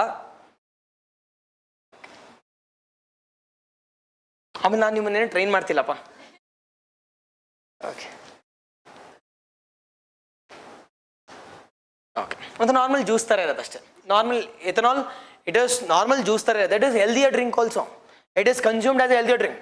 But ಅದನ್ನ ferment ಮಾಡಿದ್ರೆ that will convert it into, we call it as alcohol, and ಅವಾಗ ನಶೆ ಆಗ್ತದೆ. ಓಕೆನಾ? Yes. Next one is methane. ನಾವು ಮೀಥೇನ್ ಬಗ್ಗೆ ನೋಡೋದಾದ್ರೆ first and foremost one we call it as, ನಾವು what you mean by this methane? ನಾವು methane is the green house gas. ನೆನ್ಪಿಟ್ಕೊಂಡಿರಿ, it's a green house gas and it is the second largest greenhouse gas after CO2. It is the second, the largest greenhouse gas, the second largest greenhouse gas after ಯಾವುದು? After CO2. Now methane maximum ಎಲ್ಲಿಂದ release ಆಗುತ್ತೆ sir? It is maximum is released from paddy fields. Maximum it is released from the paddy fields as well as from livestock in the, as well as from livestock. ಅದಕ್ಕೋಸ್ಕರ ಇಲ್ಲಿಂದ ಒಂದು news, ಇಲ್ಲಿಂದ ಒಂದು news. Okay, ನೋಡೋಣ ಏನಂತ. The first one we call it as one from India, one from V call it as New Zealand ಇಂದ. Sir first news ಏನು sir ಅಂತ ಕೇಳಿದ್ರೆ, ನಾವು first news V call it as, ನಾವು ಪ್ಯಾಡಿ ಫೀಲ್ಡ್ಸ್ ಅಲ್ಲಿ for the first time India has extracted what from the paddy fields. We have extracted it is methanotropes, or we call it as methyl absorbing bacteria anta kariತೀವಿ. The methyl absorbing bacteria, or it is also called as methanotropes anta. For the first time we have absorbed, we have I can say it is absorbed, or we have inculcated a concept called as methyl bacteria. Sir ಏನಕ್ಕೆ sir ಈ methyl ಬ್ಯಾಕ್ಟೀರಿಯಾನ capture ಮಾಡ್ಕೋಬೇಕು, store ಮಾಡ್ಕೋಬೇಕು ನಾವು? Y? ಈಗ methyl bacteria ತಗೊಂಡು ಬಂದು land fill ಹಾಕಿದ್ರೆ ಮುಗಿದೈತಲ್ವಾ? There won't be no release of methyl, or we call it as methyl ಗ್ಯಾಸೇ ರಿಲೀಸ್ ಆಗಲ್ಲ. And that's the main objective here. The methyl bacteria, or we call it as methanotrophs ಅಂತ ಕರಿತೀವಿ. Methanotropes is highly important from our exam point of view, also from our environmental perspective also. This methanotropes is nothing but the capturing of excess methane from the atmosphere. That is a major important uniqueness of this bacteria. Idu news elide. And the second one we call it as, the New Zealand government has become the first government to, I can say, tax we call it as methyl. The methyl released from livestock ಇಂದ. ನಾವು ಯಾರ್ಯಾರ life ಇದೆಯೋ, life stock ಇಂದ there will be release of methane. ಆ ಒಂದು ಇದಕ್ಕೆ tax ಹಾಕ್ತಿದ್ರು from 2022 ಇಂದ. ಬಟ್ ನಾವು they have removed this tax also. Now they have removed this tax because of the pressure from this agricultural sector or livestock sector. Because the New Zealand as well as Australia, it is famous for what? It is famous for dairy processing. Famous for dairy processing, they withdrew. ನಾವು RCEPಗೆ join ಆಗದಿರೋದು ಕಾರಣ ಕೂಡ New Zealand ಆಸ್ಟ್ರೇಲಿಯಾನೇ. RCEP ಗೊತ್ತಿದೆಯಾ? What's RCEP? Regional Comprehension Economic Partnership. We did not join in the year 2019. Modi ಹೋಗ್ಬಿಟ್ಟು ಮತ್ತೆ ವಾಪಸ್ ಬಂದರು, ನಾವು ಬರಲ್ಲ, ನಿಮ್ಗೆ ಜಾಯ್ನ್ ಆಗಲ್ಲ ಅಂತ. The major reason here is because it will affect the dairy sector as well as agriculture sector, majorly from Australia, New Zealand. And this Australian government has imposed a burp tax on them. Burp tax is nothing but the methyl tax from the livestock sector. Now in the year 2025, they withdrew it. They withdrew it because of the pressure from the farmers as well as the livestock sectors. Okay now? Yes? ಈಗ ಒಂದಾಗ ನೋಡೋಣ. Now first one we call it as ಏನಪ್ಪ? It is methanotropes, or we call it as the methyl absorbing bacteria. The methyl absorbing bacteria. ಏನಕ್ಕಪ್ಪ news ಅಲ್ಲಿ ಇತ್ತು? Why this was in news? ನೋಡಿ PIB ಅಲ್ಲಿ ಬಂದಿದೆ. Press Information Bureau. Now with respect to researchers have isolated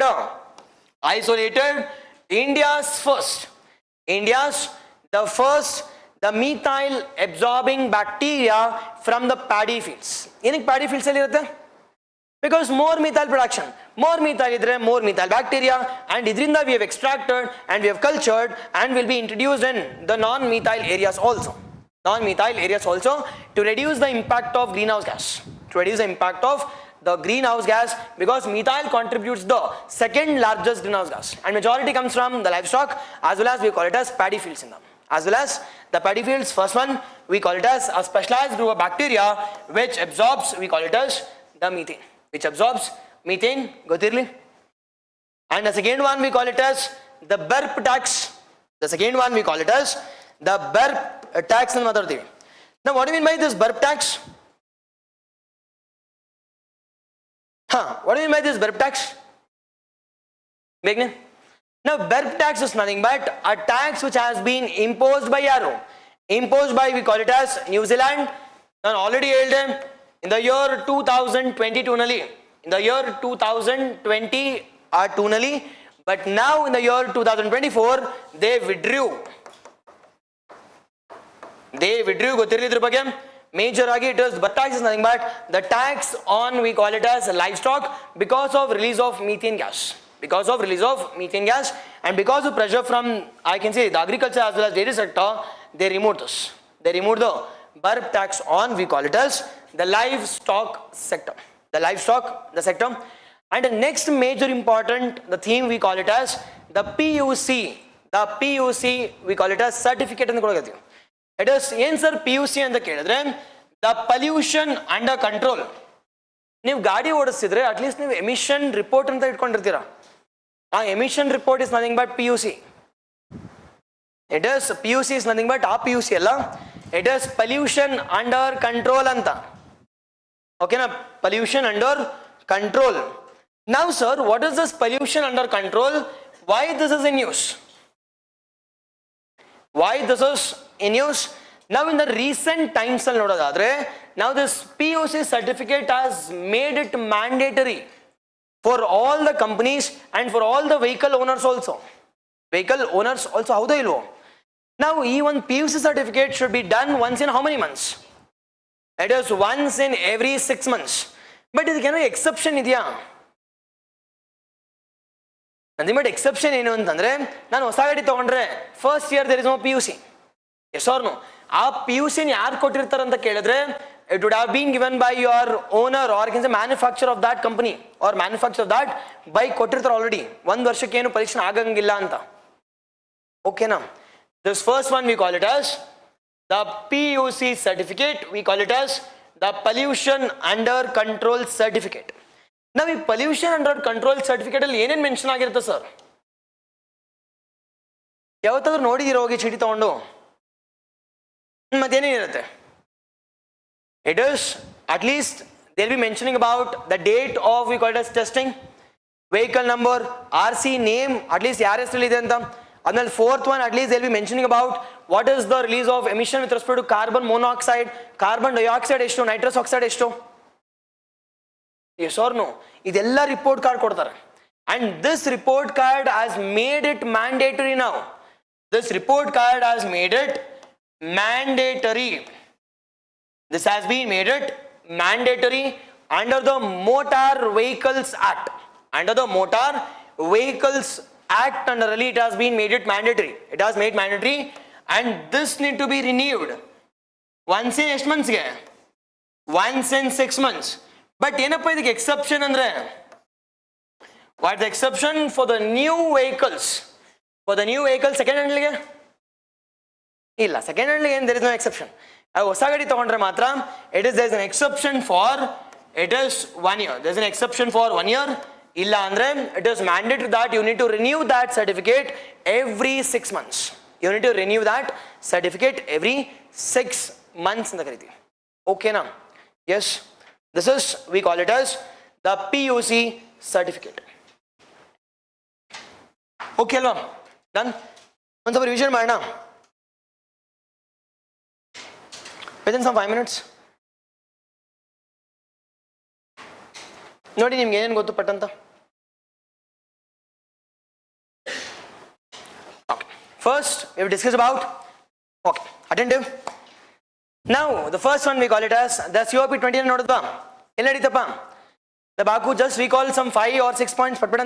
It is Baku, Azerbaijan. Followed by we call it as, it is Article 6, Article we call it as, Article 7 we call it as Lima, and we have discussed about, we call it as adaptation to silence, and COP 30 also, followed by the Belém Declaration, indigenous rights of with respect to Amazon, and next one, UNCBD Kali, COP 16, followed by the Kunming Montreal Fund, Kali Fund, we have discussed about 8 clause J, okay now, second. And the third one we call it as Business for Land Initiative, we call it as UNCCD, UNCCD, the Riyadh, CMS, it is, we call it as Samarkand, we call it Uzbekistan, the RATS kuda Tashkent, RATS we call it as Regional Anti-Terrorism Structure, and the Nehru, or we call it as the Lal Bahadur Shastri, was also been died in, we call it as Uzbekistan. The Ramsar the 489 in number, 20 from Tamil Nadu, followed by UP, we have also discussed about the cities also, wetland accredited cities also. The 2-1, that is we call it as Indore as well as the Udaipur, yes, perfect. We call it as the International Year of, we call it as the glaciers, that is March 21st. Followed by inland mangroves with respect to Guneri, it's the first, the BNHS or Biodiversity Aid sites, BHS, and the first is Nellore, 45 number, and highest is in, we call it as West Bengal, Urban. The world's first cryo, the largest coral reefs are in Solomon and the Great Barrier Reef, we know, and it is contributing to the $6 billion every year from tourism. Okay now, Gothirli, I'm a cryopreservation, I'm a biorock technology, it is biorock is nothing but artificial construction of the reefs, artificial construction of the reefs bagay, adadme Madhav Gadgil bagay nodadi, Western Ghats bagay nodadi, and we also discussed about champion of, I can say, the Earth Award 2005, UNEP 1972 Stockholm Conference, Nairobi, Kenya, Objective Conservation Protection, already got them. It is followed by, it is 100% ecological sensitive zone, Madhav Gadgil, 37% by Kasur Rangan, okay now. And we also discussed of Annai Mudi, the highest peak, Karnataka Daladra, we call it as Mullangiri and 1,600 kilometers, 6 states, followed by, as one moves from north to south, the height starts to increase, followed by, we call it the continuous chain of mountains. Continuous, the chain of the mountains. Adadale, we have discussed about green steel, the 3-star rating, 4-star rating, 5-star rating, Ministry of Steel, yes, 1.6 to 2, 2.6 to 2.2, it is Adginta Kadame, it is lesser efficiency or higher carbon content. Notice the river dolphin, and we have discussed about different species also. We have discussed about tiger bagay, we have discussed about, we call it as Nilgiri Thar, we have discussed about GIP bagay, okay now. It is majorly with respect to Assamali, it is gone for, it is Gangetic river dolphin geotagging. The tagging bagay, they uses the, I can say the method called as the sonar and the echo sonar, and this Gangetic dolphin is also called as Suswan and it is present in, we call it as the 3 important, I can say, countries. One we call it as Nepal, and second one we call it India as well as Bangladesh also. Bangladesh also, and it has been declared as endangered, Schedule 1, CITES 1, and it's a national aquatic animal of India also. Okay now, and next one we call it as Guru Ghasidas, and Guru Ghasidas is the third largest after Nagarjun, Manas, and third one is Guru Ghasidas, and fourth with respect to Chhattisgarh. One is Indravati, Achan Kumar, as well as we call it as Yaudun. It is Sudanti, Sidanadi Anta. And next one we have talked about Ratnapani Nodadi, it is the 57th one, the 58th one we call it as Madhav, we have discussed about Panna, we have discussed about Pench, it is Bharat Singha, Nodad. Next one we call it as International Big Cat Alliance. It is the 7 big cats, the 5 are in India, the 2 are not present in India, that is Puma and Jaguar. IUCN status when it has been established 2023, headquarters is in India, 150 billion or 150, it is the crores has been given for the establishment. Headquarters allied to 97 plus countries are a part of this. It is the CO2 to methanol, it is present in Vidyanchal, and the CCUS, the world's largest one, it is in Iceland. The carbon capture, utilization and storage. The carbon capture, utilization and storage, Iceland Nodadi, EcoMark scheme, it is Ministry of Environment, implemented by CPCB as well as BIS. CPCB bagay nodadi, BIS bagay nodadi, 16 products, household and consumer products, all the things. And next one we call it as, it is the FAME methodology, it is implemented by 3 important things. One we call it as the food bank, second one is methane, and a carbon trust also. Carbon trust also majorly related to, we call it as reduction of the food wastages, and so that we can also reduce the greenhouse gas also. Greenhouse gas, and we can also increase it is the food security for the poor people. Food security for the poor people also. Biodecomposer, PUSA, biodecomposers, methanotropes, burp tax, PUCL. Okay now? Done? Okay na? Yes. The next one we call it as, the bio, we call it as the bituminous. Now what do you mean by bituminous? Bituminous andre? It is bituminous is nothing but coal. Now my question here is, sir, bituminous in the what are the different challenges which we'll be seeing with respect to environment? It is bituminous in the major one we call it as, now this bituminous is being extracted from Elinda. It is, we call it as from the fossil, the fuels in the, it has been majorly extracted from the sediments of the, it is oil and sediments of, we call it as diesel in the, will be extracting it and we will be using it as LE. It is road tar use marti. It is being used as a binding agent. It is being used as a binding agent, but problem enu sir anta kelidre, it absorbs more amount of greenhouse gases. It absorbs more amount of greenhouse gases and this bituminous is being imported from abroad. Now imported from abroad ಆಗ್ತಿದ್ರೆ, don't you think the forex reserve will also be higher on this? But now the government of India has come out with a strategy called as, let's go for biobituminous. Now what do you mean by biobituminous andre? Bio is nothing but the plant based. It is bio, the bituminous. What is bio andre? It is living organisms. Now living organisms majorly we'll be extracting it from the plants. Majorly we call it as the cell wall of the plants is being extracted and that is being converted it into the bituminous, and this bituminous will be used in LA. This bituminous will be used in roads. This bituminous will be used in roads. Now really there are two important advantages here. One advantage we call it as it is eco-friendly, and the second one we call it as it provides income to the farmers also. Stubble na kuda control madbodu. And the third one we call it as we can save our forex reserve also. We can save our forex reserve also. Okay na artha agtidya? Yes, bituminous it was majorly. See tar andre igella petrol diesel iruttalla, ad kelgade hogi kutirutte. The raw we call it as the raw petrol and the raw fossil annodadre, it is major agi the sediments. The sediments is being extracted and it is being used in a tar alli. But that is majorly it is, we call it as it is highly dangerous. Not only with respect to we call it as environment, it is highly dangerous with respect to we call it as water also. Water, the soil also. But if we are moving towards biobituminous, the first one we call it as we can reduce our importable. And second one we can give income to the farmers also. And the third one we call it as forex is kuda save agata. And this is the main objective of we call it as the biobituminous. It is bituminous. The tar use ಮಾಡ್ತೀವಿ as a binder, but every year India imports the approximately 3.2 the million metric tons is being imported. The metric tons is being imported from abroad in the. But idinna import ಮಾಡ್ಕೊಂಡ್ರೆ, don't you think the cost will be higher? The cost will be higher. Now ಈ cost na ಹೆಂಗ್ sir ಕಡಿಮೆ ಮಾಡೋದು ಅಂತ ಕೇಳಿದ್ರೆ, now going for biobituminous. Now biobituminous is as simple as that. It is the plant based, we call it as bituminous, which is being extracted from it is the cell wall, and that we call it as the lignans, and that lignans is being used in it is we call it as tar, or I can say with respect to it is laying down of the roads, and it is highly beneficial.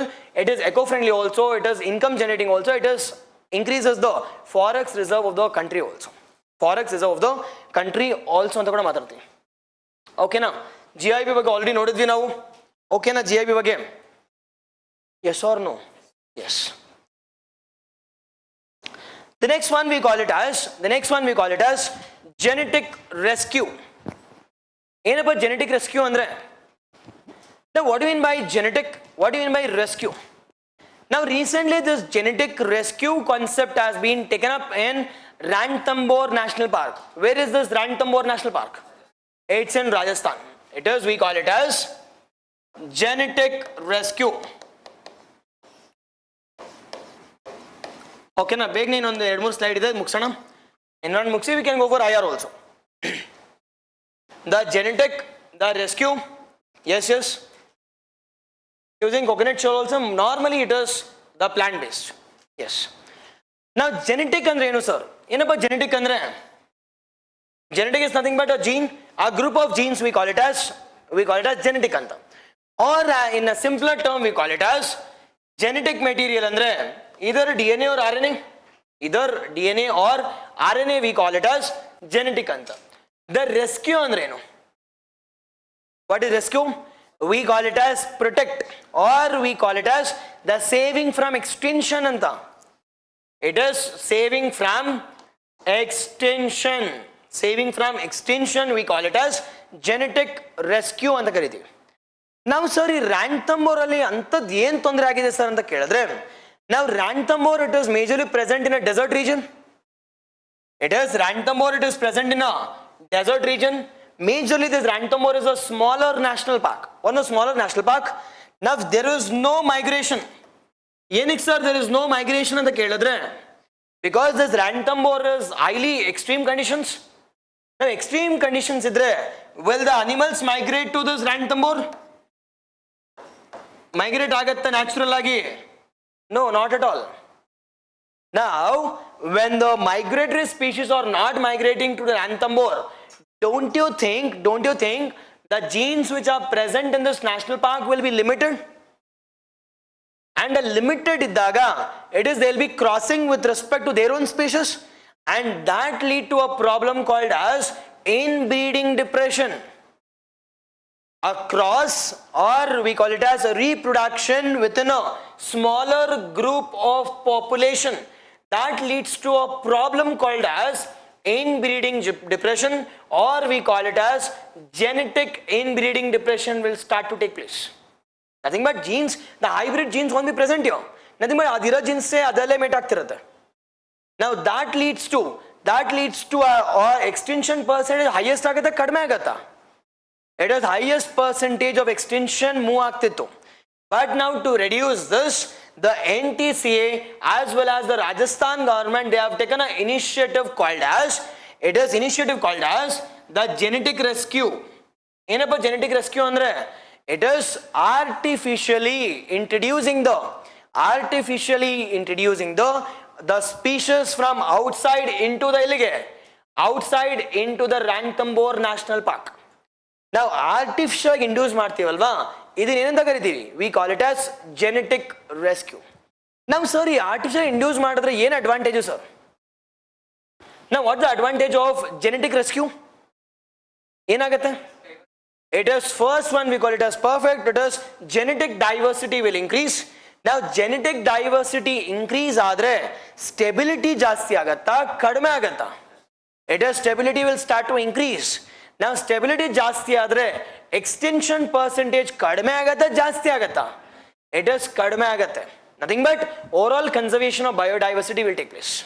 Overall conservation of biodiversity will take place via the concept called as genetic rescue. And this concept we call it genetic rescue. And for the first time, the genetic rescue concept has been done in Ranthambore National Park, that is in Rajasthan. Okay now? Yes? Artha idalva? Ideno science anad enu ilve illa illi. It is mangrove already aitu. The next one we call it as the state of forest report. The state of forest, the report, yaar release ಮಾಡಿದಾರಪ್ಪ? It is the state of forest report. It is released by the state of the world's forest report. The state of the world's the forest report. Now the state of world's forest report na yaar release ಮಾಡ್ತಾರಪ್ಪ every year? It is released by Food and Agricultural Organization. Now Food and Agricultural Organization, which has been established as a UN specialized organ. UN specialized organ. ಯಾವಾಗ establish ಆಗಿದೆ? It is 1960. 1960. ಎಲ್ಲಿ sir headquarters ಅಂತ ಕೇಳಿದ್ರೆ? It is in Rome. It is in Rome anta. Okay now, first one. Second one we call it as, what is the highlights of this reports? Enappa, what is the highlight of this report? In highlight. Now the first highlight of this report here is, they have given a data saying that what is the average, the forest which is present in the world. Average percentage estiде ನಮ್ಮ world ಅಲ್ಲಿ average percentage of the world we call it as 31% ಇದೆ ಅಷ್ಟೇ, less than 33% target, less than 33% target, but higher than India, but higher than India's average. India's average ಎಷ್ಟು? It is 25%.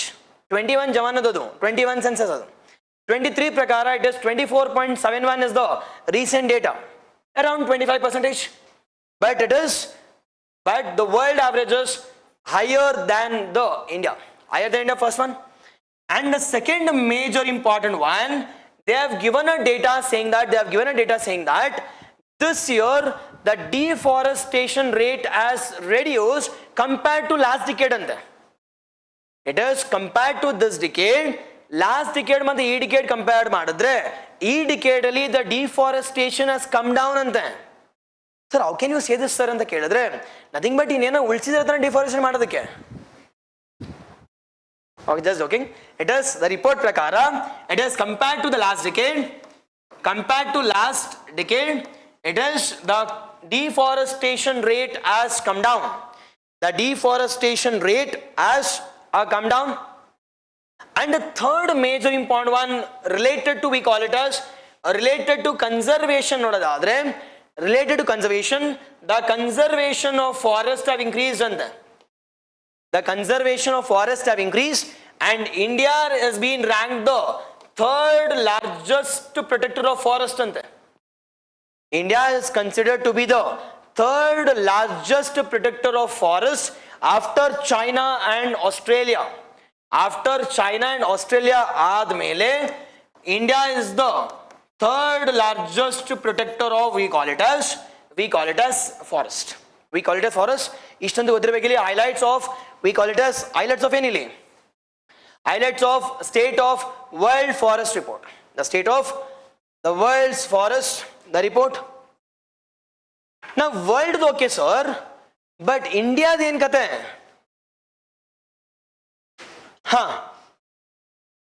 World okay, but what about India's? ನಮ್ India data ಬೇಕು ಅಂದ್ರೆ, India data ಬೇಕು ಅಂತಂದ್ರೆ we call it as ISFR 2023, Indian State of Forest Report 2023. Now this Indian State of Forest Report, it is released by yaru? It is released by Forest Survey of India once in how many years? Once in 2 years. We call it as biennial survey. Biennial survey. What is the highlight of this year's report?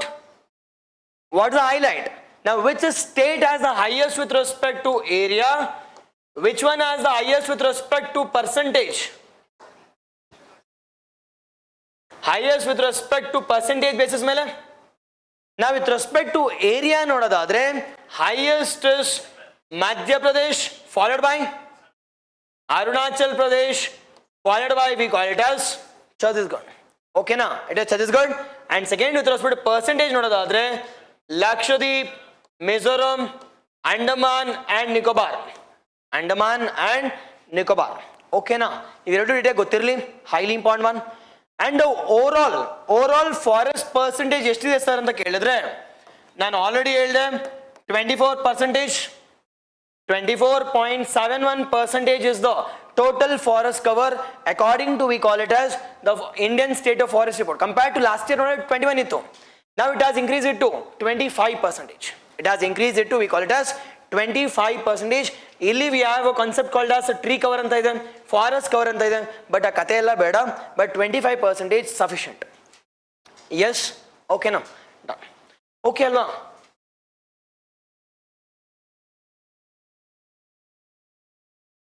The last topic, the worst performing report with respect to India, we call it as Environment Performance Index. Environment Performance Index. Now what is the rank of India? 5th rank. ಎಲ್ಲಿಂದ ಅಂದ್ರೆ it is the 5th rank from bottom. Nothing but it has been ranked 176 out of 180. Highly important one. It is, I can say, it has been ranked I can say 76. It has been ranked 176. Example ಏನಾದರೂ ಕೇಳಬಹುದು 176. It is also called as the 5th rank from bottom. 5th rank from bottom. And the second one, see ನನಗೇನು ತೊಂದರೆ ಇಲ್ಲ, but ಆದರೆ the government has criticized this report also, saying that ಇಲ್ಲ ಇದು ಯಾವುದೋ falls criteria ಸರಿಗಿಲ್ಲ, ನಮ್ಗೆ against ಮಾಡಿದ್ದೀರಾ, this has been done by western societies. Yes or no? See, ಹಂಗೆ ನೋಡಕ್ಕೆ ಹೋದ್ರೆ how come China has got a good rank, how come Bangladesh, how come Sri Lanka? ನಮ್ಗಿಂತ ಕೆಳಗಡೆ ರ್ಯಾಂಕಲ್ಲಿ ಇರ್ತಕ್ಕಂಥವ್ರು ಯಾರ್ಯಾರು ಅಂತಂದ್ರೆ ಪಾಕಿಸ್ತಾನಿ, ಅಫ್ಘಾನಿಸ್ತಾನ, ಅವ್ರು ಬಿಟ್ರೆ ಯಾರು ಇಲ್ಲ. ಓಕೆನಾ? ಅಫ್ಘಾನಿಸ್ತಾನ ಕೂಡ ನಮ್ಗಿಂತ ಜಾಸ್ತಿ ಇದ್ದಾರೆ. Only Pakistan, Laos, it is Vietnam, Myanmar ಅಷ್ಟೇ 4 ಕಂಟ್ರೀಸ್ ನಾವಾದ್ಮೇಲೆ.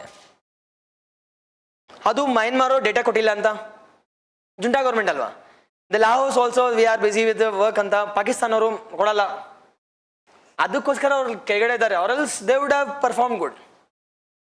ಓಕೆನಾ? ಏನ ಬಿಟ್ಟಾಕಿರ್ಲಿ. ಇಟ್ ಇಸ್ EPA ಬಗ್ಗೆ ನೋಡೋದಾದ್ರೆ it is environmental performance index. The environmental performance index, the rank of India, ಎಷ್ಟಪ್ಪ rank of India? It is 176 out of 180. 176 out of, we call it as 180. And the second one we call it as exactly negative ಕೇಳಲ್ಲ, but ಆದರೆ they will ask generally. It is EPI, it is EPI ಬಗ್ಗೆ ಕೇಳ್ತಾರೆ. The next one, this report is released by ಯಾರಪ್ಪ? This report is released by, it is, we call it as two important organizations. One we call it as, it is Yale University and Columbia University anta. These are two important the organizations, they have provided, we call it as a data. And the third one, which countries have been ranked the top? Which countries have been ranked the top antandre, it is Estonia, Luxembourg, Germany, Finland and UK. Estonia, Luxembourg is a double landlocked country which is in Europe. And the third one we call it as Germany. Germany is called as the hub of manufacturing items, majorly engineeringly advanced innovations. Next one we call it as Finland, Scandinavian countries. And the fifth one we call it as UK. Fifth one we call it as the UK, United Kingdom. Ade last five nodadadre, it is India. Last is India. Adadmele Pakistan, Laos, Vietnam and Myanmar. Okay na? Highly important. Ishondu gothirli. Data sufficient. Okay alva? This ends our, we call it as majorly our environment. The end to end we have covered with respect to all the sections including our reports. Okay now? Done. The next one, on the end of break tholli, we'll continue this IR.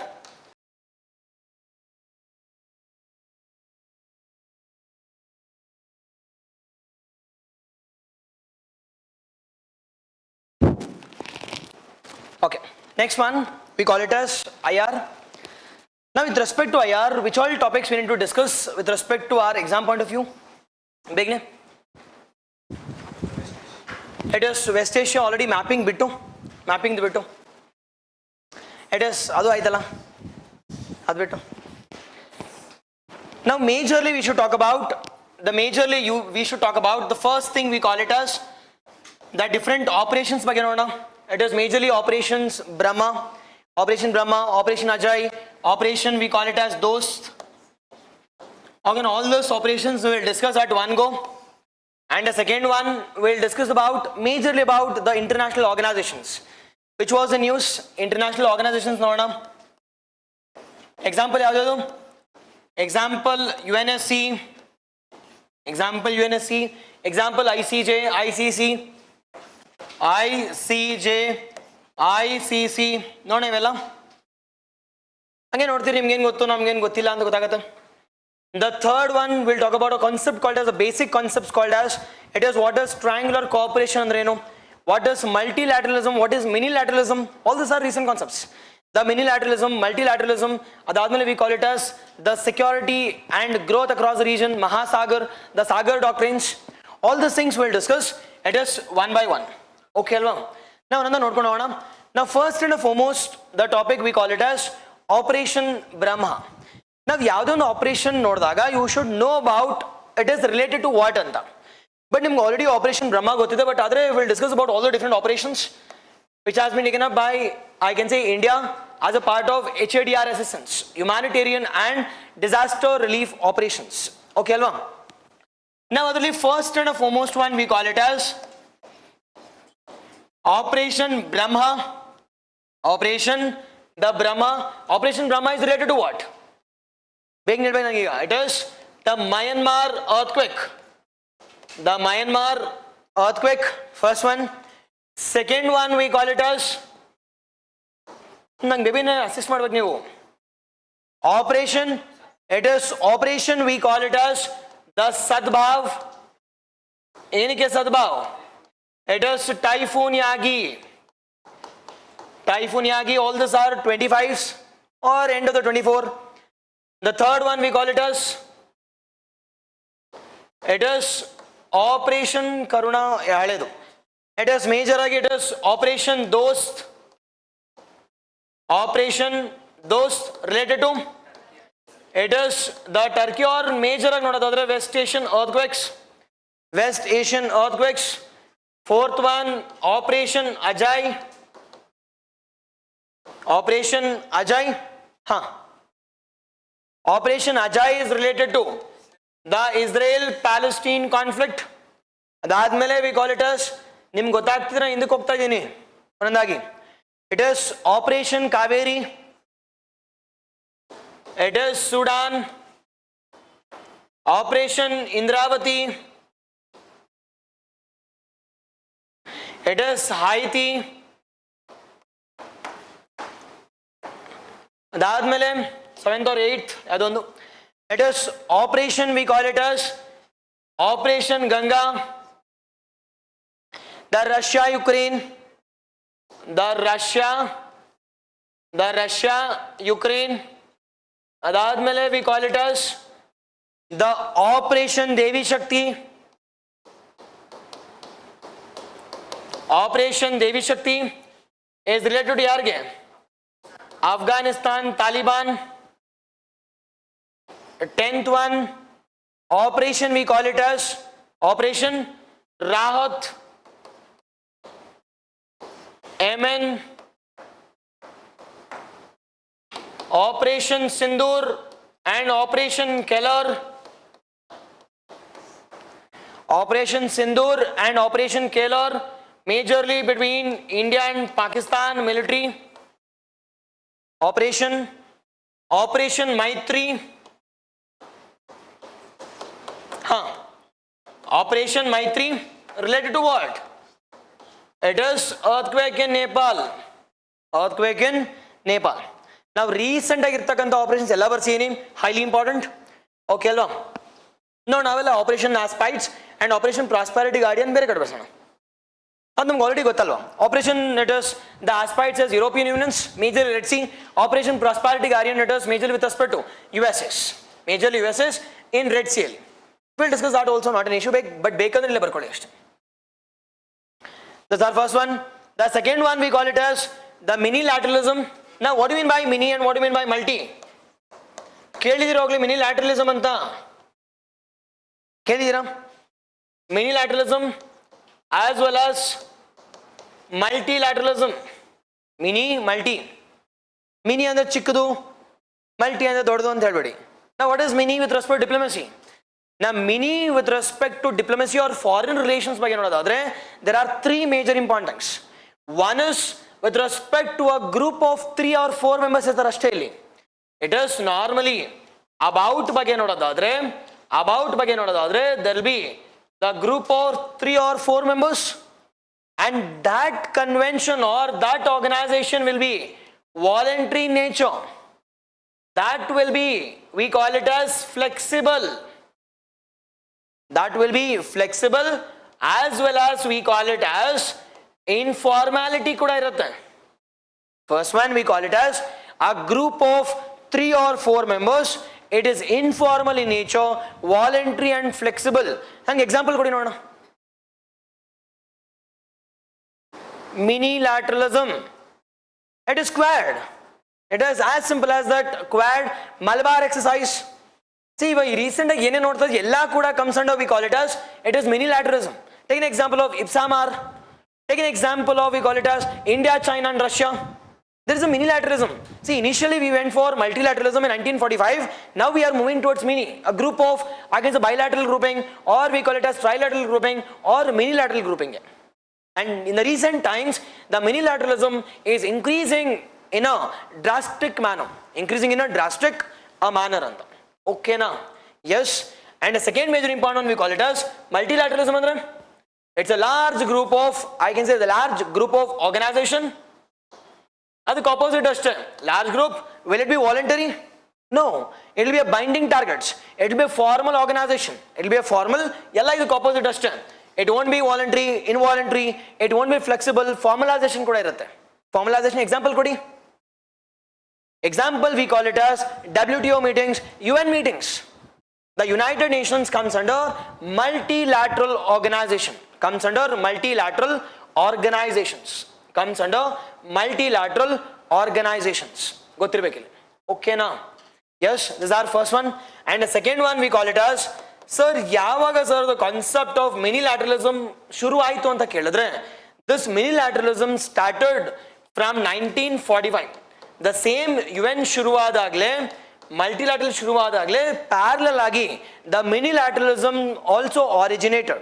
But problem enu antandre, in the recent times, it is showing a highly drastical increase. In the recent times, it is showing what? A drastical increase. And the third one we call it examples. Examples, examples silly. Example which includes Quad. Example which includes Quad, Malabar exercise, Ipsamar, all those things. Illi beku antandre. Example which includes UN bodies. Example which includes UN bodies. Sir, yavadadru body mini irtakantadu multi agidya. Yavadadru body, it was military, or I can say it was mini, and later it got converted into what? Multilateralism. It is, we call it as NAM. It is 5 members idro admele. It got converted into more than, we call it as 121 members idare. NAM, it also includes GATT. General Agreement on Trade and Tariff. Initially it was a minilateralism, and it later converted into what? It is multi. Okay now? Yes, comes under this. And in one difference, minilateralism discusses about specific related issues. The minilateralism deals with respect to specific issues, whereas multilateralism deals with respect to what related issues? The comprehensive related issues are being dealt here. The comprehensive related issues are being dealt. Comprehensive, the related issues are being dealt here. Okay now, see, Vella news then. This has all been spoken up by the finance or the foreign minister. We call it as S. Jaishankar. But adre ನೀವು ಓದಿರಲ್ಲ. ಏನಕ್ಕೆ ನೀವು ಓದೋದು ಒಂದೇ? ಓದಿದ್ರೆ ಹಿಂದೂ ಓದ್ತೀರಾ? ಇಲ್ಲ ಅದು ಇಲ್ಲ. ಇಲ್ಲ ಅಂದ್ರೆ ಮ್ಯಾಗಝಿನ್. ಅದು ಇಲ್ಲ ಅಂದ್ರೆ PT. ಓಕೆ. See, PT 365 ಅಲ್ಲಿ ಲಾಜಿಕಲ್ ಆಗಿ ನೋಡೋದಾದ್ರೆ, see, will he make the book bulkier or will he make it simpler? Now, simpler ಮಾಡ್ತೀರಾ ಅಂದ್ರೆ nothing but majority of the topics has been left out. ಗುರು ನನಗೆ ಅಂದ ಅರ್ಥ ಆಗ್ತಿಲ್ಲ. ಈಗ every month if it is 80 or 100 page ಇರ್ತಕ್ಕಂಥದ್ದು, how come it can reduce it to some, it is 80 for complete year? I am not criticizing, just a logic I am saying ಅಷ್ಟೇ. Okay ಅಲ್ವಾ? You can say that summary ಮಾಡಿ ಅಂತಾರೆ ಅಂತ. See, summary ಮಾಡಿದ್ರೆ ಅವನು ತಾನೇ useful, ನಿಮ್ಗೇನು useful? Okay. The next one we call it as the triangular cooperation. Now the triangular cooperation is nothing but it is a cooperation between the three important related issues. The three important, the related issues. One we call it as it is diplomatic. One we call it as diplomatic related cooperation. Diplomatic related cooperation. And the second one we call it as enhancing of security, that is defense. One is diplomacy, defense, and the third one we call it as economic cooperation. And this we call it as DDE and the DDE we call it as the diplomatic, defense and economic. Diplomatic andre we call it as diplomacy between the two countries. And second one we call it as defense andre enhancing the security. And the third one we call it as economic is nothing but enhancing the trade between the countries. Enhancing the trade between the countries we call it as anily. It is economic related relations. And this we call it as the trilateral cooperation. Example keltare. The trilateral cooperation, it is not between the three countries, rather it is between the three important areas of relations. We call it as the trilateral cooperation. Now recently trilateral cooperation has been taken up between three countries by India. One we call it as India and Japan, India and Sri Lanka, India and USA also. It is one we call it as India, Japan, India, Sri Lanka, India, USA. India, USA, the trilateral cooperation, focusing on diplomatic, focusing on defense, focusing on security, or we call it as economic aspect, simultaneously at one go. Simultaneously at one go, we call it as we call it as the trilateral cooperation. Sir, idinondu ಸ್ವಲ್ಪ idea ಕೊಡಿ ಅಂತ ಕೇಳಿದ್ರೆ ನೋಡಿ, ಇಲ್ಲಿವರೆಗೂ we had it was 2+2 dialogue. ಇಲ್ಲಿವರೆಗೂ we had only and only the 2+2 dialogue. Now 2+2 dialogue ಅಂದ್ರೆ ಏನು? One is defense and foreign, nothing but diplomacy, as well as we call it as it is foreign affairs andre we call it as diplomacy, and second one we call it as the defense minister andre security. Now there is an addition of we call it as the finance minister also, and this cooperation we call it as the trilateral cooperation we are seeing with respect to the recent news. ಅರ್ಥ ಆಗ್ತಿದ್ಯಾ? 2+2 dialogue ಇದ್ದಿದ್ದು ಇವಾಗ 3+3 dialogue ಆಗ್ತಿದೆ. 3+3 is nothing but addition of defense, the foreign affairs and finance minister also. Nothing but ನನಗೆ security diplomacy ಗಿಂತ I want economic growth, I want trade on day-to-day basis, and this concept we call it as the trilateral cooperation. This we call it as the trilateral, the cooperation anta. Okay, now between three important sectors. Now we have the trilateral with the three important countries. One we call it as India, Japan and India, Sri Lanka, and the third one we call it as India and USA also. India, Japan andre it is the capital is Tokyo, and Sri Lanka andre it is Colombo or Jayavardhanepura anta karitivi. It is Sri Jayavardhanepura is the capital of Sri Lanka, and the third one we call it as India, we call it as USA. USA recently the Quad meeting also took place. Gothirli. Okay, now done. The next one we call it as BIMSTEC. What is BIMSTEC? Bay of Bengal Initiative for Multi-Sectoral and Technical Cooperation, Technical and Economic Cooperation. Now, when it has been established, sir, it has been established in the year 1997 under a declaration called as Bangkok Declaration. 1997 ಅಲ್ಲಿ 1997 ರಲ್ಲಿ Bangkok declaration ಮೂಲಕ ಎಷ್ಟು countries establish ಆಯಿತು sir ಅಂತ ಕೇಳಿದ್ರೆ, or how many countries are part of this BIMSTEC? It is we call it as 7 countries. ನಾನು already ಹೇಳ್ಕೊಟ್ಟು ಹೆಂಗೆ ನೆನ್ಪಿಟ್ಕೋಬೇಕು ಅಂತ. It is Bangladesh, India, Myanmar, Sri, Lanka ಎಲ್ಲ ಆಯ್ತು. ಇಟ್ ಇಸ್ ಬಿಸ್ತೋರ್ಗು. ENC ಅಂತಂದ್ರೆ it is Nepal and Bhutan. The Nepal and Bhutan, nothing but 7 countries are a part of we call it as BIMSTEC. ಯಾವಾಗ ಎಸ್ಟಾಬ್ಲಿಷ್ ಆಯಿತು? ಎಷ್ಟು ಕಂಟ್ರೀಸ್ ಆಯಿತು? ಹೆಡ್ ಕ್ವಾರ್ಟರ್ಸ್ ಎಲ್ಲಿದೆ sir? It is headquarters is in Dhaka, we call it as Bangladesh. Headquarters is in Dhaka, Bangladesh allide. The first meeting of BIMSTEC took place at where? The first meeting of BIMSTEC which took place at Bangkok Declaration, Bangkok alli nadibekalva.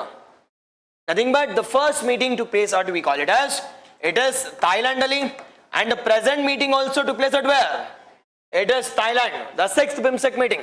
The 6th BIMSTEC meeting has been attended by the Prime Minister Narendra Modi in Bangkok. Highly and highly important.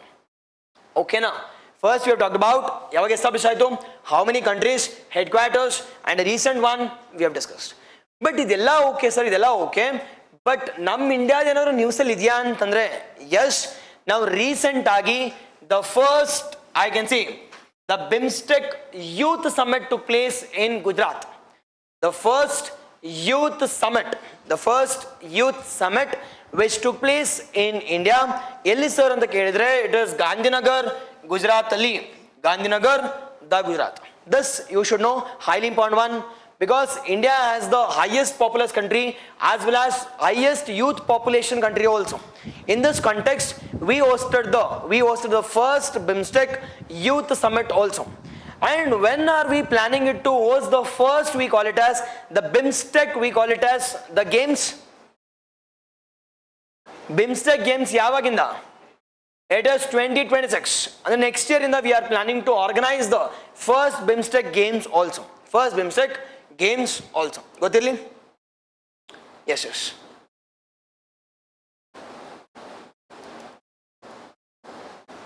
Okay. The next one we call it as International Organization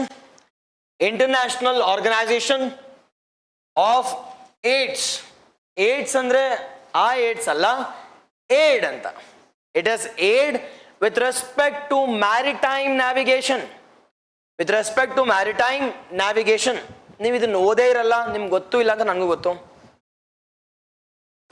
but highly important ಏನಕ್ಕೆ ಅಂತಂದ್ರೆ recent ಆಗಿ India has been elected as the vice president of this organisation.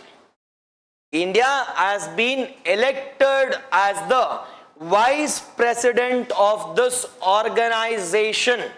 ನೆನ್ಪಿಟ್ಕೊಂಡಿರಿ, highly and highly important one. ಇಲ್ಲೇ ಎಲ್ಲ concept ಇದೆ. It's an international organization with respect to aid andre enu support. Aid is we call it as support. Aid we call it as the support anta karitivi. Support with respect to what? Support with respect to the marine navigation. Nothing but ocean alli navigate madbekadre who will be supporting or which organization will be supporting? And the organization we call it as International Organization with respect to aid in marine navigation anta. Marine navigation, sir, iವರು ಏನೇನು ಕೆಲಸ ಮಾಡ್ತಾರೆ sir ಅಂತ ಕೇಳಿದ್ರೆ, they provide the comprehensive function related to the maritime navigation, which includes safety ಆಗಿರ್ಬೋದು, enhancing safety, security, the providing of food or providing of disaster or emergency rescue. All these things are being done by this organization. But the major news, sir, ee varsha news enikittu anta kelidre, this meeting or I can say international organizations AIDS meeting which took place recently at where? Singapore alli. Now Singapore alli India has been elected as the vice president of this organization. It is the session which took place at Singapore,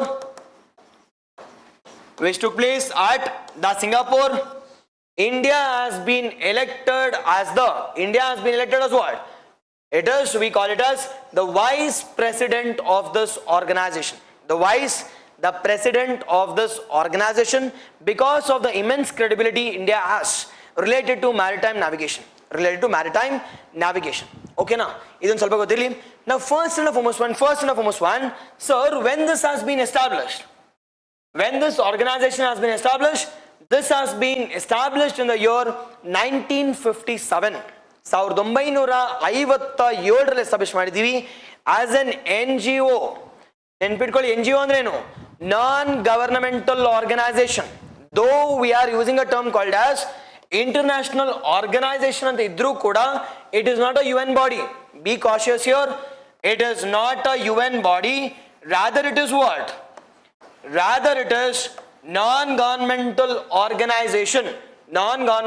organization. Either the main objective ಏನಪ್ಪಾ? What's the main objective? The comprehensive safety and security at where? At the oceans. The comprehensive safety and security is being provided in the oceans, and the headquarters is located in France. And the headquarters of this international organization with respect to, we call it as it is marine navigation, which has been, or recent meeting took place in Singapore, but headquarters France alide. When it has been established 1957, followed by comprehensive dealing with respect to, it is safety and security with respect to marine navigation.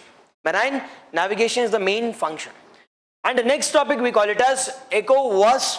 Now what is the ECOWAS? Economic,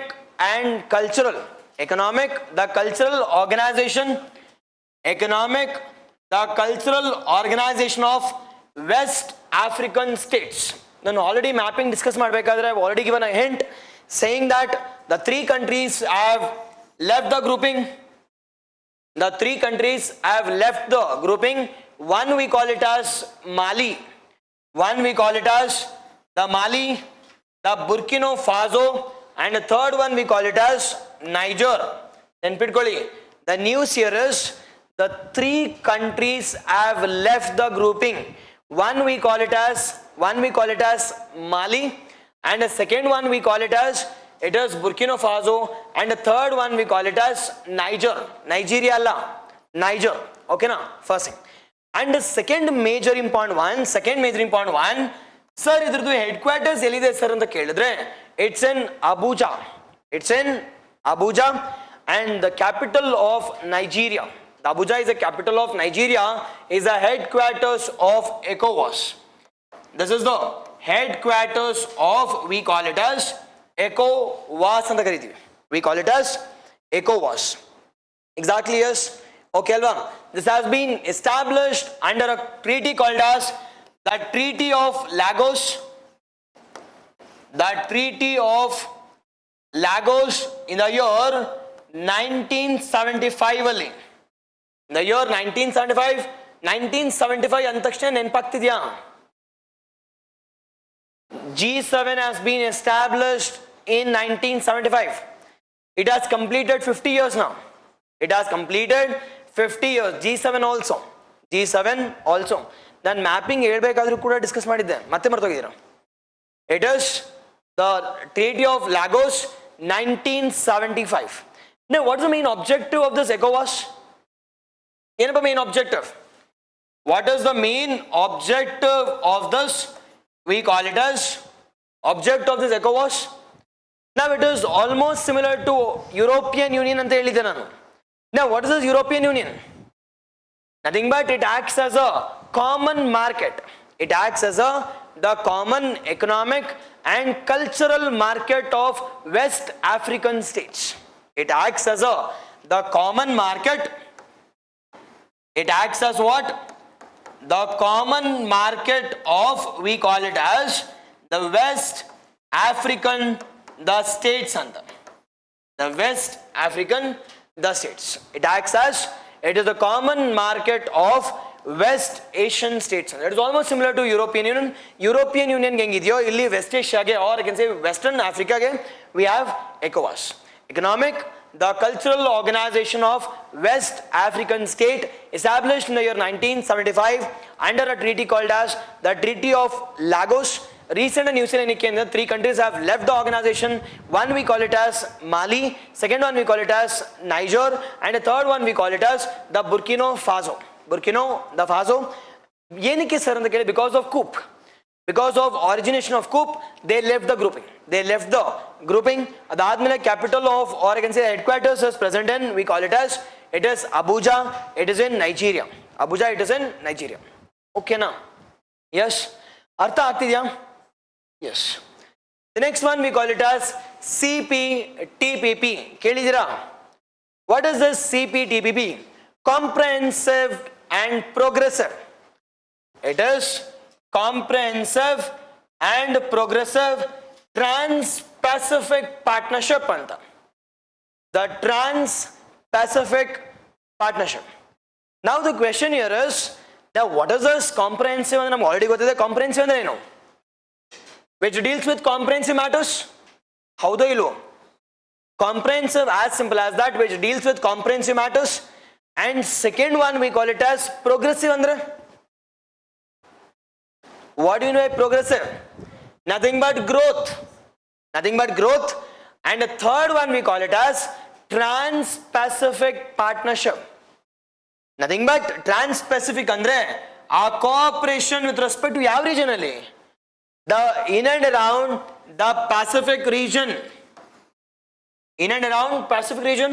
This is Pacific. Yes or no? Now it's okay, sir, but now they have violated a rule and they have added United Kingdom to this grouping. Is UK a part of Trans-Pacific? No, they're a part of Europe alva. Now despite this, UK has become Despite this, UK has become the first European to join the Trans-Pacific Partnership Organization. UK has become the first European organization to join this Trans-Pacific Partnership Agreement. Trans-Pacific Partnership Agreements. Okay now? Yes. Now sir, it's okay sir. But in Trans-Pacific Partnership, sir, normally we have 12 countries. Normally we have 12 countries. The first one we call it as Canada. Observe it is Canada. Second one we call it as Mexico. USA has left the grouping. USA is not a part of Trans-Pacific Partnership. They have left the grouping. Second and the third one we call it as yav country though. It is we call it as Peru. Peru. Adadmele we call it as the Chile. Nala country aita. In Miki the end country I'll not back nanili. Now with respect to Italy, Australia, New Zealand, Araito. Are not back. Okay, now one we call it as the Malaysia, Singapore. Malaysia, Singapore, adadmele, it is we call it as the Vietnam. It is Malaysia, Singapore, Vietnam, Philippines, adadmele, it is Japan, and we call it as the South Korea. Okay, total like 12 countries are a part of this. I can say it borders with Pacific. It borders with Pacific Ocean, the 12 countries.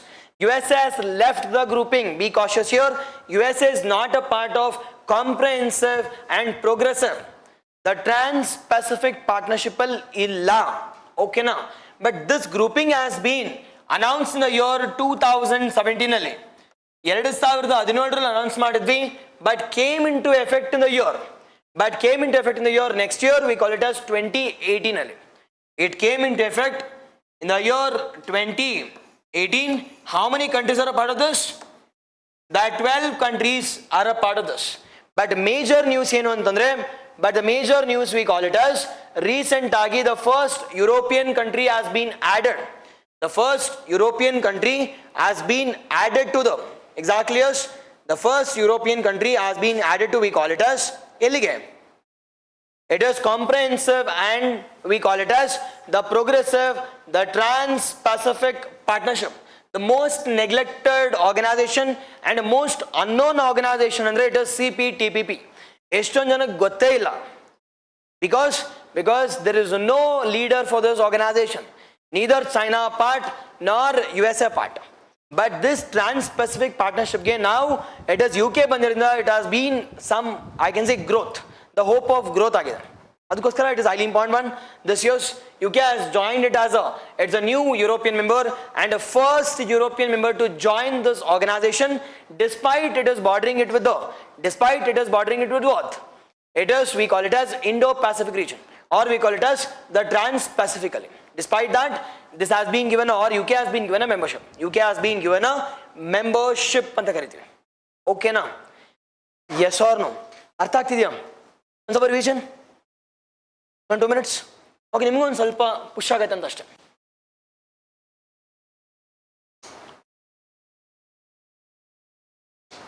Okay. Okay alva? Now some 2 minutes pat padanta. First we call it as operations ಬಗ್ಗೆ ನೋಡಿದ್ವಿ. Operation Brahma, at least direct one. It is Myanmar. It bitu na beja nodidvi. It is Operation Devi Shakti, Operation Dost, Operation Ajay, Operation Sadbhav, and we have discussed about Operation Maitri, Operation Rahat, Operation Kaveri, Operation Ganga, Operation Indravati. Yes or no? At least okay na major flying marboda. Yes. The next one we call it as Minilateralism ಬಗ್ಗೆ ನೋಡಿದ್ವಿ. Minilateralism is informal in nature, flexible as well as voluntary in nature also. Okay, it is group of 3 or 4 members. It is informal nature. Examples we call it as the Quad, IPSAMAR, you will not. Next one we call it as triangular cooperation. India has a triangular cooperation with the 3 countries. One we call it as India, Japan, India, USA, and India, Sri Lanka. India, the Sri Lanka, major the ties with respect to 3 important relations. That is 2 is being enhanced to the 3. Nothing but defense, followed by diplomacy, and third one we call it as economy. We call it as economy. ಇದ್ರ ಬಗ್ಗೆ ನೋಡಿದ್ವಿ. And next one we call it as BIMSTEC. It is 1997 organization under Bangkok Declaration. The recent one took place at where? Thailand only. The first and recent one took place at Thailand, and headquarters is located in where? It is Dhaka, and it includes 7 countries, majorly from Bay of Bengal bordering countries, excluding Nepal and Bhutan. Nepal and Bhutan does not borders with, we call it as Bay of Bengal. Despite that, they have been added as what? They have been added as member of, we call it as BIMSTEC. We call it as BIMSTEC. Nothing but this BIMSTEC act as a bridge between South Asia as well as Southeast Asia. South Asia as well as the Southeast Asia. Okay now. The next one we call it as international organization with respect to AIDS. We call it as the Maritime we call it navigation. See time idira inna ella discuss ಮಾಡಬಹುದಾಯಿತು. It is you could have discussed about, we call it as it is UNCLOS ಬಗ್ಗೆ, ಅದಾದ್ಮೇಲೆ international ಸೀಬೆಡ್ authority, ಮತ್ತೆ 6000. See ಅವೆಲ್ಲ discuss ಮಾಡಬಹುದು. See it's not about ನನ್ನ knowledge ಎಷ್ಟು ಅಂತ ತೋರ್ಸಕ್ಕಲ್ಲ, it is which is important from your exam point of view I am discussing it. See ಎಲ್ಲದಕ್ಕೂ 10 topic discuss ಮಾಡಬಹುದು, ಅದು ನಾನಂತೂ ಎಷ್ಟು ಬೇಕು ಡಿಸ್ಕಸ್ ಮಾಡ್ಬೋದು, ಬಟ್ ನಾಟ್ ರಿಲೆವೆಂಟ್. ಸಿ ನನ್ನ ನಾಲೆಜ್ನ ತೋರಿಸಿ ನಾನೇನು ಮಾಡಲಿ, ಬಟ್ ನನಗೆ ಅನ್ಸುತ್ತೆ ಇದೆಲ್ಲ ಮಾಡಬೇಕು ಅಂತ, ಬಟ್ ಆದರೆ it's I resist and which is most important I discuss. ಓಕೆನಾ? It is ECOWAS. Again ECOWAS ಬಗ್ಗೆ ಡಿಸ್ಕಸ್ ಮಾಡಬೇಕಾದ್ರೆ I could have discuss about European Union, African Union ಎಲ್ಲ ಎಷ್ಟಾಯ್ತು ವಿದಿನ್ 2 minutes. 1993 ಇದು again we call it as Maastricht treaty, head quarters ಎಲ್ಲಿದೆ? It is Brussels, Belgium ಮುಗೀತು. 27 countries done. ಅದೇ ರೀತಿ African Union, it is head quarters, it is 2012 African union, 55 members, head quarters we call it as Addis Ababa, done again. See ಇದನ್ನು ನೀವು ಮಾಡಬೇಕು. I would have discuss either some or the way. It is ECOWAS ಗೊತ್ತಿರಬೇಕಿಲ್ಲ. 1975 ಅಲ್ಲಿ ನಾವು 1975 ಅಲ್ಲಿ ಮೊನ್ನೆ discuss ಮಾಡಬೇಕು mapping ಅಲ್ಲಿ discuss about G7 also. The group of 7, group of 8 ಇರೋದು 7 ಆಯಿತು. ಹೆಡ್ ಕ್ವಾರ್ಟರ್ಸ್ ಎಲ್ಲಿದೆ G7? No headquarters. G7 does not have no headquarters, or I can say does not have headquarters. Group of 7 ಬಗ್ಗೆ ನೋಡಿದ್ವಿ. Canada, USA, France, Germany, Italy, followed by UK, followed by Japan. ನೋಡಿದ್ವಿ. 50 years Italy ಬಗ್ಗೆ ನೋಡಿದ್ವಿ. And India has been invited as the chief guest also, or we call it as special invitee. ನೋಡಿದ್ವಿ. It is CPTPP. It is comprehensive and progressive trans-Pacific partnership. See ನೀವು ಬಂದಾಗ ಇವೆಲ್ಲ ನೋಡ್ತಿರ್ಬೇಕು ನೀವು ಇಲ್ಲಿ. It's not difficult, but you guys are not revising it. ಸುಮ್ಮನೆ ಓದ್ತಾ ಇದ್ದೀರಾ. ಏನು ಗೊತ್ತಾ, ಒಂದು ಇಟ್ ಇಸ್ ಹೈಲೈಟರ್, ಒಂದು ಇಟ್ ಇಸ್ ರೆಡ್ ಪೆನ್, ಒಂದು ಬ್ಲ್ಯಾಕ್ ಪೆನ್, ಒಂದೊಂದು ಹೈಲೈಟ್ ಅಂದರೆ ಹೈಲೈಟ್, ಆಮೇಲೆ ರೆಡ್ ಜೆಲ್ಲಲ್ಲಿ, ಆಮೇಲೆ ಇನ್ನೊಂದು ಪೆನ್ನಲ್ಲಿ. ಸೊ ಇಲ್ಲಿ ಏನೂ ಹೋಗ್ತಾ ಇಲ್ಲ ಅಂತಂದ್ರೆ ಎಷ್ಟು ಪೆನ್ನಲ್ಲಿ ಮಾರ್ಕ್ ಮಾಡಿದ್ರೆ ಏನಂತೆ? Yes or no? According to me, if you are not understanding anything, don't read. Why are you forcing your brain to read?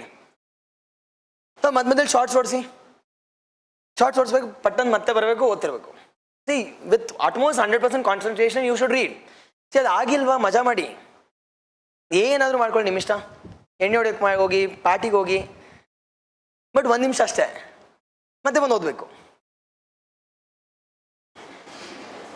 ಇಲ್ಲಾಂದ್ರೆ ಎಣ್ಣೆ ಹೊಡ್ಕೊಂಡು ಓದ್ತಿರೋದ್ರೆ ಓದಿ, ನಿಮ್ಮ ಇಷ್ಟ. ಚಂದ್ರಲೇಔಟಲ್ಲಿ ಎಷ್ಟು ಸ್ಪೆಸಿಮೆನ್ಸ್ ಇದೆ ನಿಮ್ಗೆ ಗೊತ್ತಿಲ್ಲ ಇನ್ನು. ಓಕೆ, ಎಣ್ಣೆ ಹೊಡ್ಕೊಂಡೆ ಓದ್ತಿರ್ತಾರೆ, ನೈಟೆಲ್ಲ ಓದ್ತಿರ್ತಾರೆ, ಹಗ್ಲತ್ತು ಮಲ್ಕೋತಾರೆ. ಓಕೆ, ಬಟ್ ಏನಾದರೂ ಮಾಡಿ, but enjoy the reading and do that. But ಏನೋ ಎಕ್ಸಾಮ್ ಇದೆ, ಒಂದು ವಾರ ಇದೆ, ಇವಾಗ ಓದ್ಬಿಡ್ತೀನಿ, ದಬಾಕ್ಬಿಡ್ತೀನಿ, ಲಕ್ಷ್ಮೀಕಾಂತ್ ಓದ್ಬಿಡ್ತೀನಿ ಅಂತಂದರೆ ಯು ಕ್ಯಾನ್ ಡೂ. ಈ ವಾರದಲ್ಲಿ you can't even change a dress which you are wearing. ಅಷ್ಟೇ ಟೈಮ್ ಇಲ್ಲ. And you will think that okay, ಒಂದಿಂದಲಿ ಅಲ್ಲಿ ಬಿಕಮ್ ಏನಂದ್ರೆ 12th ಫೇಲ್ ಥರ ನಾನು ಓದ್ಬಿಟ್ಟು ಒಂದೇ ವಾರದಲ್ಲಿ I become IPS. Okay,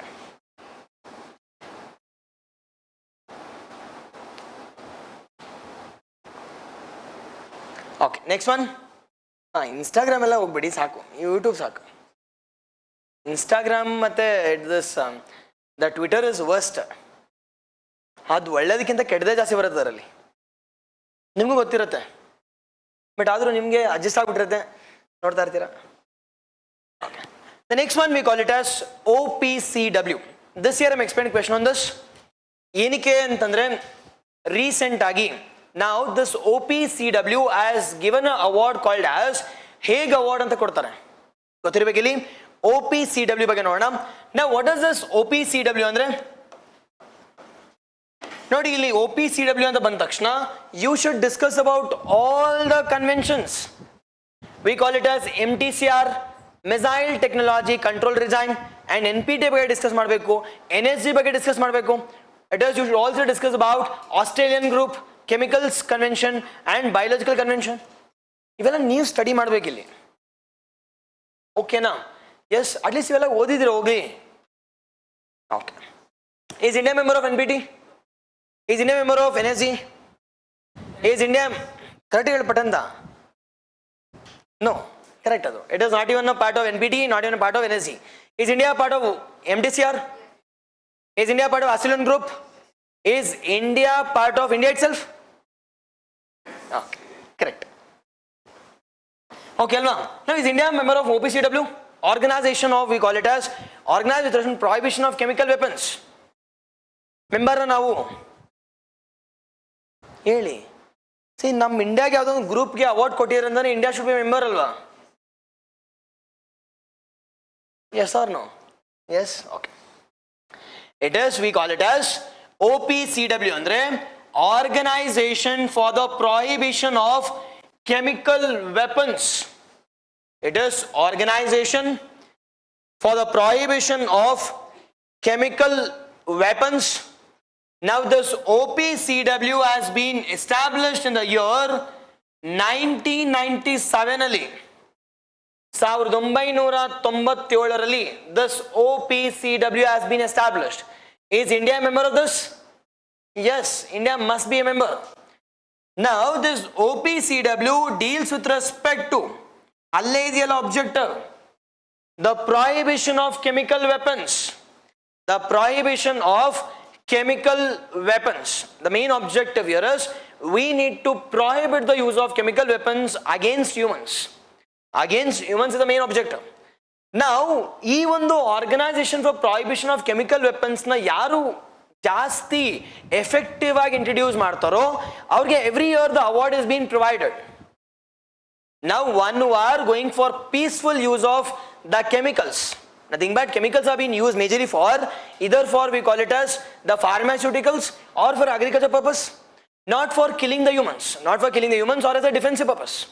Now anta countries ge award kodtare, and that award has been established in the year 2014, and that award we call it as Hague Award anta. And that award, this OPCW has established a award, and this award is being provided every year, and this award has been established by OPCW ಯಾವಾಗಪ್ಪ ಅಂದ್ರೆ 2014ರಲ್ಲಿ, in the year 2014. Now since 2014, this we call it as this Hague Award has not been given to any of the chemicals industries. This has not been, understand my word here, this Hague Award ಇಲ್ಲಿವರೆಗೂ ಯಾವುದೇ ಒಂದು chemical industry ಕೊಟ್ಟಿಲ್ಲ. But ಆದರೆ for the first time this has been given to India's Chemical Council ಕೊಟ್ಟಿದ್ದಾರೆ, and that too in the year 2024 ಅಲ್ಲಿ this has been given to India, and that we call it as Indian Chemical Council. Indian Chemical Council ge for the first time this award has been recognized. For the first time this Hague Award has been given to the Indian Chemical Councils by OECD for the year 2024. Now what is the importance of this award? What is the importance of the award? Award we call it as this has been provided to the countries one who are using the chemicals for a peaceful purpose, not for defensive purpose. Not for defensive purpose, first thing.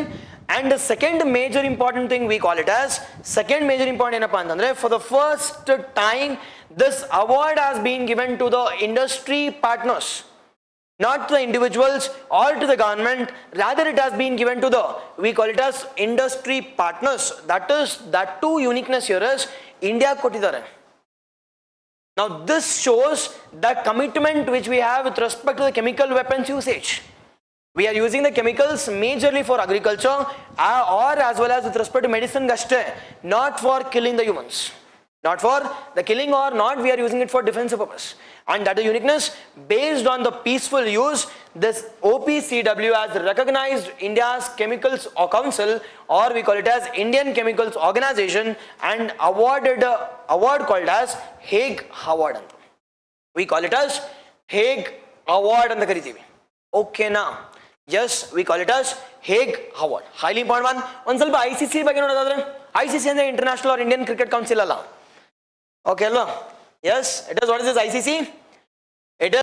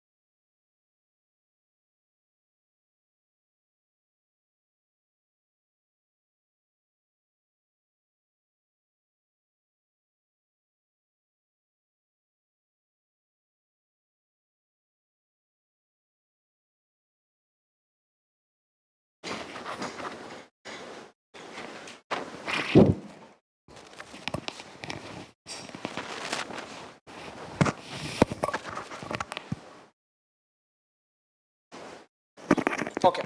Okay alva. The next one we call it as,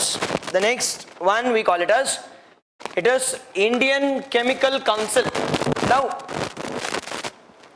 what is this Indian Chemical Council? Now when it has been established, at least it functions under which ministry? It is Ministry of Chemicals and Fertilizers. Now this has been established in the year 1938 and a Ministry of the Chemicals and Fertilizers and a Ministry of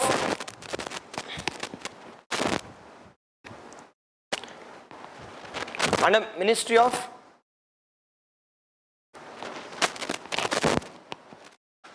the Ministry of Chemicals and Fertilizers, okay now, and the Ministry of Chemicals and Fertilizers in the year 1938. Sir, Indian Chemical Council idiyala, what is this unique feature of this Chemical Council anta kelidre, this Chemical Council represents 80% of chemical manufacturers of India ante, and that is highly important one. This Chemical Council represents 80% of what?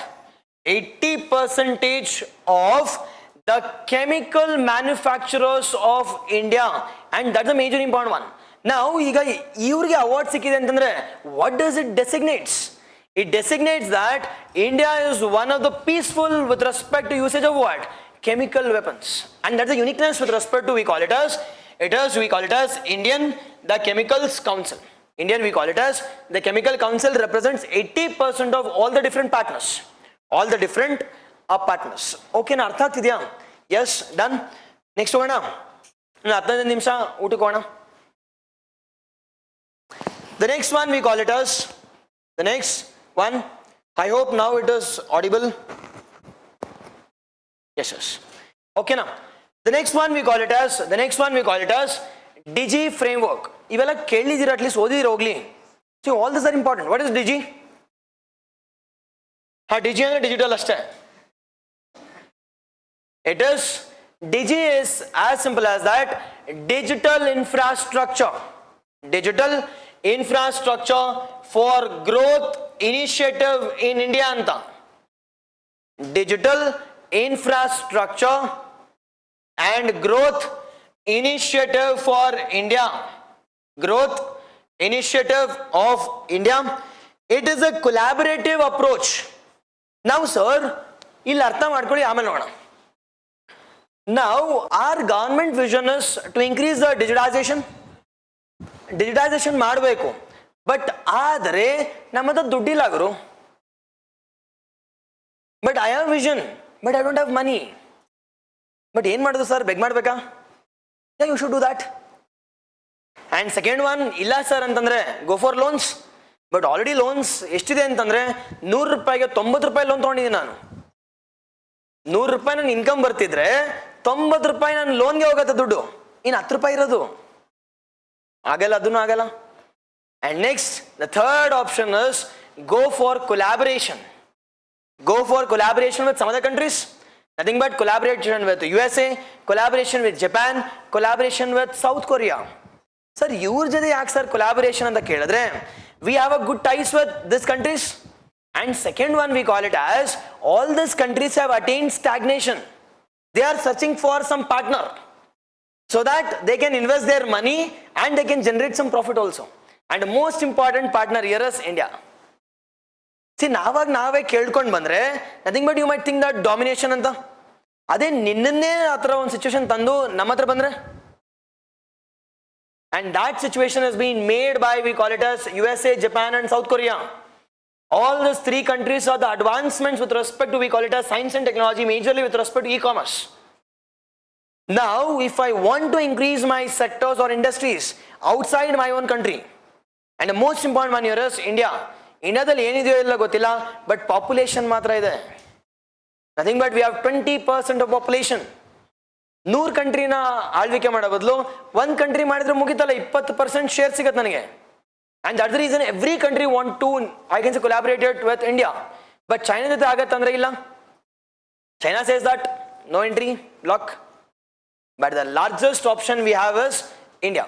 But ಅದಕ್ಕೋಸ್ಕರ now India is collaborating it with all these countries. One is USA, one is we call it as the Japan, one we call it as South Korea. These three countries jothe collaborate ಮಾಡಿ we are raising a fund from yarinda? It is the private players of that country to go for infrastructure in India. ಯಾವ್ದ್ರ infrastructure sir ಅಂತ ಕೇಳಿದ್ರೆ basic internet, optical fiber. ನಾವು internet use ಮಾಡ್ತಿದೀವಲ್ಲ 5G 4G ಅಂತ, it is actually 2G ಅಂತೆ. ಇದು ನಾನೇ ಹೇಳ್ತಾ ಇಲ್ಲ, it has been said by, we call it as international telecommunication union ಅವರು. But we are claiming it as 4G 5G ಅಂತ. But 4G 5G should never have a latency, ಅಂದ್ರೆ speed ತುಂಬಾ ಜಾಸ್ತಿ ಇರಬೇಕು, ಡಿಲೇನೇ ಆಗ್ಬಾರ್ದು, ಬಫರಿಂಗ್ ಆಗ್ಬಾರ್ದು. ಬಟ್ ಆಗ್ತಿದೆ ಅಂದ್ರೆ okay now. So all this, to increase our digitization, we are going for collaboration, and this we call it as DG framework. The framework gotirli idra ಬಗ್ಗೆ. All these are recent issues. DG andre it is digital infrastructure, to enhance the digital infrastructure. We are going for, I can say, growth initiative for India. Sir, with respect to digital ಹೋಗಬೇಕು ಅಂತಂದ್ರೆ what all things we need to discuss here? What all things we need to discuss with respect to a digital India mission? First, digital India mission, the first one we call it as the first one you should talk about digital India mission. The digital India mission which has been launched by Yavaga, which has been launched by 2015, Digital India Mission. Adadmele we call it as DigiLocker. All these are major important and flagship schemes of Government of India. DigiLocker initiative. Adadmele Umang. Kelidira? ಮತ್ತೆ ಹೇಳಿ ಏನೊಂದಿದು? ನಂಗೆ ಬೇಡ. ಉಮಾಂಗ್ ಅಂದ್ರೆ ಏನು? It is, we call it as unified mobile application for new governance. Unified mobile application for new governance. ನೀವು ಹೇಳಿದ objective ಅಂತ ಈಗ ಅಂತು. Nothing but integrating of all the services. We call it as unified mobile application ಮೂಲಕ for a new governance. The governance ಅಂತ ಹೇಳ್ತೀವಿ ಉಮಾಂಗ್. ಅದೇ ರೀತಿ we call it as, it is the grievance redressal ಗೋಸ್ಕರ ಯಾವ ಇನಿಷಿಯೇಟಿವ್ ಇದೆ? It is centralized portal. CP grams ಕೇಳಿದಿರಾ? It is CP grams. Centralized portal for grievance redressal and mechanism system anta. Grievance redressal mechanism, the system, ivella most important one. And most important one we call it as we have established a fund called as USOF. What is this USOF andre? Universal Service Obligation Fund anta. Now this USOF has recently been renamed as Bharat Nidhi anta. Nidhi andre nidhigalnella idalla. Nothing but a fund, majorly for the development of infrastructure. Majorly for the development of infrastructure, we call it as Bharat Nidhi. Bharat Nidhi, no, Bharat Nidhi no, Bharat Nidhi also. And the next one we call it as Bharat Nidhi aitu. Adadmele we call it as Bharat Net Project. Bharat Net a project. What is this Bharat Net project? Begin.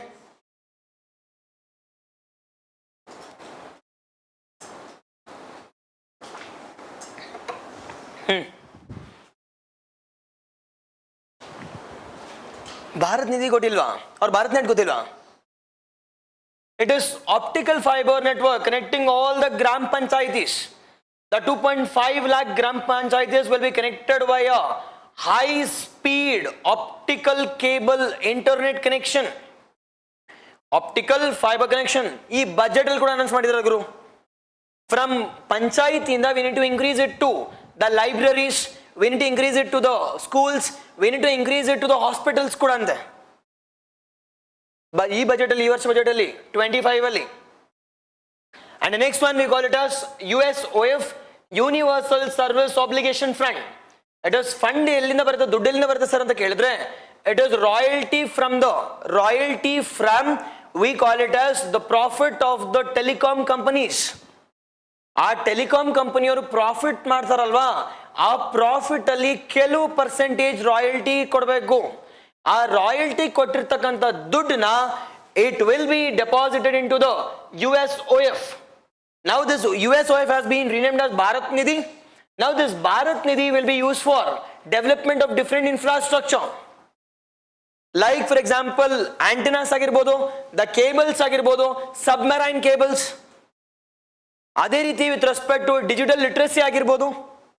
All this are been undertaken. But ಇವೆಲ್ಲ ಇದ್ರೂ ಕೂಡ ನಮಗೆ why are we going for Digi framework?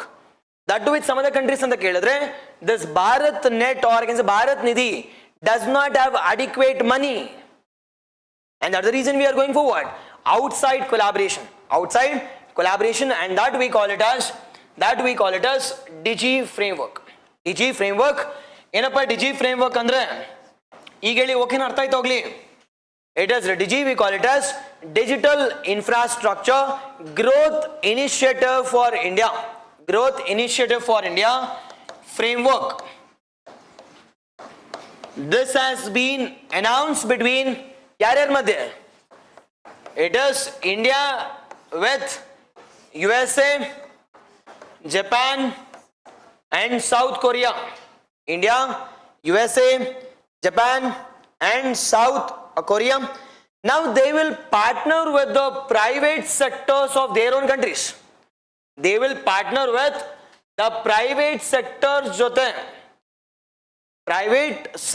jothe collaborate ಮಾಡಿಕೊಂಡು they will be developing what? They will be developing infrastructure. Infrastructure in India. They will be developing an infrastructure in India. Now ಯಾವ infrastructure connect ಮಾಡ್ತಾರೆ sir ಅಂತ ಕೇಳಿದ್ರೆ majorly with respect to internet, we call it as towers, the satellite based internet, and the next one we call it as satellite based internet aitu. Adadmele we call it as the submarine cables. The cables. Adadmele it is people's literacy is also being generated. The people's literacy is also being provided. Yes, the people's literacy is also being provided. Okay alva? Yes, gothirbekiಲ್ಲಿ Bharat Nidhi, perfect CP grams. Adadmele it is PM Vani also. ಏನು PM Vani ಅಂದ್ರೆ ಕೇಳಲ್ ಹೋಗ್ಲಿ ಹೇಳಿ ಮತ್ತೆ at least objective ಏನದ ಅದಾದ್ರೂ ಹೇಳಿ full form okay ಬೇಡ PM ವಾಣಿ ಆದ್ರೂ ಹೇಳಿ ವೆದರ್ ವೆದರ್ ಅಂದ ತಕ್ಷಣ ಮುಗ್ದಾಯ್ತು ವೈಫೈ ಆಕ್ಸೆಸ್ ನೆಟ್ವರ್ಕ್ ಇಂಟರ್ಫೇಸ್ ಅಂತ ಪ್ರಧಾನ ಮಂತ್ರಿ wifi access network interface exactly yes perfect okay now it is Wi-Fi access the network interface will be established again with respect to Wi-Fi establishment public Wi-Fi idu public Wi-Fi whereas this we call it as BharatNet is majorly for it is 2.5 lakh panchayats with optical connection ಮೂಲಕ 100 Mbps speed ಅಲ್ಲಿ ಇರುತ್ತೆ 100 Mbps but ಗೊತ್ತಿಲ್ಲ ಎಷ್ಟರ ಮಟ್ಟಿಗೆ ಸರಿ ಇದೆ ಅಂತ it has 100 Mbps speed the broadband connection now it has been extended to the hospitals schools also under this budget union budget 2025-26 ಅಲ್ಲಿ union budget 2025-26 ಅಲ್ಲಿ ಕೂಡ yes okay now the next one we call it as ಒಂದು ಸ್ವಲ್ಪ ಗೊತ್ತಿರಲಿಲ್ಲ ಒಂದು ಸ್ವಲ್ಪ technology ಬಗ್ಗೆನೂ ಒಂದು ಸ್ವಲ್ಪ ಅಪ್ಡೇಟ್ ಆಗಿರಿ it is international cooperative alliance.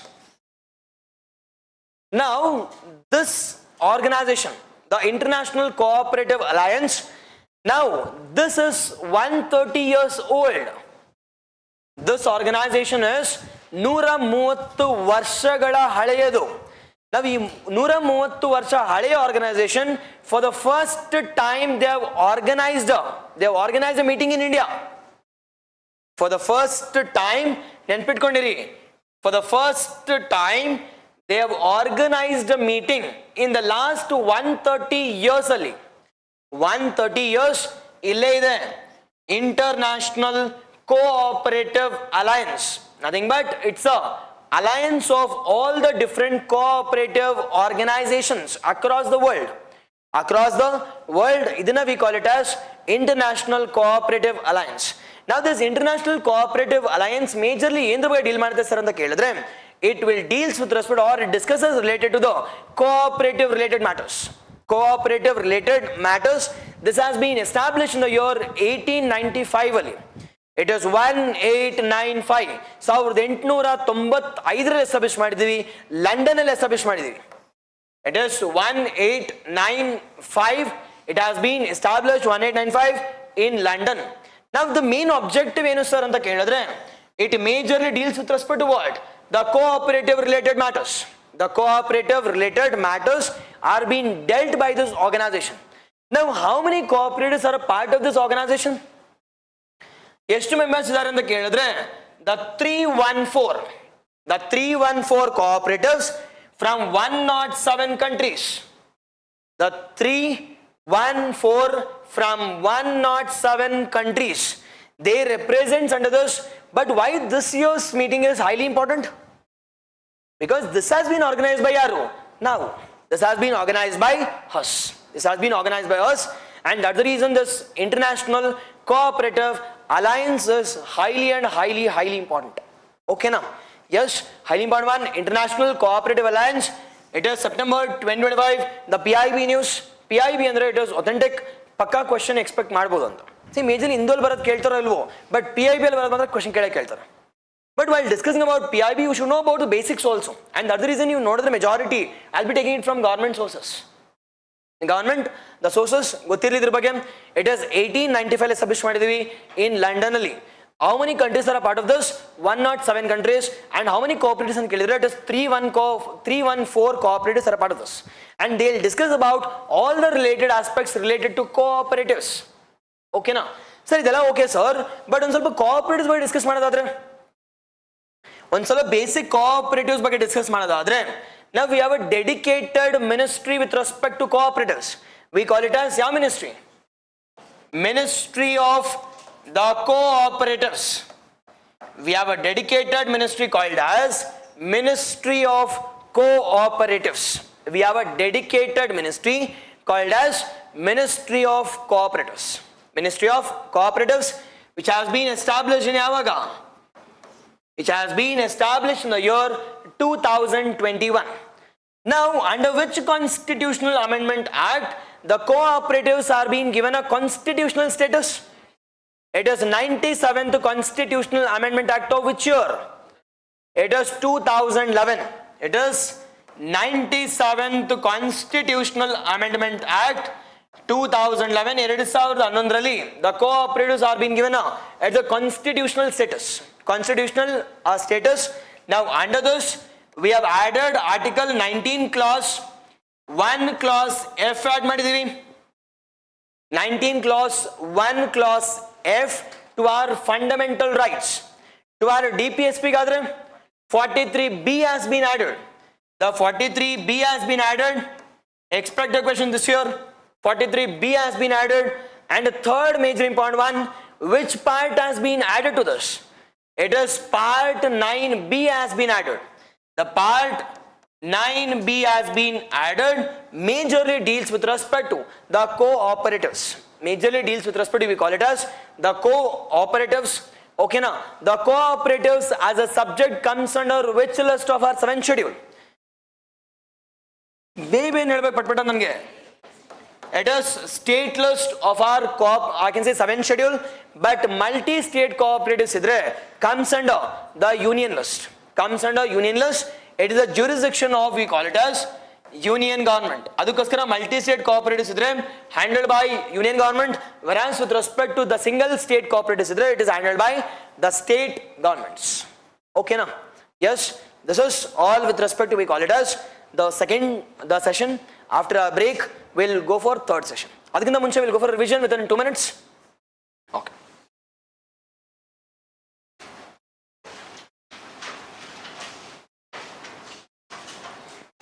Okay, ಇಂದೆಯಿಂದ ಮುಂದಕ್ಕೆ ಹೋಗೋಣ. Okay.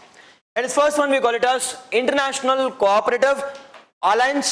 Okay ಅಲ್ವಾ? ಯಾವಾಗ ಎಸ್ಟಾಬ್ಲಿಷ್ ಆಗಿದೆಯಪ್ಪ? It is 1895 London ಅಲ್ಲಿ. How many members are part of this? It is 107 countries, 314. Okay na? And cooperative by kuda basics namak gotayitu. And this year is being hosted by it is India after 130 years. After 130 years of establishment. The next one we call it as Digi framework. How many countries are partners of this? 3. It is USA, Japan, South Korea. Majorly it is infrastructure. Adadmele we have discussed about ICC. Majorly it is OPCW. It is organization with prohibition of chemical weapons. It is this year Hague Award has been given to yarge. It is ICC. It is Indian Chemical Council. 80% represent ಮಾಡ್ತಿದ್ದಾರೆ. 80% representation award has been given. CPTPP, UK has been joined 2017, 2018 ಗೆ force ಬರುತ್ತೆ. USA is not a part of this. USA is not a part of this. Okay na? Highly important. Adadmele we call it as ECOWAS. ECOWAS andre we call it as Economic Cultural Organization of West African States. The 3 countries left the parting, nothing but Niger, followed by Mali and Burkina Faso. Capital illidappa antandre it is Abuja. It is we call it as Nigeria. It is 1975 ಗೊತ್ತಿರಬೇಕು. Next one we call it as aid with respect to, I can say, maritime organization. It is, we call it as the Singapore naditu. It is India has become the vice president, France followed by 1957 NGO ಗೊತ್ತಿರಲಿ. Major comprehensive maritime related one BIMSTEC we are ನೋಡುತ್ತೆ. Okay ಅಲ್ವಾ? Yes. Now we'll go for a break and after this we'll continue rest. ಎಷ್ಟಾಗುತ್ತೆ ಗೊತ್ತಿಲ್ಲ. We'll continue for 2 more hours. ಇದಾದ್ಮೇಲೆ ಎಷ್ಟಾಗುತ್ತೋ ಅಲ್ಲಿ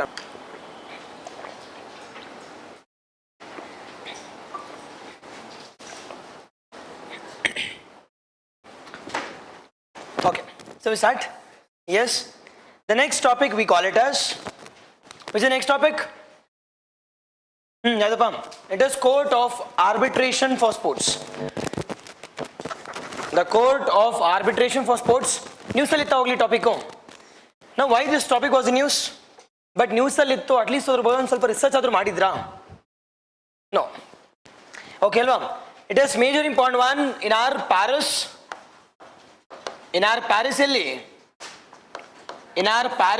Olympics. It is Vinesh Phogat has been disqualified.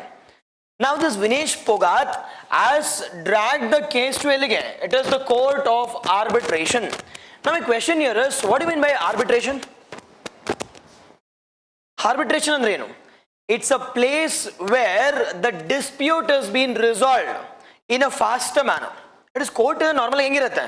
It will take procedures and it will take time also. But with respect to arbitration antandre, it is nothing but it's a third party who will be handling the case, independent member also, and they'll be taking up this case in a fast manner. The fast manner, they'll be resolving the dispute. They'll be resolving what? They'll be resolving a dispute. Now, really context ಏನಪ್ಪಾ ಅಂದ್ರೆ court of arbitration related to sports. Now, this court will take up only and only the cases related to what? Any related issues related to a specific, we call it as the sports game. Now, this court of, I can say, arbitration for sports, which has been established in the year, we call it as 1984. Now, 1984 ಅಂದ ತಕ್ಷಣ ನೆನಪಾಗ್ತಿದ್ಯಾ? From our India perspective, it is death of Indira Gandhi alva. The death of Indira Gandhi, howdo ilvo, and a shift of government also in the year 1985. And that you should remember, in the year 1984 we have created, our international organization has created a body called as the Court of Arbitration to resolve the disputes related to sports. It is to resolve the disputes related to anything, related to, we call it as major agi sports game. First, it has been created in the year 19, we call it as 84 and the second one, it has been established, or headquarters is established in Headquarters is established in, we call it as the Switzerland. Headquarters, we call it as Switzerland. Now, what is the objective of this Court of Arbitration? ಏನಪ್ಪ ಇದ್ರದ್ದು ಮುಖ್ಯ ಉದ್ದೇಶ ಏನಿದ್ರದ್ದು? The main objective. The main objective here is exactly how you will, it is resolving of disputes. Resolving of the disputes related to yenike, related to sports. Resolving of, we call it as the disputes, majorly we call it as the sports anta matartivi. The sports, okay alva? One ಸ್ವಲ್ಪ factuals ನೋಡೋದಾದ್ರೆ, you should know about, we have 300 arbitrators.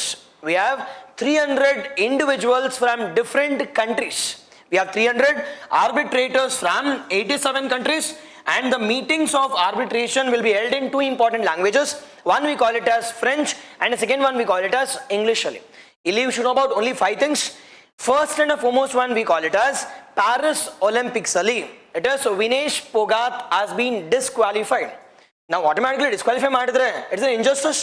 Now, automatically or bittara? No, she has been dragged, or I can say she went to the Court of Arbitration related to sports, and she had filed a case saying that nodi itara madidare anta. Now, this Court of Arbitration, it is located where? It is located in Switzerland, and this has been established in the year 1984. Second major important one, Switzerland. Their main objective here is resolving of disputes related to what? The sports. And the fourth one we call it as, on ಸ್ವಲ್ಪ specifications. We have approximately 300 arbitrators from 87 countries. From 87 the countries, and the meetings will take place in, or the decisions will take place in, 2 important languages. One we call it as French, and the second one we call it as English. Okay na? Yes, this is majorly we call it as the Court of Arbitration related to, we call it as related to sports. News alittu, highly important one also, and a highly neglected topic also. And from past 2 years, UPSC ನೋಡ್ತಿದ್ರೆ, they are asking questions even from sports also. Even from the sports also. From this area ನೋಡೋದಾದ್ರೆ, this Court of Arbitration related to sports is highly important one. Highly and highly important. Okay na? This is our first thing. Online, I hope it is clear. And the second major important one, the second one we call it as the biopharmaceuticals. And particularly it is the Pharmaceutical Alliance. Now, what do you mean by alliance? Alliance is a group of members. Now, how many group of members have joined together to launch an alliance? This has been launched by the 5 members grouping, nothing but USA and its allies. Now, USA and its allies andre, USA ge yarappa allies major geli. Now, USA ge allies yaru irtare illi? The first and the foremost one, the allies of USA, we call it as Japan, and the second ally we call it as the South Korea, and the second ally we call it as European Union, and the fourth one and the last one we call it as, it is India anta matartivi. The fourth one we call it as India. Now, these 5 countries I have come together and they have launched an alliance called as Biopharmaceutical Alliance. Now my question here is, sir, why do you want Biopharmaceutical Alliance? Now during COVID-19 time, we had a huge amount of deficit with respect to pharmaceuticals. Why there was a deficit? Why there was a deficit with respect to biopharmaceuticals? Now major challenge was all the countries were dependent on all the countries were majorly dependent on, we call it as a single country called as China. Why China? Why only on China? It is major, we call it a concept called as active pharmaceutical ingredients. Active pharmaceutical ingredients. Now 60 to 70% of the active pharmaceutical ingredients, nothing but input for manufacturing of pharmaceuticals. If medicine madbekandre inputs bekalva. Now this inputs we were receiving majorly from yav country inda? It is China. Now China in the inputs bandre, we'll manufacture and we'll sell it to the different countries. But during COVID-19, China said that, no, I won't be providing you any inputs. But now, the India, the US and Japan majorly got impacted hugely. But now, after COVID-19 aadmele, will these countries be quiet?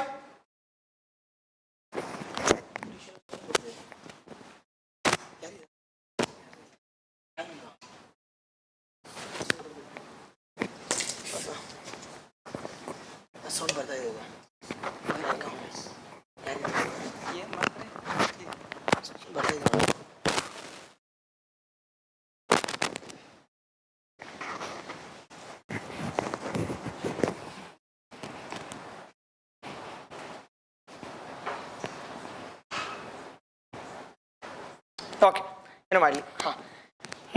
now during COVID-19 time, China said that no, we won't be providing you any inputs. But now, major these 4 and 5 countries, or 4 of the 5 countries felt that how next, in case pandemic now how can we depend on China? But now to reduce the dependency on China, we have created an alternative route, and that alternative route we call it as Biopharmaceutical Alliance. The alternative route which has been created by, we call it as USA, to counter the dependency of China, majorly related to active pharmaceutical ingredients, and the alliance we call it as Biopharmaceutical Alliance. Okay now? Yes, this has been created in the year 2024 in, we call it as USA. This Biopharmaceutical Alliance 2024, this has been created by USA and allies, which includes 5 important countries, which includes USA, Japan, South Korea, European Union, as well as what? It is India. These 5 groupings have come together to counter the dependency on China, and we have created a separate channel called as biopharmaceutical ingredients.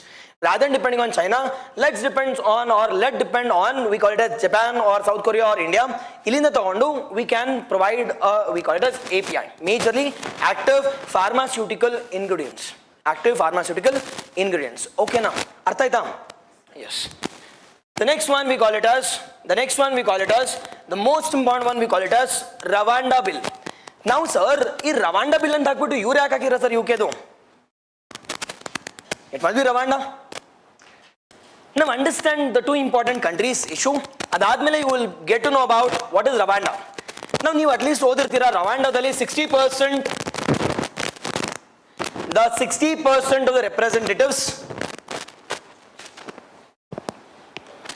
the 60% of the representatives are women anta.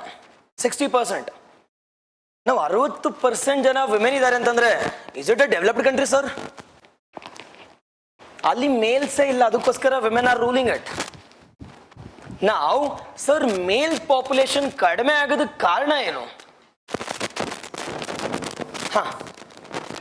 It is military coup led to the killing up of the males. Elli sir size bitru anta kelidre when they went for war, and that led to the killing up of the males. Now 80 to 90% males have died in this coup as well as in wars. But now in iradu yarilli women. Now they need to rule it. Adukoskara, if you see, it is Rwanda is one of the top list with respect to women representation. It does not mean that it's a developed country. But now with respect to Rwanda want huge amount of revenue. Rwanda, there is a coup, it is being ruled by the women, but they does not have much of their financial resources.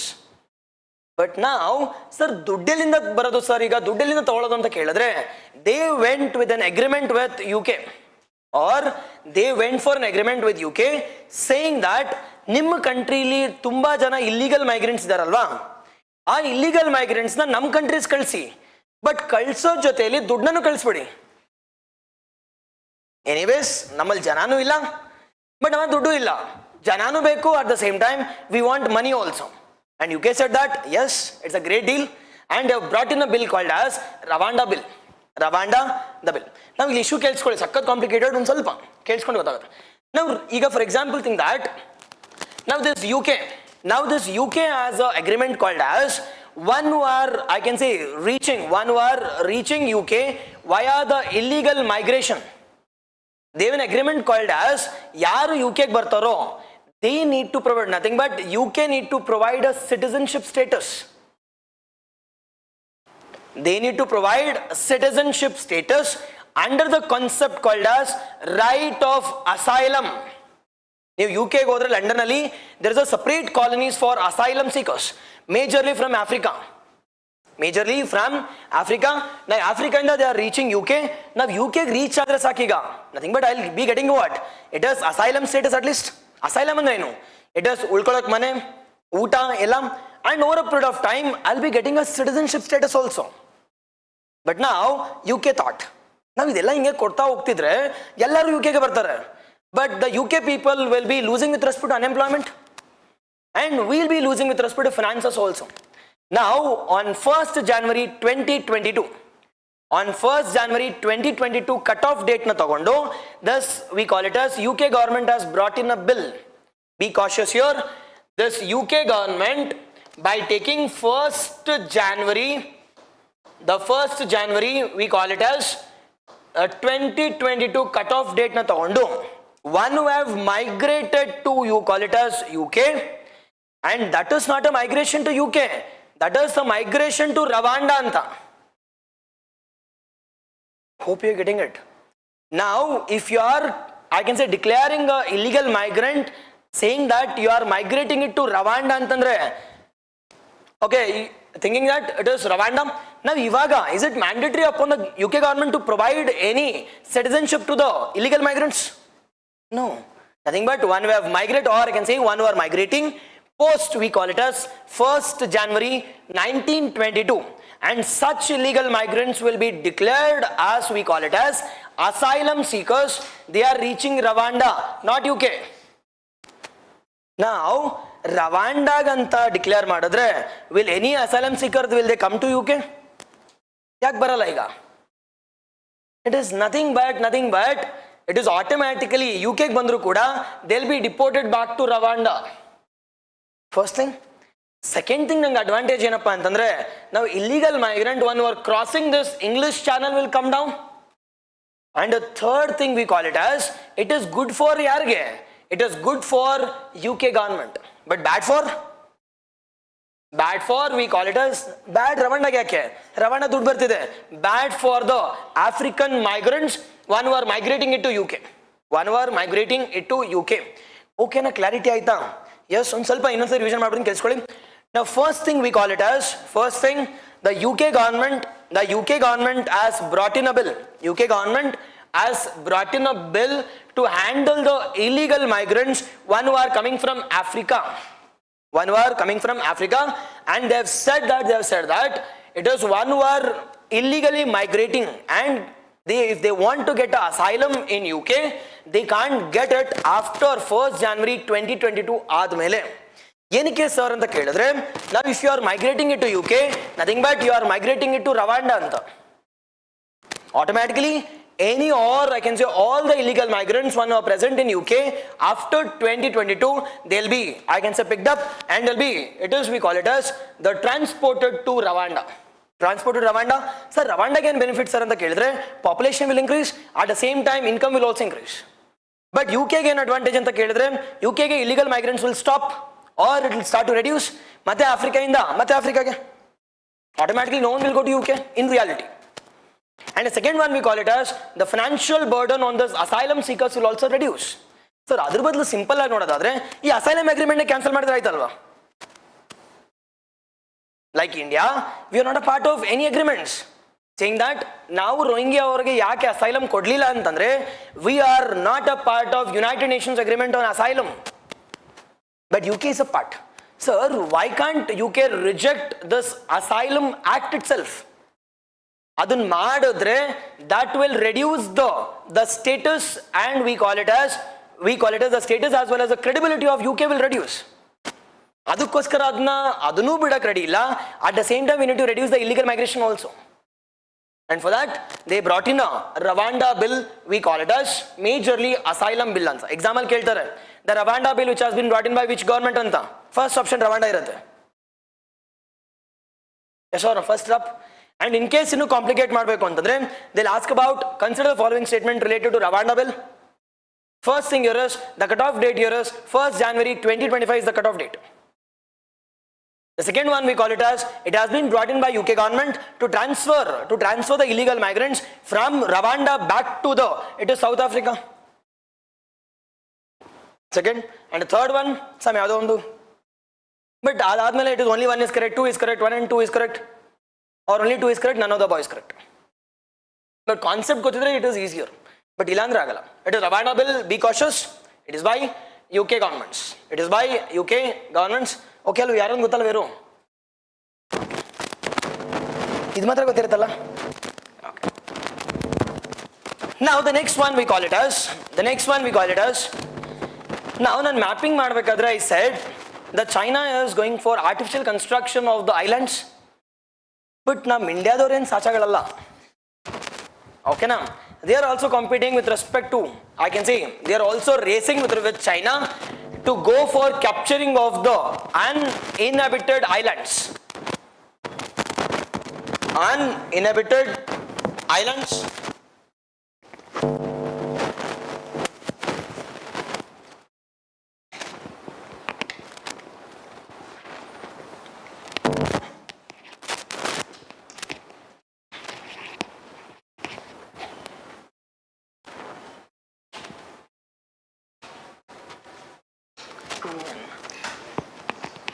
Okay.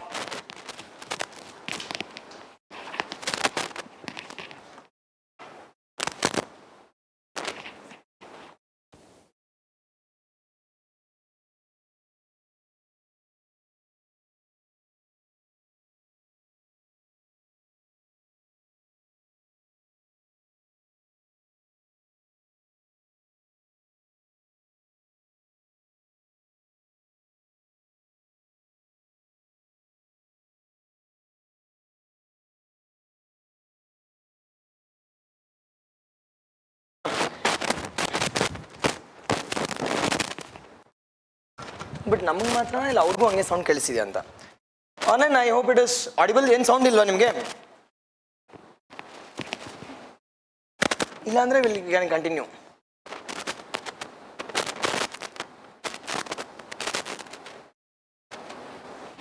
Okay.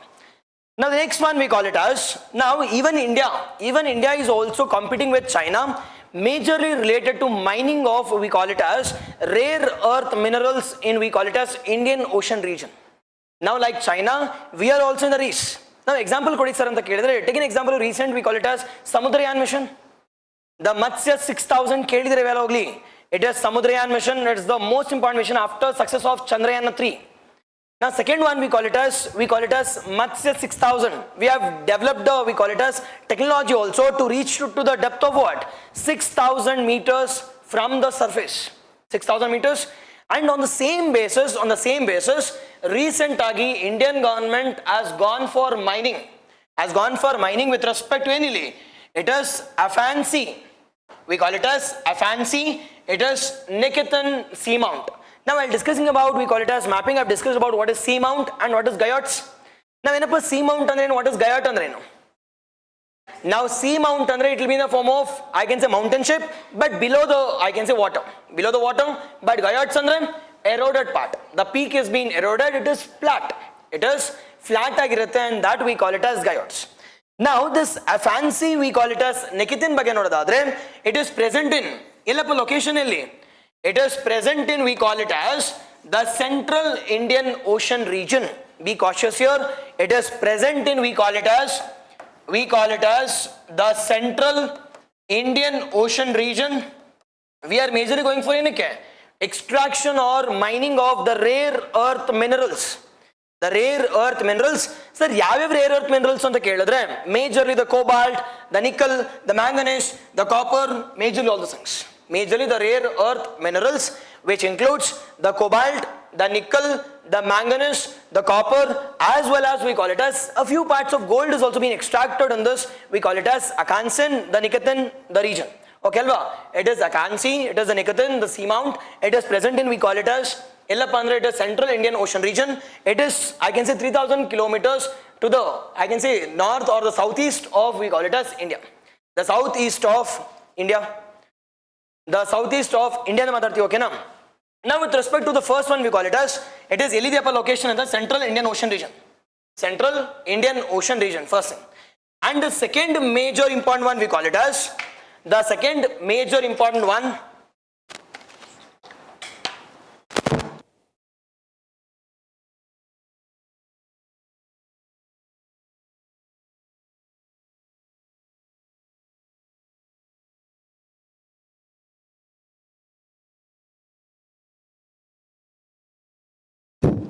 okay, location we call it as the Central Indian Ocean region, and this is present to the southeast, 80 kilometers approximately, we call it as the 3,000 kilometers away from Indian coast. 3,000 kilometers away from Indian coast.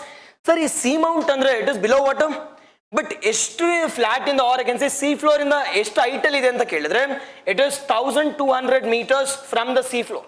It is, we call it as the 1,200 meters from, we call it as the sea floor anta. Okay, 1,200 meters from the sea floor. And second one, we call it as Central Indian Ocean region. And the third, we call it as, it is 3,000 meter or 3,000 kilometers, the southeast of Indian subcontinent. Okay na, or Indian coast in the east. And you should also know about why are we going for extraction, or what is the reason for this Akansi Nikitin anta kelidre. Majorly we call it as extraction of, we call it as the rare earth minerals. The rare earth minerals, yav rare earth minerals, which includes the copper, which includes the cobalt, which includes, we call it as phosphorus, which includes the, we call it as copper. All these things are being extracted in this region. Now we are also almost on the same lines of China with respect to, I can say, becoming a superpower also. And that's the reason we are going for extraction, controlling of all the different islands, even in Indian Ocean also. Even in Indian Ocean also. Okay now. Idhar jotege you should also know about, we call it as Operation, we call it as Operation Yavdili. It is Samudrayan. Operation Samudrayan Gotirli. It has been launched by your ministry. Ministry of Earth Sciences. Ministry of Earth Sciences, one of the most successful one. And the second one, we call it as Matsya 6000, which has been launched by Yaru. It is NIOT. It is NIOT. What is this NIOT? And then National Institute of Ocean Technology. The National Institute of Ocean Technology. National Institute of Ocean Technology, which is located in, we call it as the Chennai, which is located in Chennai. And we are going for development of an equipment to reach it to the depth of what? 6,000 meters. Adukoskara we call it as Matsya 6000 anta karitivi. It is, we call it as Matsya the 6,000 andre meters ashte. 6,000 meter depth vargu hogbodu anta. Okay na? This we call it as, it is Afancy the Nikitan. And the next one we call it as Waymore Triangle. Now what is this triangle? And already gotide. It is a 3 countries or 3 anta. Triangle ande 3 alva. Now Weimar annadu enu sir anta kelidre, Weimar is a place in Germany. The Weimar, it's a place in, we call it as, it's a place in, we call it as Germany. It's a place in, we call it as Germany. And the second one we call it as this Weimar Triangle. Weimar Triangle concept has been originated in the year 1991. The concept originated in the year 1991 ali, a collaboration between the three important countries. The three important countries. Three important countries. One which includes the Germany itself, because Weimar it's in Germany, and the second one we call it as France, and the third one we call it as it is Poland. One we call it as Germany, and the second one we call it as the France, and the third one we call it as Poland. The third one we call it as the Poland. Okay, now the first one, it is we call it as Weimar Triangle. It is a collaboration between the three important countries. The concept has been started in the year 1991 only. The concept has been started in the year 1991. Now sir, what is the objective of this Weimar Triangle? What do you mean objective? Online fast. What is the objective of this? We call it as what's the objective of this? We call it as the Weimar Triangle though. What's the objective? Now the main objective here is, it is the political, economic and cultural diplomacy among the three countries. Majorly we call it as, it is the political, economic and cultural diplomacy among the three countries to enhance the ties and to enhance the bond between these three countries. Enhance the ties, enhance the bond and enhance the diplomatic relationship between the three countries in the western part of Europe. In the western part of Europe, and that's the main objective of this Weimar Triangle. It is economic, the political and the cultural bonding between the Germany, the Poland as well as France will be enhanced as a part of this Weimar Triangle. Now this enhances the bond, this enhances we call it as resolution of the disputes, as well as we call it as enhancing of diplomacy between the countries. Between the countries, we call it as three countries. Now we have also discussed about Belagame. We have also discussed about some three. Enadu?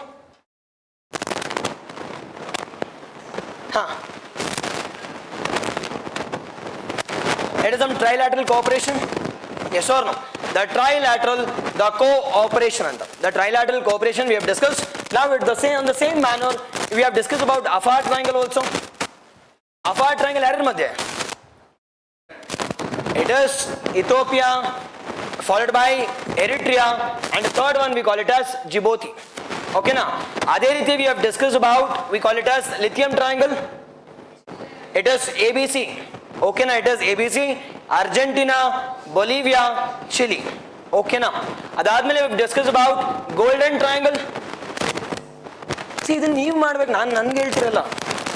Yes or no? You should know all these things. What is Golden Triangle talks about? What is Afar Triangle talks about? What does, I can see it is the Lithium Triangle talks about. Okay now, adadmele Afar aitu, and you should also know about Golden Triangle, the Golden Crescent also.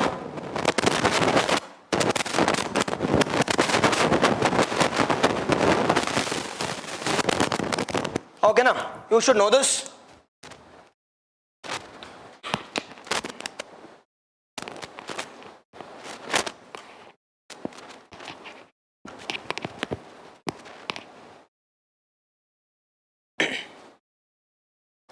Yes. Okay, Alva. Now this you need to know with respect to Weimar, a triangle. Okay, Alva. Okay, na madbodu idu nogli at least. Now first, Afar ಬಗ್ಗೆ ಗೊತ್ತಿರಲಿ. Well, the most important one you must know. It is Afar Triangle majorly with respect to Afar. It is Africa. It is Africa between three important countries. One we call it as Ethiopia. Now Ethiopia ಬಗ್ಗೆ study ಮಾಡಬೇಕಾದ್ರೆ ಏನು study ಮಾಡಿದ್ವಿ? It is, we have studied about, we call it as Ethiopia Grand Renaissance Dam. It is also called as what? It is Millennium Dam. It is also called as Millennium Dam. It will be the largest hydroelectric project of Asia. It will be the largest hydroelectric project of Asia. And that's important. This has been constructed on which Nile? Blue Nile, white. It is Blue Nile. Blue Nile and White Nile. Ellinda originate agate? It is Victoria, the lake Victoria. Okay alva, merge ಆಗ್ತಕ್ಕಂಥದ್ದು we call it as Khartoum. The meets at we call it as Khartoum. It is present in where? It is Sudan, and finally drains it into, we call it as Egypt. It finally drains it into a place called as Egypt, to the north of Egypt. Okay now, done. It is Afar, Ethiopia, followed by we call it as Eritrea, followed by we call it as, it is Djibouti, followed by Djibouti, and the second one we call it as the lithium triangle. It is ABC. Lithium triangle we call it as ABC, Argentina, Bolivia and Chile. Argentina, Bolivia and Chile majorly deals with respect to, we call it as the lithium. And the third one we call it as the golden triangle. The third one we call it as the golden triangle. What does golden triangle talks about? It is golden triangle talks about majorly opium. Majorly it is the opium cultivation. Majorly we call it as the opium cultivation. Okay now, majorly it talks about opium cultivation. And the fourth major important one we have discussed about, again 3 countries, we call it as Pantanal Lake. Okay, Pantanal Lake. It is Pantanal majorly talks about the largest wetland, we call it as, it is Brazil, Bolivia as well as Paraguay. It is BBP and the Gariti. Okay now, the BBP. Yes, this you need to know. And the next one we call it as the mission aspects. The next one we call it as the mission aspects. Now, what do you mean by this mission aspects? I will discuss this already.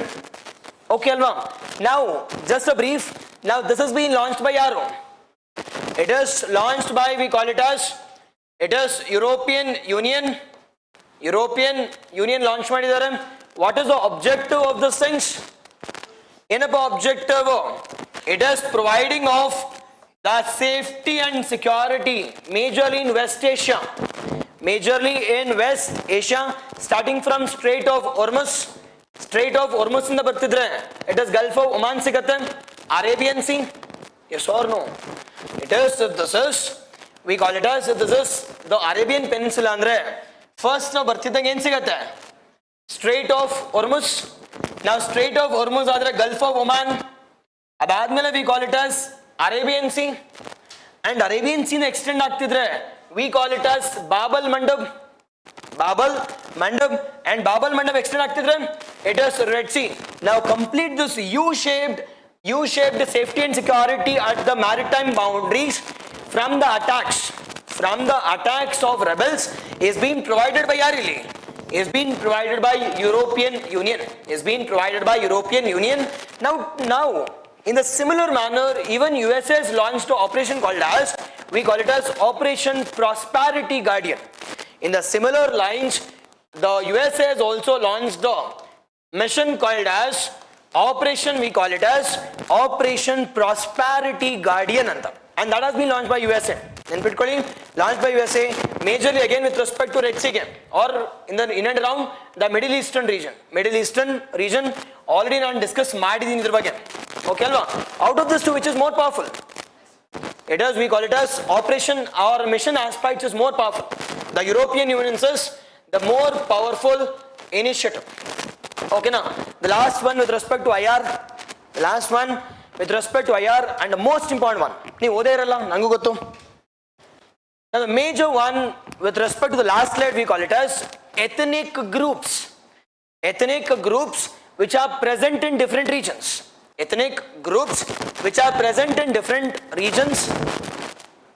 Yarappa ethnic groups so.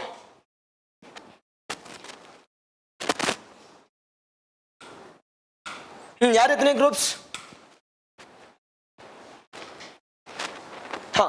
Ethnic groups majorly with respect to current affairs, there are 4 important ethnic groups.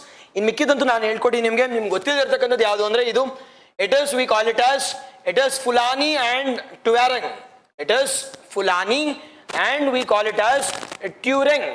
It is Fulani as well as that Tuareg. It is majorly present in ಎಲ್ಲಿ sir ಅಂತ ಕೇಳಿದ್ರೆ western Africa. Western African organisation ಯಾವುದು? It is ECOWAS. ECOWAS, that is Economic Cultural Organization of West African States. It has been established in which year?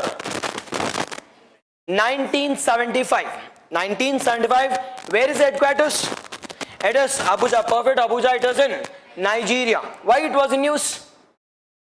It has recently Mali, Burkina Faso as well as Niger has left the grouping because of coup. And the fourth major important, what is the objective of these things?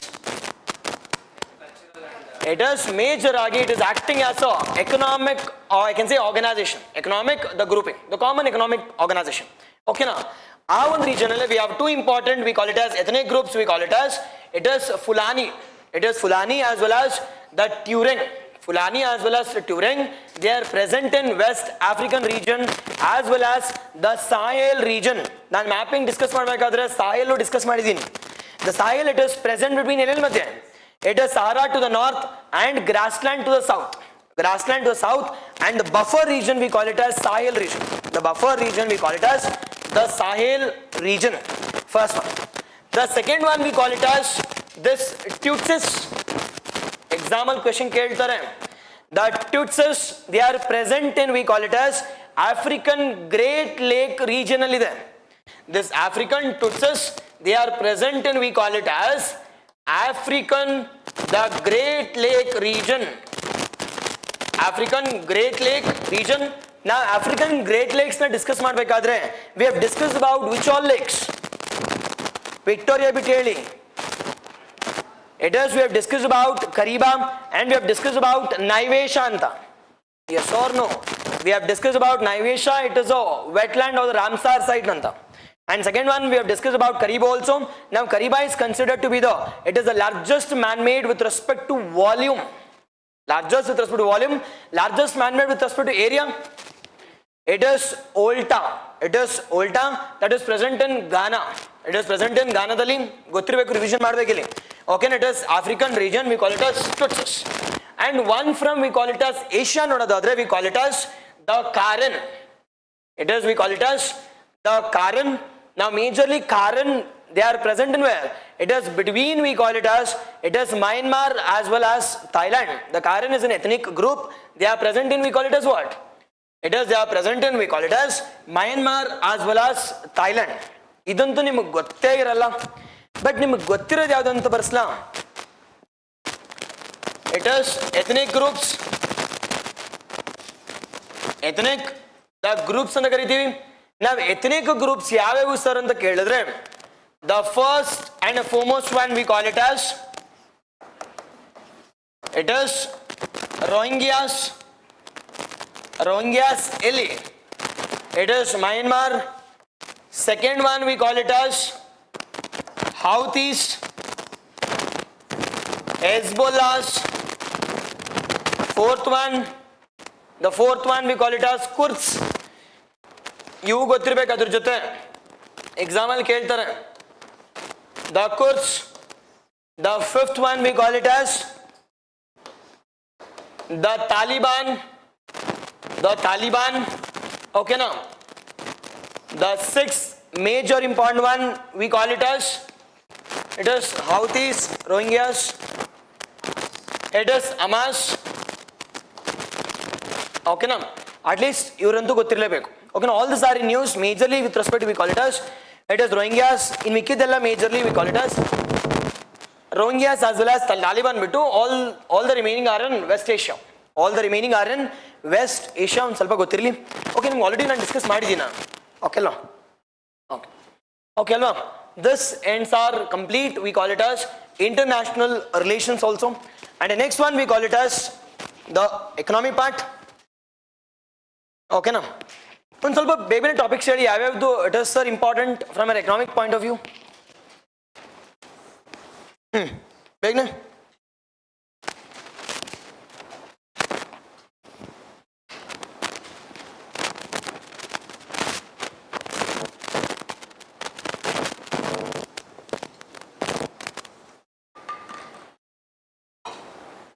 First sir ಯಾವ್ಯಾವ್ದು ಪಕ್ಕಾ ನಾವು ಓದಲೇಬೇಕು ಅಂತ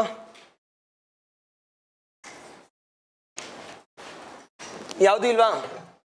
ಯಾವುದಿಲ್ಲ ಅಂದ್ರೆ economy ಬೇಡವಾ?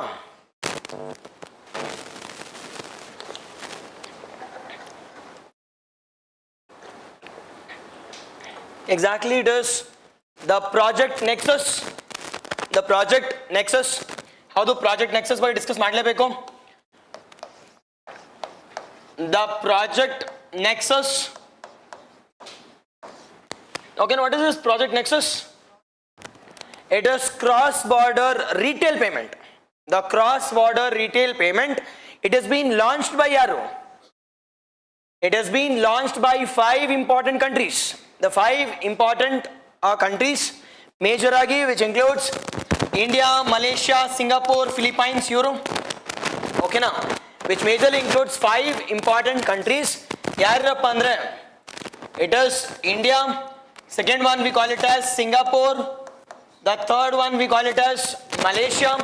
The fourth one we call it as the Philippines and Thailand. All these are the 5 founding members. All these are considered to be, we call it as the 5 founding members. All these are considered to be the founding members. Now recent news ಏನಕ್ಕಿತ್ತಪ್ಪ? Why this was the news? Recent news ಏನಕ್ಕಿತ್ತು? Recently RBI joined. Recent agi our Reserve Bank of India has joined this, we call it as the Project Nexus. Has joined the initiative called as Project Nexus. Now majorly Project Nexus talks about what? Majorly talks about, we call it as the cross-border retail payment. Cross-border retail payment. No, another ಬಗ್ಗೆ. Second initiative. Second ಏದ್ರ ಬಗ್ಗೆ ನೋಡಬೇಕು? ಹಾ.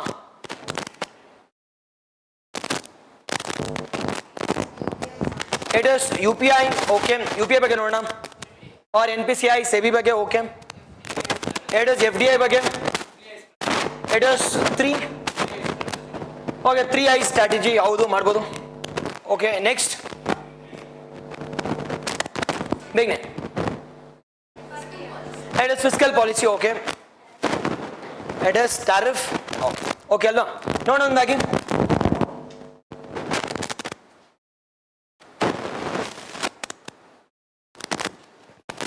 ಮುಗಿಸ್ಬೇಕಾದ್ರೆ ಏನಾದರೂ ಆಗುತ್ತೆ ನೋಡಿ. ಇವತ್ತು ಬೇರೆ Sunday ಅಲ್ವಾ? No technician will be available. ಹಾಂ, ಅದಕ್ಕೆ ಹಾಲಿಡೇ ಬೇಕು.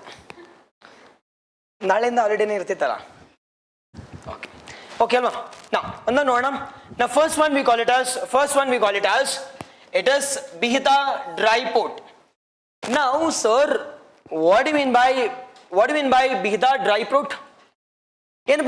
What is Bihata? Bihata, it is a place which is located in where? Which is located in, we call it as the Bihar ali. Gothirli? Bihar. Now what do you mean by dry port andre enu? What do you mean by dry port? The dry port andre enu? Now dry port is as simple as that. It is called as inland port anta karitivi. Dry port is as simple as that. It is called as inland port. It is called as inland port anta karitivi. It is called as inland port. Now it is not present near to the coast, whereas it is present where? Whereas it is present in the inland. Now in inland regionally they are been involved in, I can say, importing as well as export. But the port does not have an access to the direct access to the ocean or the sea. Direct access to the ocean or the sea. You can take an example of Nam Bengaluru kuda we have a dry ports. Now if you go to, we call it as Whitefield godre, we have a coffee, we call it as inland port ide gottidya nimge Whitefield ali. Now they'll be, I can say, exporting from Whitefield to some abroad, and that we call it as inland ports. Okay alva? Adhe riti with respect to Bihar ali, for the first time they have established a port called as Bihta Dry Port. It is the first dry port of LA. The first dry port of, we call it as Bihar. The first dry port of Bihar. And what is their main objective here? What is their main objective in Irate? Main objective here is we call it as importing as well as exporting of, we call it as import and export of what? Import as well as exporting of, we call it as Indra Baganapam. It's the different commodities are being imported and the different commodities are being exported from India to the abroad and from abroad to India. And that's the main objective of, we call it as the dry port. Dry port and the Gotirli, it is not established near to the coast or near to the airport. Near to the airport, and this we call it as dry port anta. And this Bihta is considered to be the first dry port of Bihar. The first dry port of Bihar anta kariti. Now these dry ports will be established by which ministry? Big name? This dry port will be established by which ministry? Ministry of Commerce and Industry. Ministry of the Commerce and Industry. Majorly to enhance, we call it as employment as well as we call it as employment as well as enhancing of exports. Enhancing of exports. Okay now. This is about our first one. And the second one we call it as this PSUs are being given a n number of status.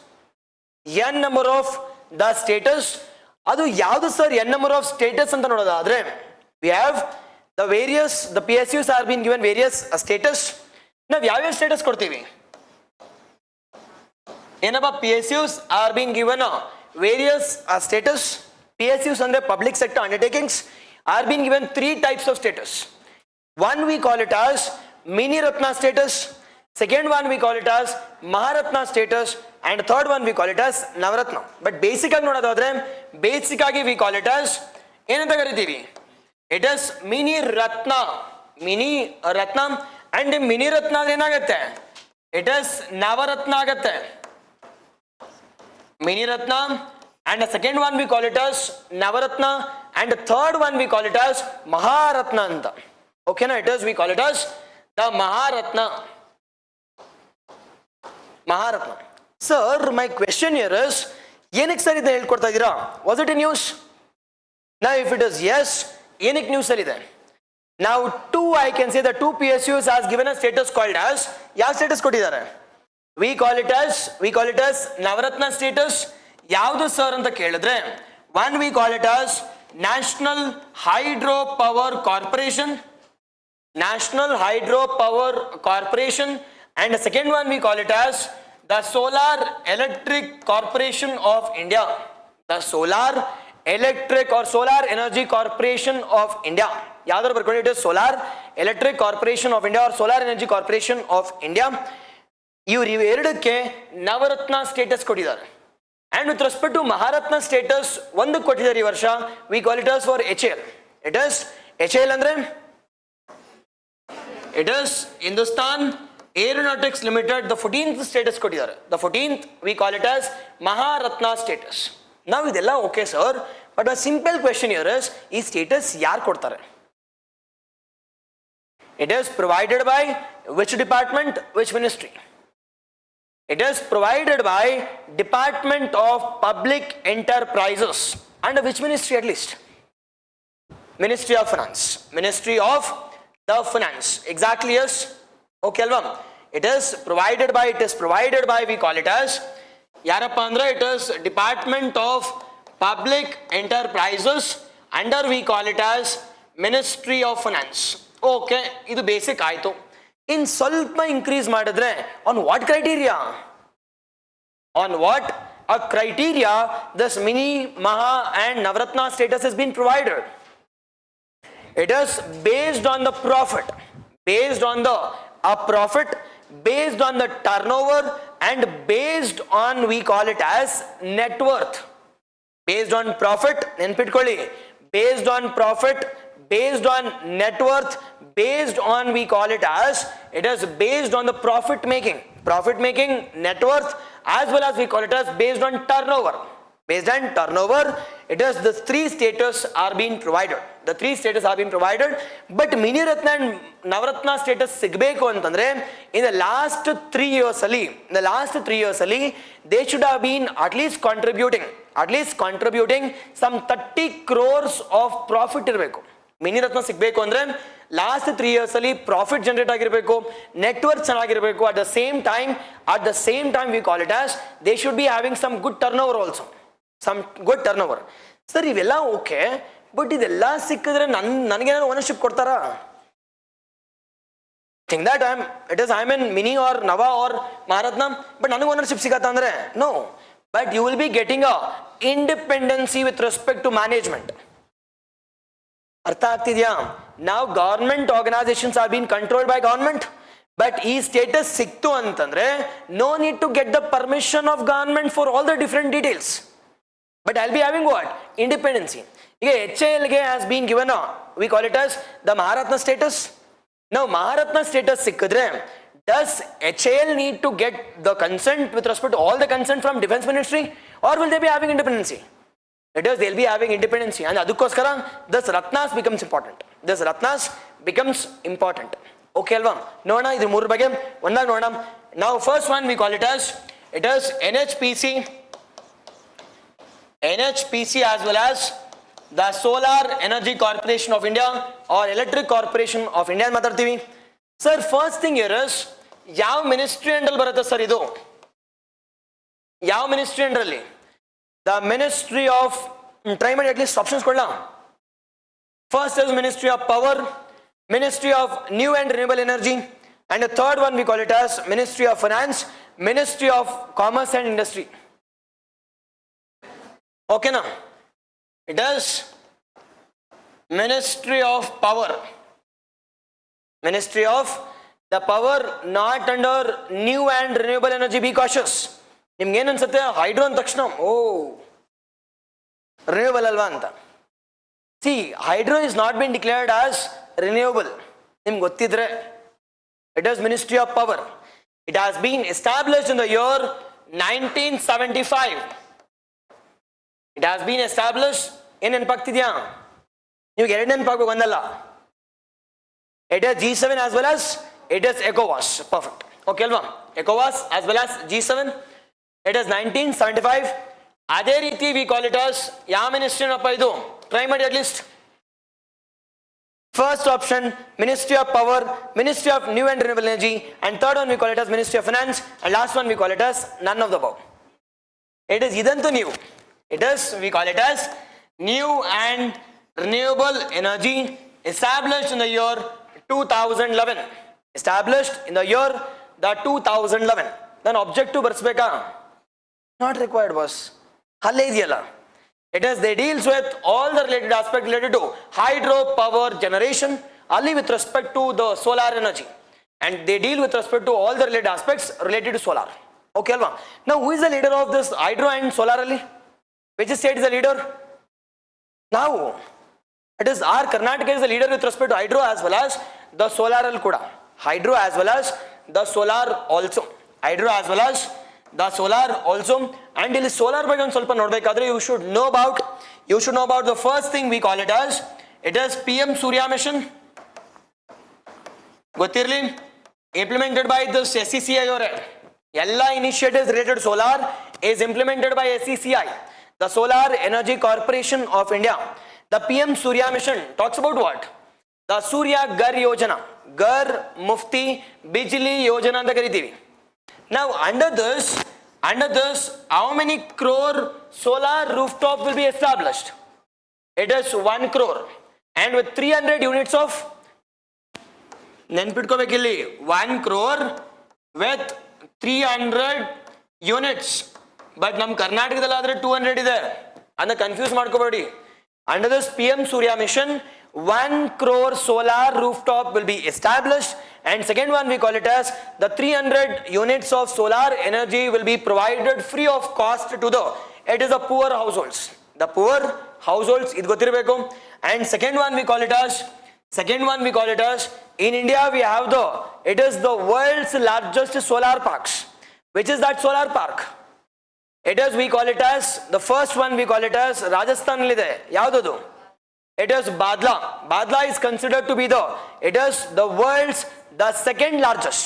And the third one ಯಾವ್ದಪ್ಪ ಅಂತಂದ್ರೆ we call it as it is Pavagada solar power plant, which is present in Tumkuru, Karnataka. ಮಾತಾಡ್ತೀವಿ.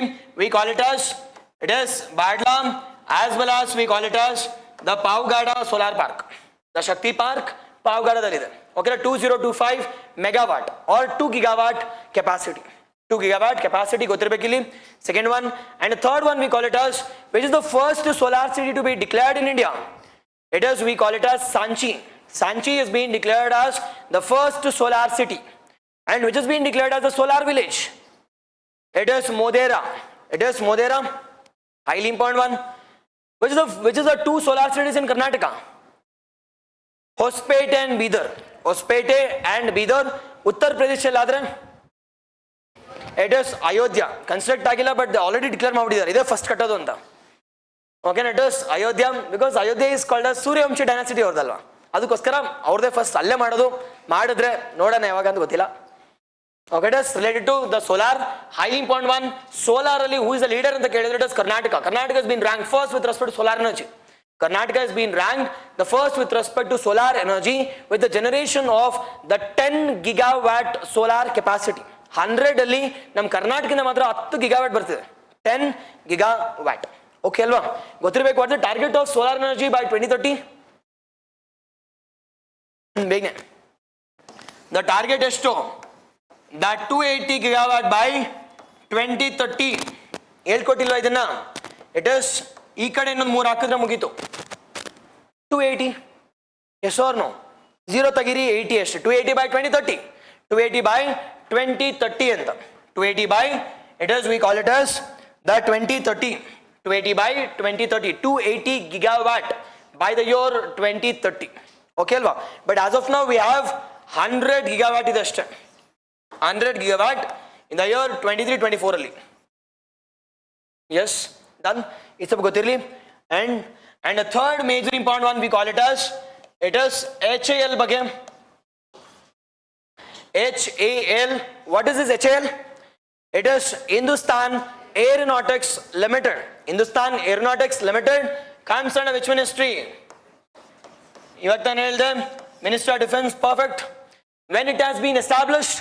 It has been established in the year 1940 by Mirza Ismail. It has been established in the year 1940. It has been established in the year by Mirza Ismail in the year 1940. Where is the headquarters?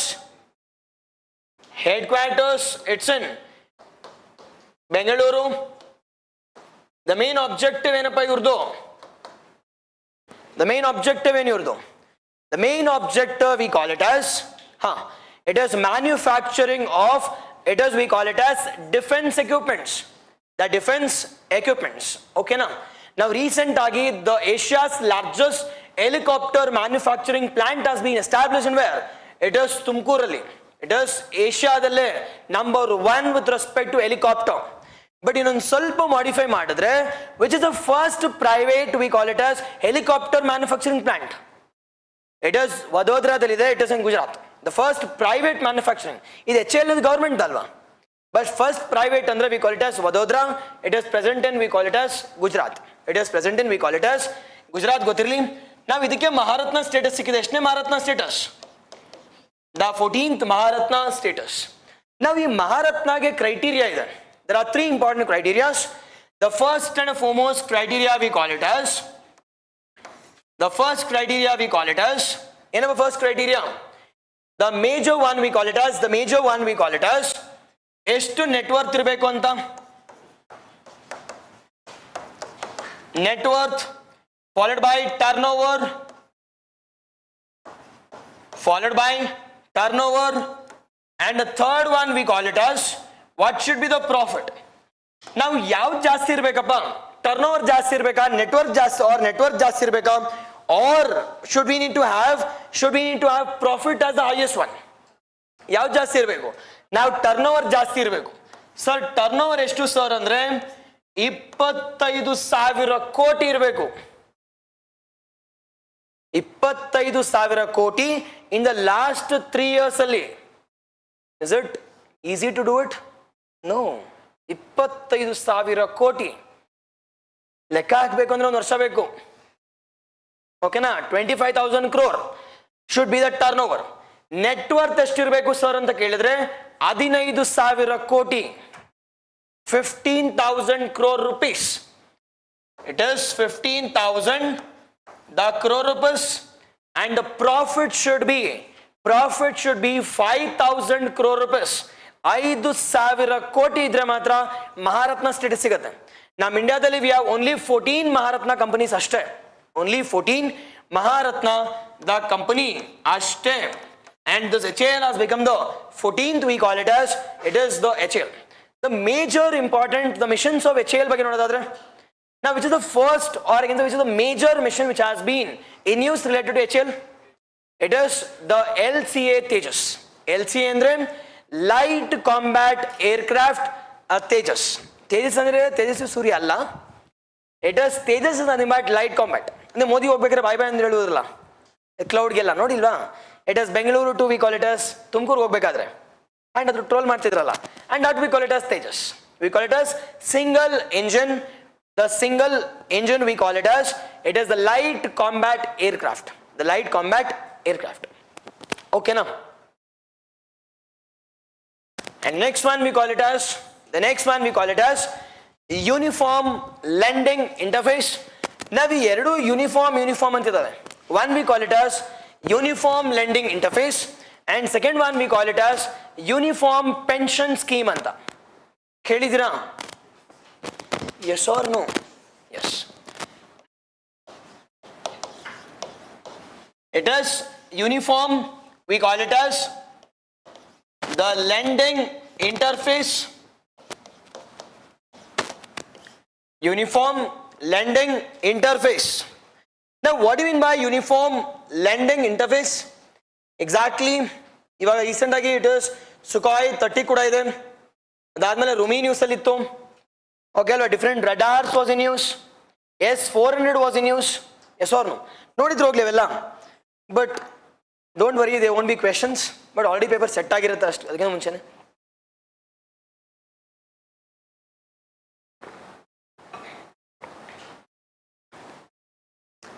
What is this Article 6, Rakesh? I'm not getting. Is there any doubt or I don't know.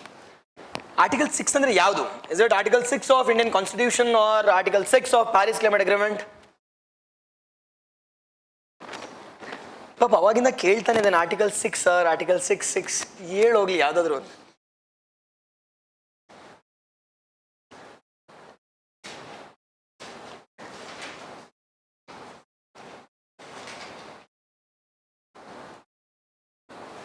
Okay, ಅಂದರೆ Dhruva, I did not get your point. ಅಂದರೆ captions ಅಂದರೆ ಏನು, ಯಾವ ಥರ ಗೊತ್ತಾಗಲಿಲ್ಲ. ಅಂದರೆ are you talking about comments?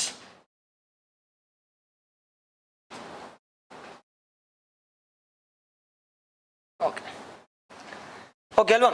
There are two important topics. One we call it as uniform lending interface, and the second one we call it as uniform pension scheme. ಕೇಳಿದಿರಾ ನೀವು? ಅಟ್ಲೀಸ್ಟ್ ನೀವು OPS ಕೇಳಿರ್ತೀರಾ, NPS ಕೇಳಿರ್ತೀರಾ, but the recent one April 1st 2025 ಇಂದ ಹೊಸ pension ಜಾರಿಗೆ ಬಂದಿದೆ. Yes or no? Now this uniform pension scheme has been established on the recommendation of ಯಾರ ರೆಕಮೆಂಡೇಶನ್ ಪ್ರಕಾರ? It is, we call it as cabinet secretary called as TV Somnath committee recommendation ಪ್ರಕಾರ. Okay ಅಲ್ವಾ? ನೋಡೋದ್ರ ಬಗ್ಗೆ ಒಂದು ಸ್ವಲ್ಪ, but ಅದಕ್ಕಿಂತ ಮುಂಚೆ will discuss about V call it as uniform lending interface. ನಾವು ಈ ಯೂನಿಫಾರ್ಮ್ ಲೆಂಡಿಂಗ್ ಇಂಟರ್ಫೇಸ್ನ ಸ್ಟಡಿ ಮಾಡೋಕ್ಕಿಂತ ಮುಂಚೆ ಒಂದು ಸ್ವಲ್ಪ ಬೇಸಿಕ್ಸ್ ನೋಡೋಣ. ನಾವು ಅದು ಬೇಸಿಕ್ ನೋಡಿದ್ರೆ ಇದು ಅಟ್ಲೀಸ್ಟ್ ಕ್ಲಿಯರಾಗಿ ಅರ್ಥ ಆಗುತ್ತೆ. ನಾವು my first question here is, ನಾವು ಇಟ್ ಇಸ್ ಬ್ಯಾಂಕ್ಸ್ ಅವರು, ನಾವು banks are providing loans to ಯಾರಿಗೆ? Either to individual organisation. But ಈ ಲೋನ್ಸ್ ಕೊಟ್ಟಾಗ ಏನಾಗ್ತಿದೆ ಅಂತಂದ್ರೆ, it is either to individual or organization ಗೆ ಲೋನ್ಸ್ ಕೊಟ್ಟಾಗ this organization they are not repaying it back. ನಾವು ಅವರು ಅಸಲು ಕೊಡ್ತಾ ಇಲ್ಲ, ಬಡ್ಡಿನೂ ಕೊಡ್ತಾ ಇಲ್ಲ ಅಂತಂದಾಗ either interest or I can say the principal amount is not been repaid. ನಾವು ಏನಕ್ಕೆ ಕೊಟ್ಟಿಲ್ಲ ಅಂದ್ರೆ ಏನಾಗತ್ತೆ? It's NPS. But NPA problem ಏನಕ್ಕೆ ಆಗ್ತಿತ್ತು ಅಂತ ಕೇಳಿದ್ರೆ, because we wear not aware about the financial part of an individual and the non financial part of an individual. ಅವನ ತಾಕತ್ ಏನಿದೆ, ಅವನ ಹತ್ರ ಆಸ್ತಿ ಎಷ್ಟಿದೆ, ಈಸ್ ಈ ಏಬಲ್ ಟು ರೀಪೇ, ಅವನ ಬಗ್ಗೆ ನಮ್ಗೆ ಏನೂ ಇನ್ಫಾರ್ಮೇಶನ್ ಇಲ್ಲ. Only we are seeing only the salary slip and we are issuing the loans. ಹೌದೋ ಇಲ್ಲೋ? And don't you think that is the major reason for increase in NPAs in the present times? But now, how can we make this more effective? ನಾನು loan ಕೊಡಬೇಕು, but at the same time, again CIBIL controversy talva. Now the CIBIL has not been continuously updated, and the CIBIL score is being given by USA company, private company again. Now how can we trust this private company? Don't you think this private company works on profit? Will there be fair investigation? No. Now adukoskara, now to stop all these things, RBI has come out with an initiative called as Uniform Lending Interface. Now Uniform Lending Interface ಅಂದ್ರೆ ಏನು sir ಅಂತ ಕೇಳಿದ್ರೆ ನೆನ್ಪಿಟ್ಕೊಳ್ಳಿ, it's a platform which has been launched by ಯಾರು? It has been launched by RBI. Now under this interface we will be having the complete data related to both individuals as well as organizations. Related to what data? Both financial as well as non-financial data. ಈಗ ಅವನಿಗೆ ಏನಾದರೂ loan ಕೊಟ್ಟರೆ is he be able to pay? You think that for example I am going for salaries and his salary basis ಮೇಲೆ I have taken a loan and the bank also felt that okay salary ಬರ್ತಿದೆ ಅಂತ, but what if ನಾಳೆ ಕೆಲಸ ಹೋಗ್ಬಿಟ್ರೆ ನನಗೆ? Will I be in a position to repay it? No. ಅದಕ್ಕೋಸ್ಕರ now RBI has come out with the most effective tool called as, in case ಅವನ ಕೆಲಸದಲ್ಲಿ ಏನಾದರೂ ಲಾಸ್ ಆದರೂ ಕೂಡ he should be non-financially, he should be stable, ಅವ್ರಿಗೆ ಮಾತ್ರ loan ಕೊಡಿ ಅಂತ. Nothing but bank will be having a data so that they can decide pre-handed and they can issue the loans. Now sir, ಹಿಂಗೆಲ್ಲ ಮಾಡಿದ್ರೆ ಬಡವ್ರಿಗೆ ಮೋಸ ಆಗಲ್ವಾ? ಹೆಸರು ಆಗುತ್ತಾಗಲ್ವೋ? ಆಗತ್ತೆ. ಬಟ್ ಪ್ರಾಬ್ಲಮ್ ಏನು ಅಂತಂದ್ರೆ NPA ಪ್ರಾಬ್ಲಮ್ಸ್ ಮಾಡ್ತಿರೋರು ಬಡವರಲ್ಲ. It has been done by the corporates. Now ಈ corporates in the huge crore of I can say the depositors money ತಾನೇ ಲಾಸ್ ಆಗ್ತಿರೋದು. Depositors money ಅಂದ್ರೆ ಬಡವ್ರದ ದುಡ್ಡಲ್ವಾ?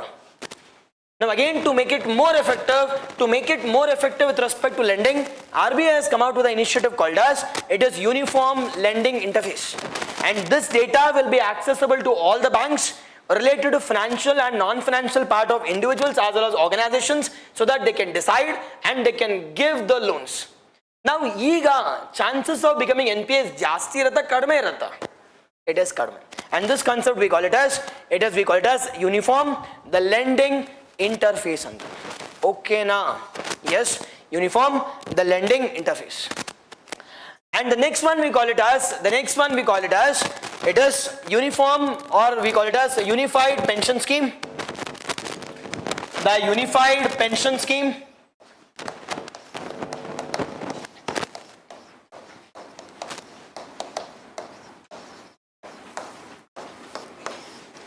Unified Pension the scheme ಅಂತ ಕರಿತೀವಿ.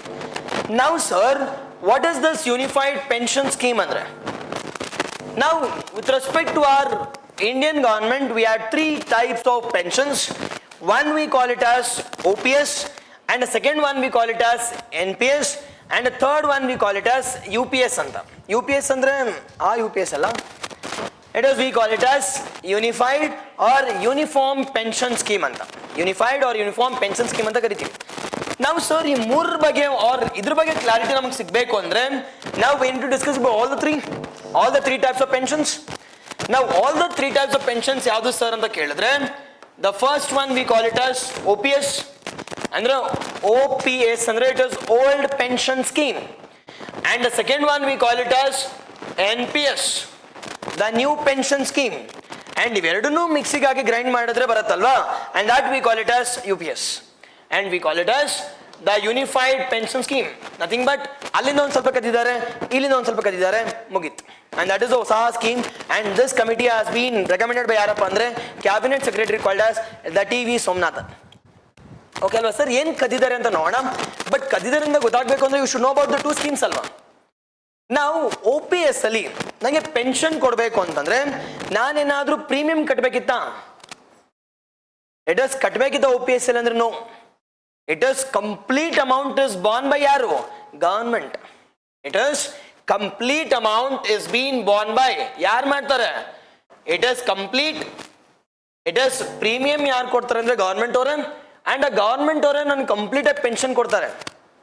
ಸ್ಯಾಲ್ರಿ ಕೊಡಲ್ವಂದ್ರೆ ಸ್ಯಾಲ್ರಿ ಜೊತೆಯಲ್ಲಿದು ಎಸ್ ಆರ್ ನೋ? ಸ್ಯಾಲರಿ ಕೊಡೋದಲ್ದೆ ಅದ್ರ ಜೊತೆಗೆ pension. Yes or no?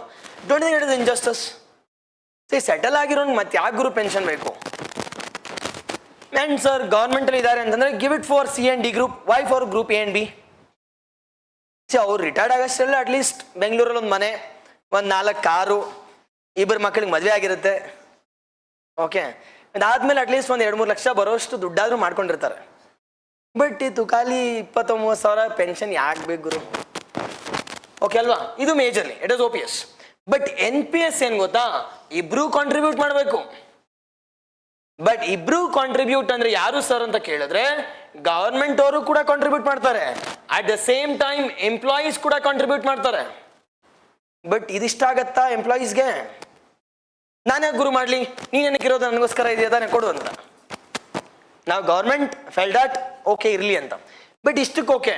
But ಇನ್ನೊಂದು ಏನ್ ಮಾಡಿದ್ರು ಅಂತ ಕೇಳಿದ್ರೆ, ನೋಡ್ ಗುರು ಈ ದುಡ್ಡೇನಿದೆಯಲ್ಲ ಅದು ನಾನು ಇಟ್ಕೊಳ್ಳಲ್ಲ, ಅಂದ್ರೆ pension fund regulatory authority of India ಹತ್ರ ಇಟ್ಕೊಳ್ಳಲ್ಲ, PFRD ಅವ್ರ ಹತ್ರ ಇಟ್ಕೊಳ್ಳಲ್ಲ. ನಿಮ್ ದುಡ್ಡನ್ನ ಏನ್ ಮಾಡ್ತೀವಿ ಅಂತ ಕೇಳಿದ್ರೆ will be investing in share market. Whatever the contribution we are contributing, nothing but government as well as you, equal amount will be invested with respect to, we call it as share market ಅಲ್ಲಿ, and that is being determined based on your market rates. ಅಲ್ಲಿಂದ ಬರ್ತಕ್ಕಂಥದ್ನ ನಿನಗೆ pension ಆಗಿ ಕೊಡ್ತೀವಿ ಅಂತ. But don't think it is riskier? There is no assured pension, there is no assured pension. ಅರ್ಥ ಆಗ್ತಿದ್ಯಾ? ಇಲ್ಲಿ assured pension ಇದೆ, ಬಟ್ ಅಲ್ಲಿ ನೋಡೋದಾದ್ರೆ ಗವರ್ಮೆಂಟ್ ಏನ್ ಮಾಡ್ತೀರ ಅಂದ್ರೆ they are washing their hands, saying that I am paying the premium, ಇನ್ ಮಿಕ್ಕಿದ್ ನೀನ್ ಏನಾದ್ರೂ ಮಾಡ್ಕೋಗುರು, ಶೇರ್ಸ್ ಅಲ್ಲಿ ಇನ್ವೆಸ್ಟ್ ಮಾಡೋ ಎಷ್ಟು ಬರುತ್ತೋ ಅದು ನಿನ್ನಿಷ್ಟ. But will I be getting assured a source of pension after 60 years ಅಂದ್ರೆ no, there is no fixed assurance of pension in NPS. ಅದಕ್ಕೋಸ್ಕರ the different governments including Karnataka government that said that don't worry, we are there for you and will be migrating it to OPS ಅಂತ. But ಆಗತ್ತಾ? Literally is it possible? No. ಒಂದ್ ಸತಿ move ಆಯ್ತು ಅಂತಂದ್ರೆ at least it will be costing 50 to 60,000 crore rupees. But they said that ಮಾಡ್ತೀವಿ ಅಂತ 3 years ಆಯ್ತು, in 2 years ಬಾಕಿ. And the same thing applies to the different states also. The different states also, but successful ಆಗಿ implement ಮಾಡಿದ ಯಾರು ಅಂತ ಕೇಳಿದ್ರೆ Sikkim government. The Sikkim government had said that it is ನಮ್ದು ಆಶ್ವಾಸನೆ ಮಾತ್ರ ಅಲ್ಲ, we'll show what we are ಅಂತ. They moved from NPS to OPS. But government of India said that ಇದು ಬೇಡ ಅದು ಬೇಡ, ಮಧ್ಯಕ್ಕೆ ಹೋಗೋಣ. Saying that ಮಧ್ಯಕ್ಕೆ ಹೋಗೋಣ ಏನು ಅಂತಂದ್ರೆ it is you also contribute, I will also contribute. But rather than investing in share market, let's go for, we call it as PFRDA hatra, the Pension Fund Regulatory Authority of India. Pension Fund Regulatory Authority of India. I'll be contributing, you also contribute, and let's keep this money in Delhi. The PFRDA, it is Pension Fund Regulatory Development Authority of India hತ್ರ ದುಡ್ಡಿಡೋಣ. And ಅಲ್ಲಿಂದ ನಿಮ್ಗೆ ಎಷ್ಟು ದುಡ್ಡು ಕೊಡ್ತೀವಿ ಅಂತ ಕೇಳಿದ್ರೆ it is 50% of your last drawn salary. 50% of your last drawn salary if you have served for at least 25 years. ಇಲ್ಲೊಂದು ಕ್ರೈಟೀರಿಯಾ ಆಡ್ ಮಾಡ್ತಿದ್ದಾರೆ. 50% ಲಾಸ್ಟ್ ನೀವು 12 ತಿಂಗಳಲ್ಲಿ ಎಷ್ಟು ದುಡಿದಿರ್ತೀರೋ ಆ ಆವ್ರೇಜ್ ತಗೊಂಡು 50% ಅಷ್ಟು ನಿಮಗೆ ಪೆನ್ಷನ್ ಕೊಡ್ತೀವಿ. ಬಟ್ ಆದ್ರೆ ಕ್ರೈಟೀರಿಯಾ ಏನಪ್ಪಾ ಅಂತಂದ್ರೆ ಮಿನಿಮಮ್ 25 ವರ್ಷ ನೀನು ದುಡ್ದಿರ್ಬೇಕು. At least you should have served in the government at least for how many years? ಅರ್ಥ ಆಗ್ತಿದ್ಯಾ? Yes or no? At least you should have served in the government for at least 25 years. ಇಲ್ಲ sir ನಾನು 25 ವರ್ಷ ಮಾಡಿಲ್ಲ, ನಾನು 24 ವರ್ಷ 9 ಇಲ್ಲ 10 ತಿಂಗಳು ದುಡಿದಿದ್ದೀನಿ. ಅವಾಗ ಗವರ್ಮೆಂಟ್ ಏನ್ ಹೇಳ್ತಾರೆ ಅಂತ ಕೇಳಿದ್ರೆ it is nothing but I will be providing you minimum amount of it is 10,000 rupees. Minimum amount of, we call it as the 10,000 rupees one who have served for more than the 10 years. Minimum of the 10,000 rupees, it can exceed in the range of, I can say 25 also, based on your corpus. But minimum 10,000 ಕೊಡ್ತೀನಿ. ಅದಕ್ಕಿಂತ ಕಡಿಮೆ ಇದ್ರೆ ನಾನೇ ದುಡ್ಡು ಹಾಕ್ಬಿಟ್ಟು 10,000 minimum ಕೊಡ್ತೀನಿ. But ಅದಕ್ಕಿಂತ ಜಾಸ್ತಿ ಆಯಿತು ಅಂದರೆ based on your corpus. The corpus. Sir ಇಲ್ಲ ನನಗೆ ಪೆನ್ಷನ್ ಬೇಡ, ನಾನು ಒಟ್ಟಿಗೆ ದುಡ್ಡು ಬೇಕು ಅಂತ ಕೇಳಿದ್ರೆ 100% ದುಡ್ಡು ಕೊಡಲ್ಲ, 60% ಕೊಡ್ತೀನಿ. ನಥಿಂಗ್ ಬಟ್ ಈ ಕಾರ್ಪಸ್ ಅಲ್ಲಿ in case think that you have, I can say, kept some 1 or 10 crore rupees. 10 crore or 10 lakh ಅನ್ಕೋಣ. ನಾವು 10 lakh rupees ಕಾರ್ಪಸ್ ಇದ್ರೆ ಅದರಲ್ಲಿ 60% ಎಷ್ಟಾಗುತ್ತೆ? 6 ಲಕ್ಷ ಮಾತ್ರ ನೀನು ಕೊಡ್ತೀನಿ ಅಥವಾ ನಿನ್ನ ಫ್ಯಾಮಿಲಿ ಕೊಡ್ತೀನಿ ನೀನು ಬದುಕಿದ್ದಾಗ, or after your death. Only I'll be providing 60% of your amount.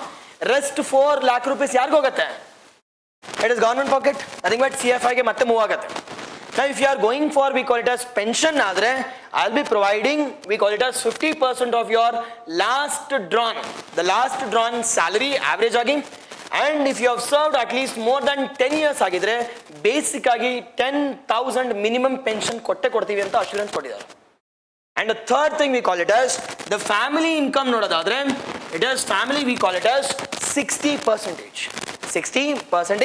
We won't be investing your money in any of the shares, rather PFRDA will be keeping and will be providing the assured income anta. Okay na? And this we call it as UPS. Now this UPS has come into effect from yavaginda? April 1st 2025. This came into effect in the year, we call it as the April 1st 2025.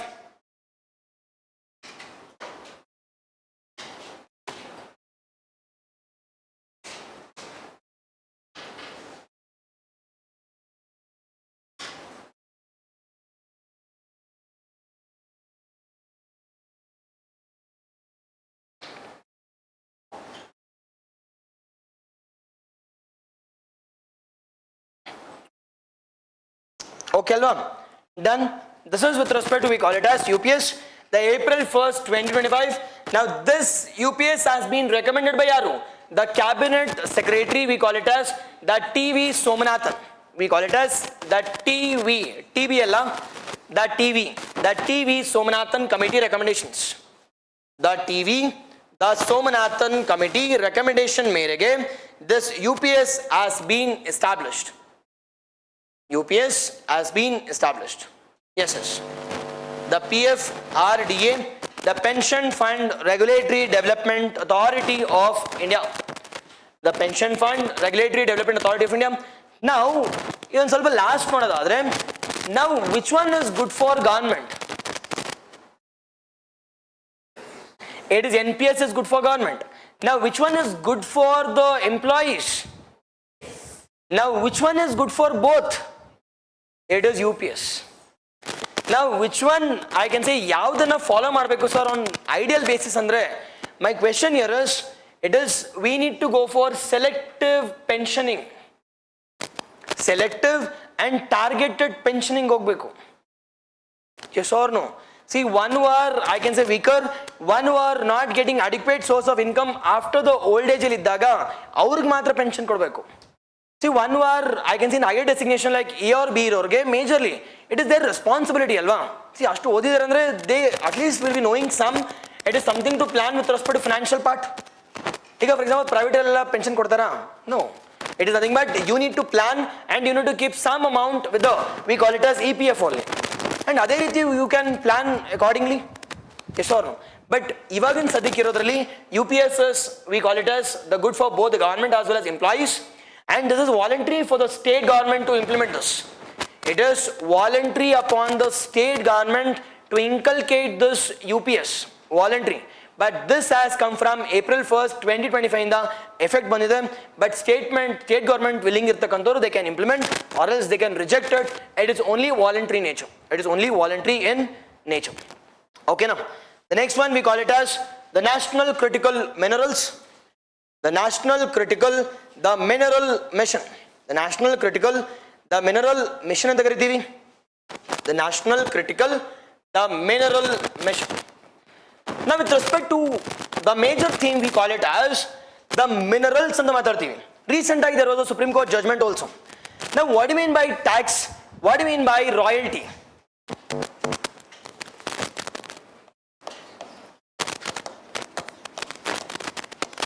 Big name.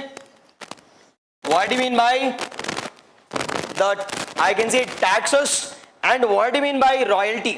Now ಇವೆರಡಕ್ಕೂ ಯಾರು power ಕೊಟ್ಟಿದ್ದಾರೆ? The state government has what power, and we call it as the royalty has been given to which government? Now recent judgment ಬಂದಿದೆ.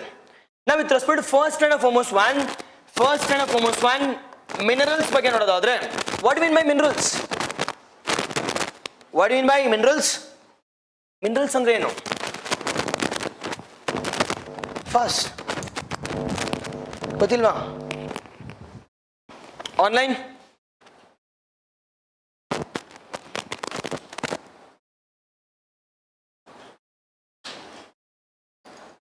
Minerals ಅಂದ್ರೆ ಏನು? At least rock ಅಂದ್ರೆ a group of minerals we call it as rock. Now minerals ಅಂದ್ರೆ ಏನು ಅಂತಂದ್ರೆ, it is we call it as a chemical and a physical property. A chemical and a physical property we call it as. It is a substance which is having a chemical and physical property. ಅದೇಂತ ಕರಿತೀವಿ? The minerals. Yes or no? A particle which is having a chemical and a physical property we call it as minerals. Example ಕೊಡ್ತೀರಾ minerals ಗೆ?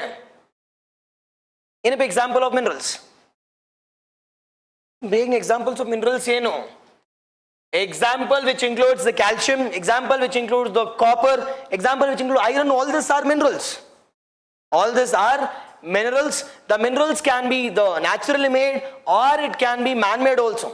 But from our economic perspective, we won't be discussing about the natural or man-made. Rather, we'll be discussing about the critical minerals or strategic minerals and non-critical or non-strategic minerals ಅಂತ ಕರಿತೀವಿ. It is ಇಲ್ಲಿವರೆಗೂ we had a differentiation or we had a types called as it is major and minor anta. But now the central government has amended the classification with respect to minerals, and we have come out with a concept called as the critical minerals. It is also called as the strategic minerals. The strategic minerals, and the second one we call it as the non-critical minerals, or it is also called as the non-strategic minerals. The non-strategic minerals anta kariತೀವಿ. Okay alva?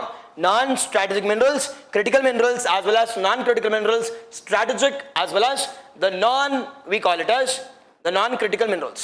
Okay alva? Now sir, ಈ critical minerals ನ control ಮಾಡೋದಕ್ಕೆ ಯಾರಿಗೆ power ಇದೆ, and with respect to non-critical minerals ಗೆ ಯಾರಿಗೆ power ಇದೆ?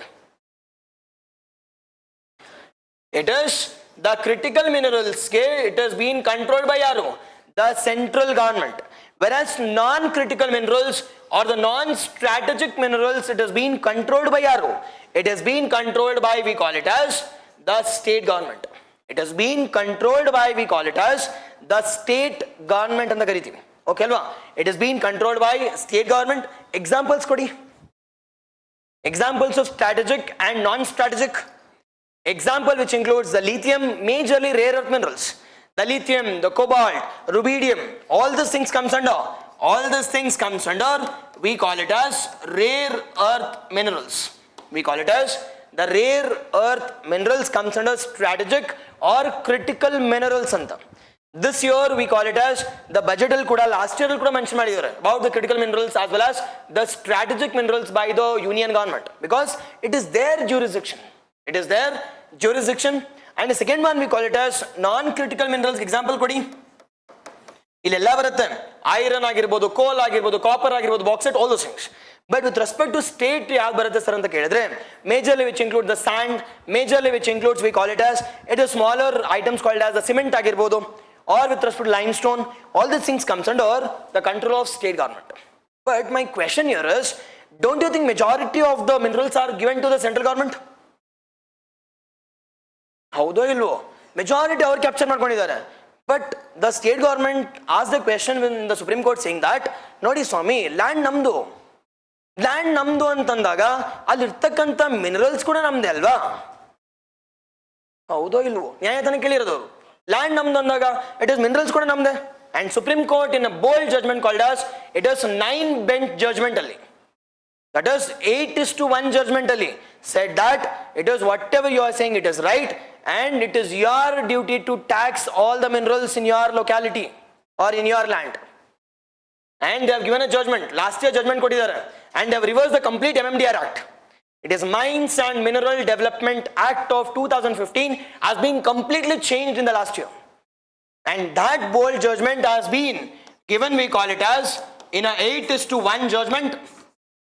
We call it as 8:1 judgment. Now really the Supreme Court clarified two important things. One, we call it as the concept of royalty and the concept of taxation. The concept of royalty and the concept of, we call it as taxation. A 8:1 judgmentally, it is also called as 9 judges bench. How do you know? 9 judges bench ali, they came out with a concept called as the two important concepts. One, we call it as the concept of tax and the concept of royalty. Now, tax and royalty and guru.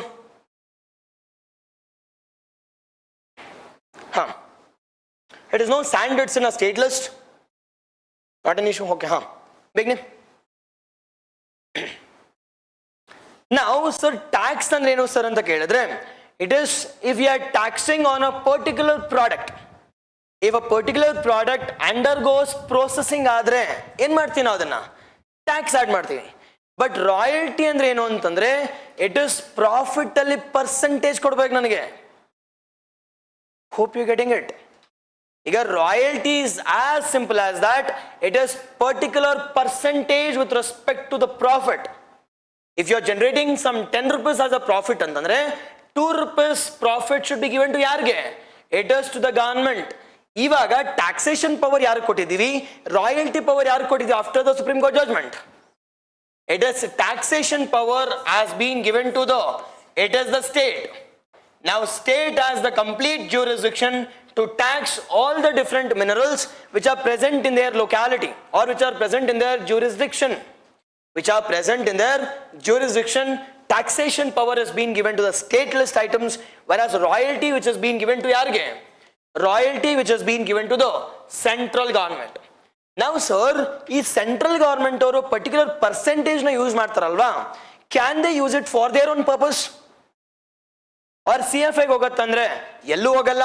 The royalty which has been given to the central government, that will be diverted to DMF anta. ಕೇಳಿದಿರಾ, what is this DMF? District Mineral Foundation ಹೋಗುತ್ತೆ. And that will be diverted to it is DMF, and this DMF, the District Mineral Foundation, is an NGO which has been established under MMDR Act. It is Mineral and Mines Development Act of 2015 only. We have established DMF, and this DMF will, I can say, go for implementation. This DMF will go for implementation of different projects in the minerally, I can say, extracted regions. See, minerally extracted regions, there will be huge pollution, there will be huge soil erosion, and this money will be used for developmental activity in their own region. This is all with respect to the mines and minerals as a theme. Okay, Alva? Yes. This ends our, we call it as RCB also. Now, illiyorgu any doubts idya? ಅರ್ಥ ಆಯ್ತು ಹೋಗ್ಲಿ? Okay ಅಲ್ವಾ? It is ಒಂದು ಸ್ವಲ್ಪ ಗೊತ್ತಿರಲಿ. It is we call it as MMDR Act ಬಗ್ಗೆ 2015 ಗೊತ್ತಿರಬೇಕು. DMF ಬಗ್ಗೆ ಗೊತ್ತಿರಲಿ. ಅದಾದ್ಮೇಲೆ we call it as critical minerals, the rare earth minerals ಬಗ್ಗೆ. ಅದಾದ್ಮೇಲೆ we call it as Pradhan Mantri Khanij Kalyan the ಕ್ಷೇತ್ರ ಅಭಿಯಾನ್ ಅಂತ. ಇಟ್ ಇಸ್ ದ ಖನಿಜ್ ಅಂತಂದ್ರೆ it is nothing but minerals. It is Kalyan Kshetra Abhiyan. You should know a scheme which has been launch by the government of India in the same year we call it as 2014-15 ಅಲ್ಲಿ. And you should also know about DMF ಬಗ್ಗೆ. ಅದಾದ್ಮೇಲೆ rare earth minerals ಇವೆಲ್ಲ ಗೊತ್ತಿರಲಿ. Okay ಅಲ್ವಾ? ನಾವು ಇಲ್ಲಿವರೆಗೂ ಏನು doubt ಇದೆ? ಇಲ್ಲಿವರೆಗೂ ಡೌಟ್ಸ್? ನಾವು I have taught 20 hours in this last three days ಅಲ್ಲಿ. It is last the 3 days we went for some first day ಅಲ್ಲಿ it was 6 hours, and second and third day ಅಲ್ಲಿ we went for the 7 hours and 7 hours. This was our mapping, and the second one we call it as, this was our RCB current affairs. Okay alva? Now from this total we call it as 20 hours. Now 20 hours ali at least each and every hour some 10 topics study madidru kuda at least we have studied some ಎಷ್ಟು topics? It is 200 topics we have studied decently ella subject inda. Now at least decent agi do revise this. At least some 10% questions bandru kuda at least you will be getting some 20 questions. 20 into 2 at least some 40 questions you can easily solve. Okay na? Yes, this is all from my side. And in case another queries idre, I hope you guys have my Telegram ID at least. This is my Telegram ID related to any exam. My name @ Okay alva? Done? Sigate either if you search in Google also or Telegram sigate. Okay alva? Done? Ishte nan kadeyinda ಏನು doubts ಇದೆ ನಿಮ್ಮ ಕಡೆಯಿಂದ? Yes, just give a feedback. Engans to RCB classes both online as well as offline, just give a feedback. It will be helpful for me also. Okay alva? Done? Okay na ನಿಲ್ಸೋಣ ಇಲ್ಲಿಗೆ. ನಾವು ಏನಾದರೂ specific queries address ಮಾಡಬೇಕಾ sir exam related ಇದೊಂದು ಸ್ವಲ್ಪ ಹೇಳಿ ಅಂತಂದರೆ I can address or else we can close here ಬೇಗನೆ. Take some 1 minute at least ನೋಡಿ ಏನಾದರೂ ಇದ್ರೆ.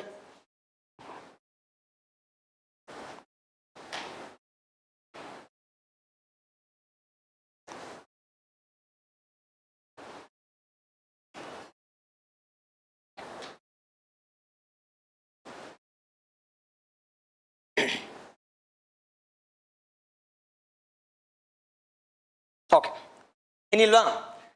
S, thank you. See all next time. ನಮಸ್ತೆ. Online, thank you. Now before leaving, if you like the class, just like ಮಾಡಿ at least class ಬಗ್ಗೆ. Okay na? Yes, thank you Sheila, thank you very much. It was a great revising. Yes, thank you. Okay, Ashwini, thank you. Nataraj, thank you. Yes, I'll share the PPTs also. Okay alva? All the 3 PPTs, at least mapping antu pakka sikkide nimge already. This 2 I'll upload. Okay alva? Mapping upload madidini. Yes Anna, thank you. Yes, see you all next time. Thank you.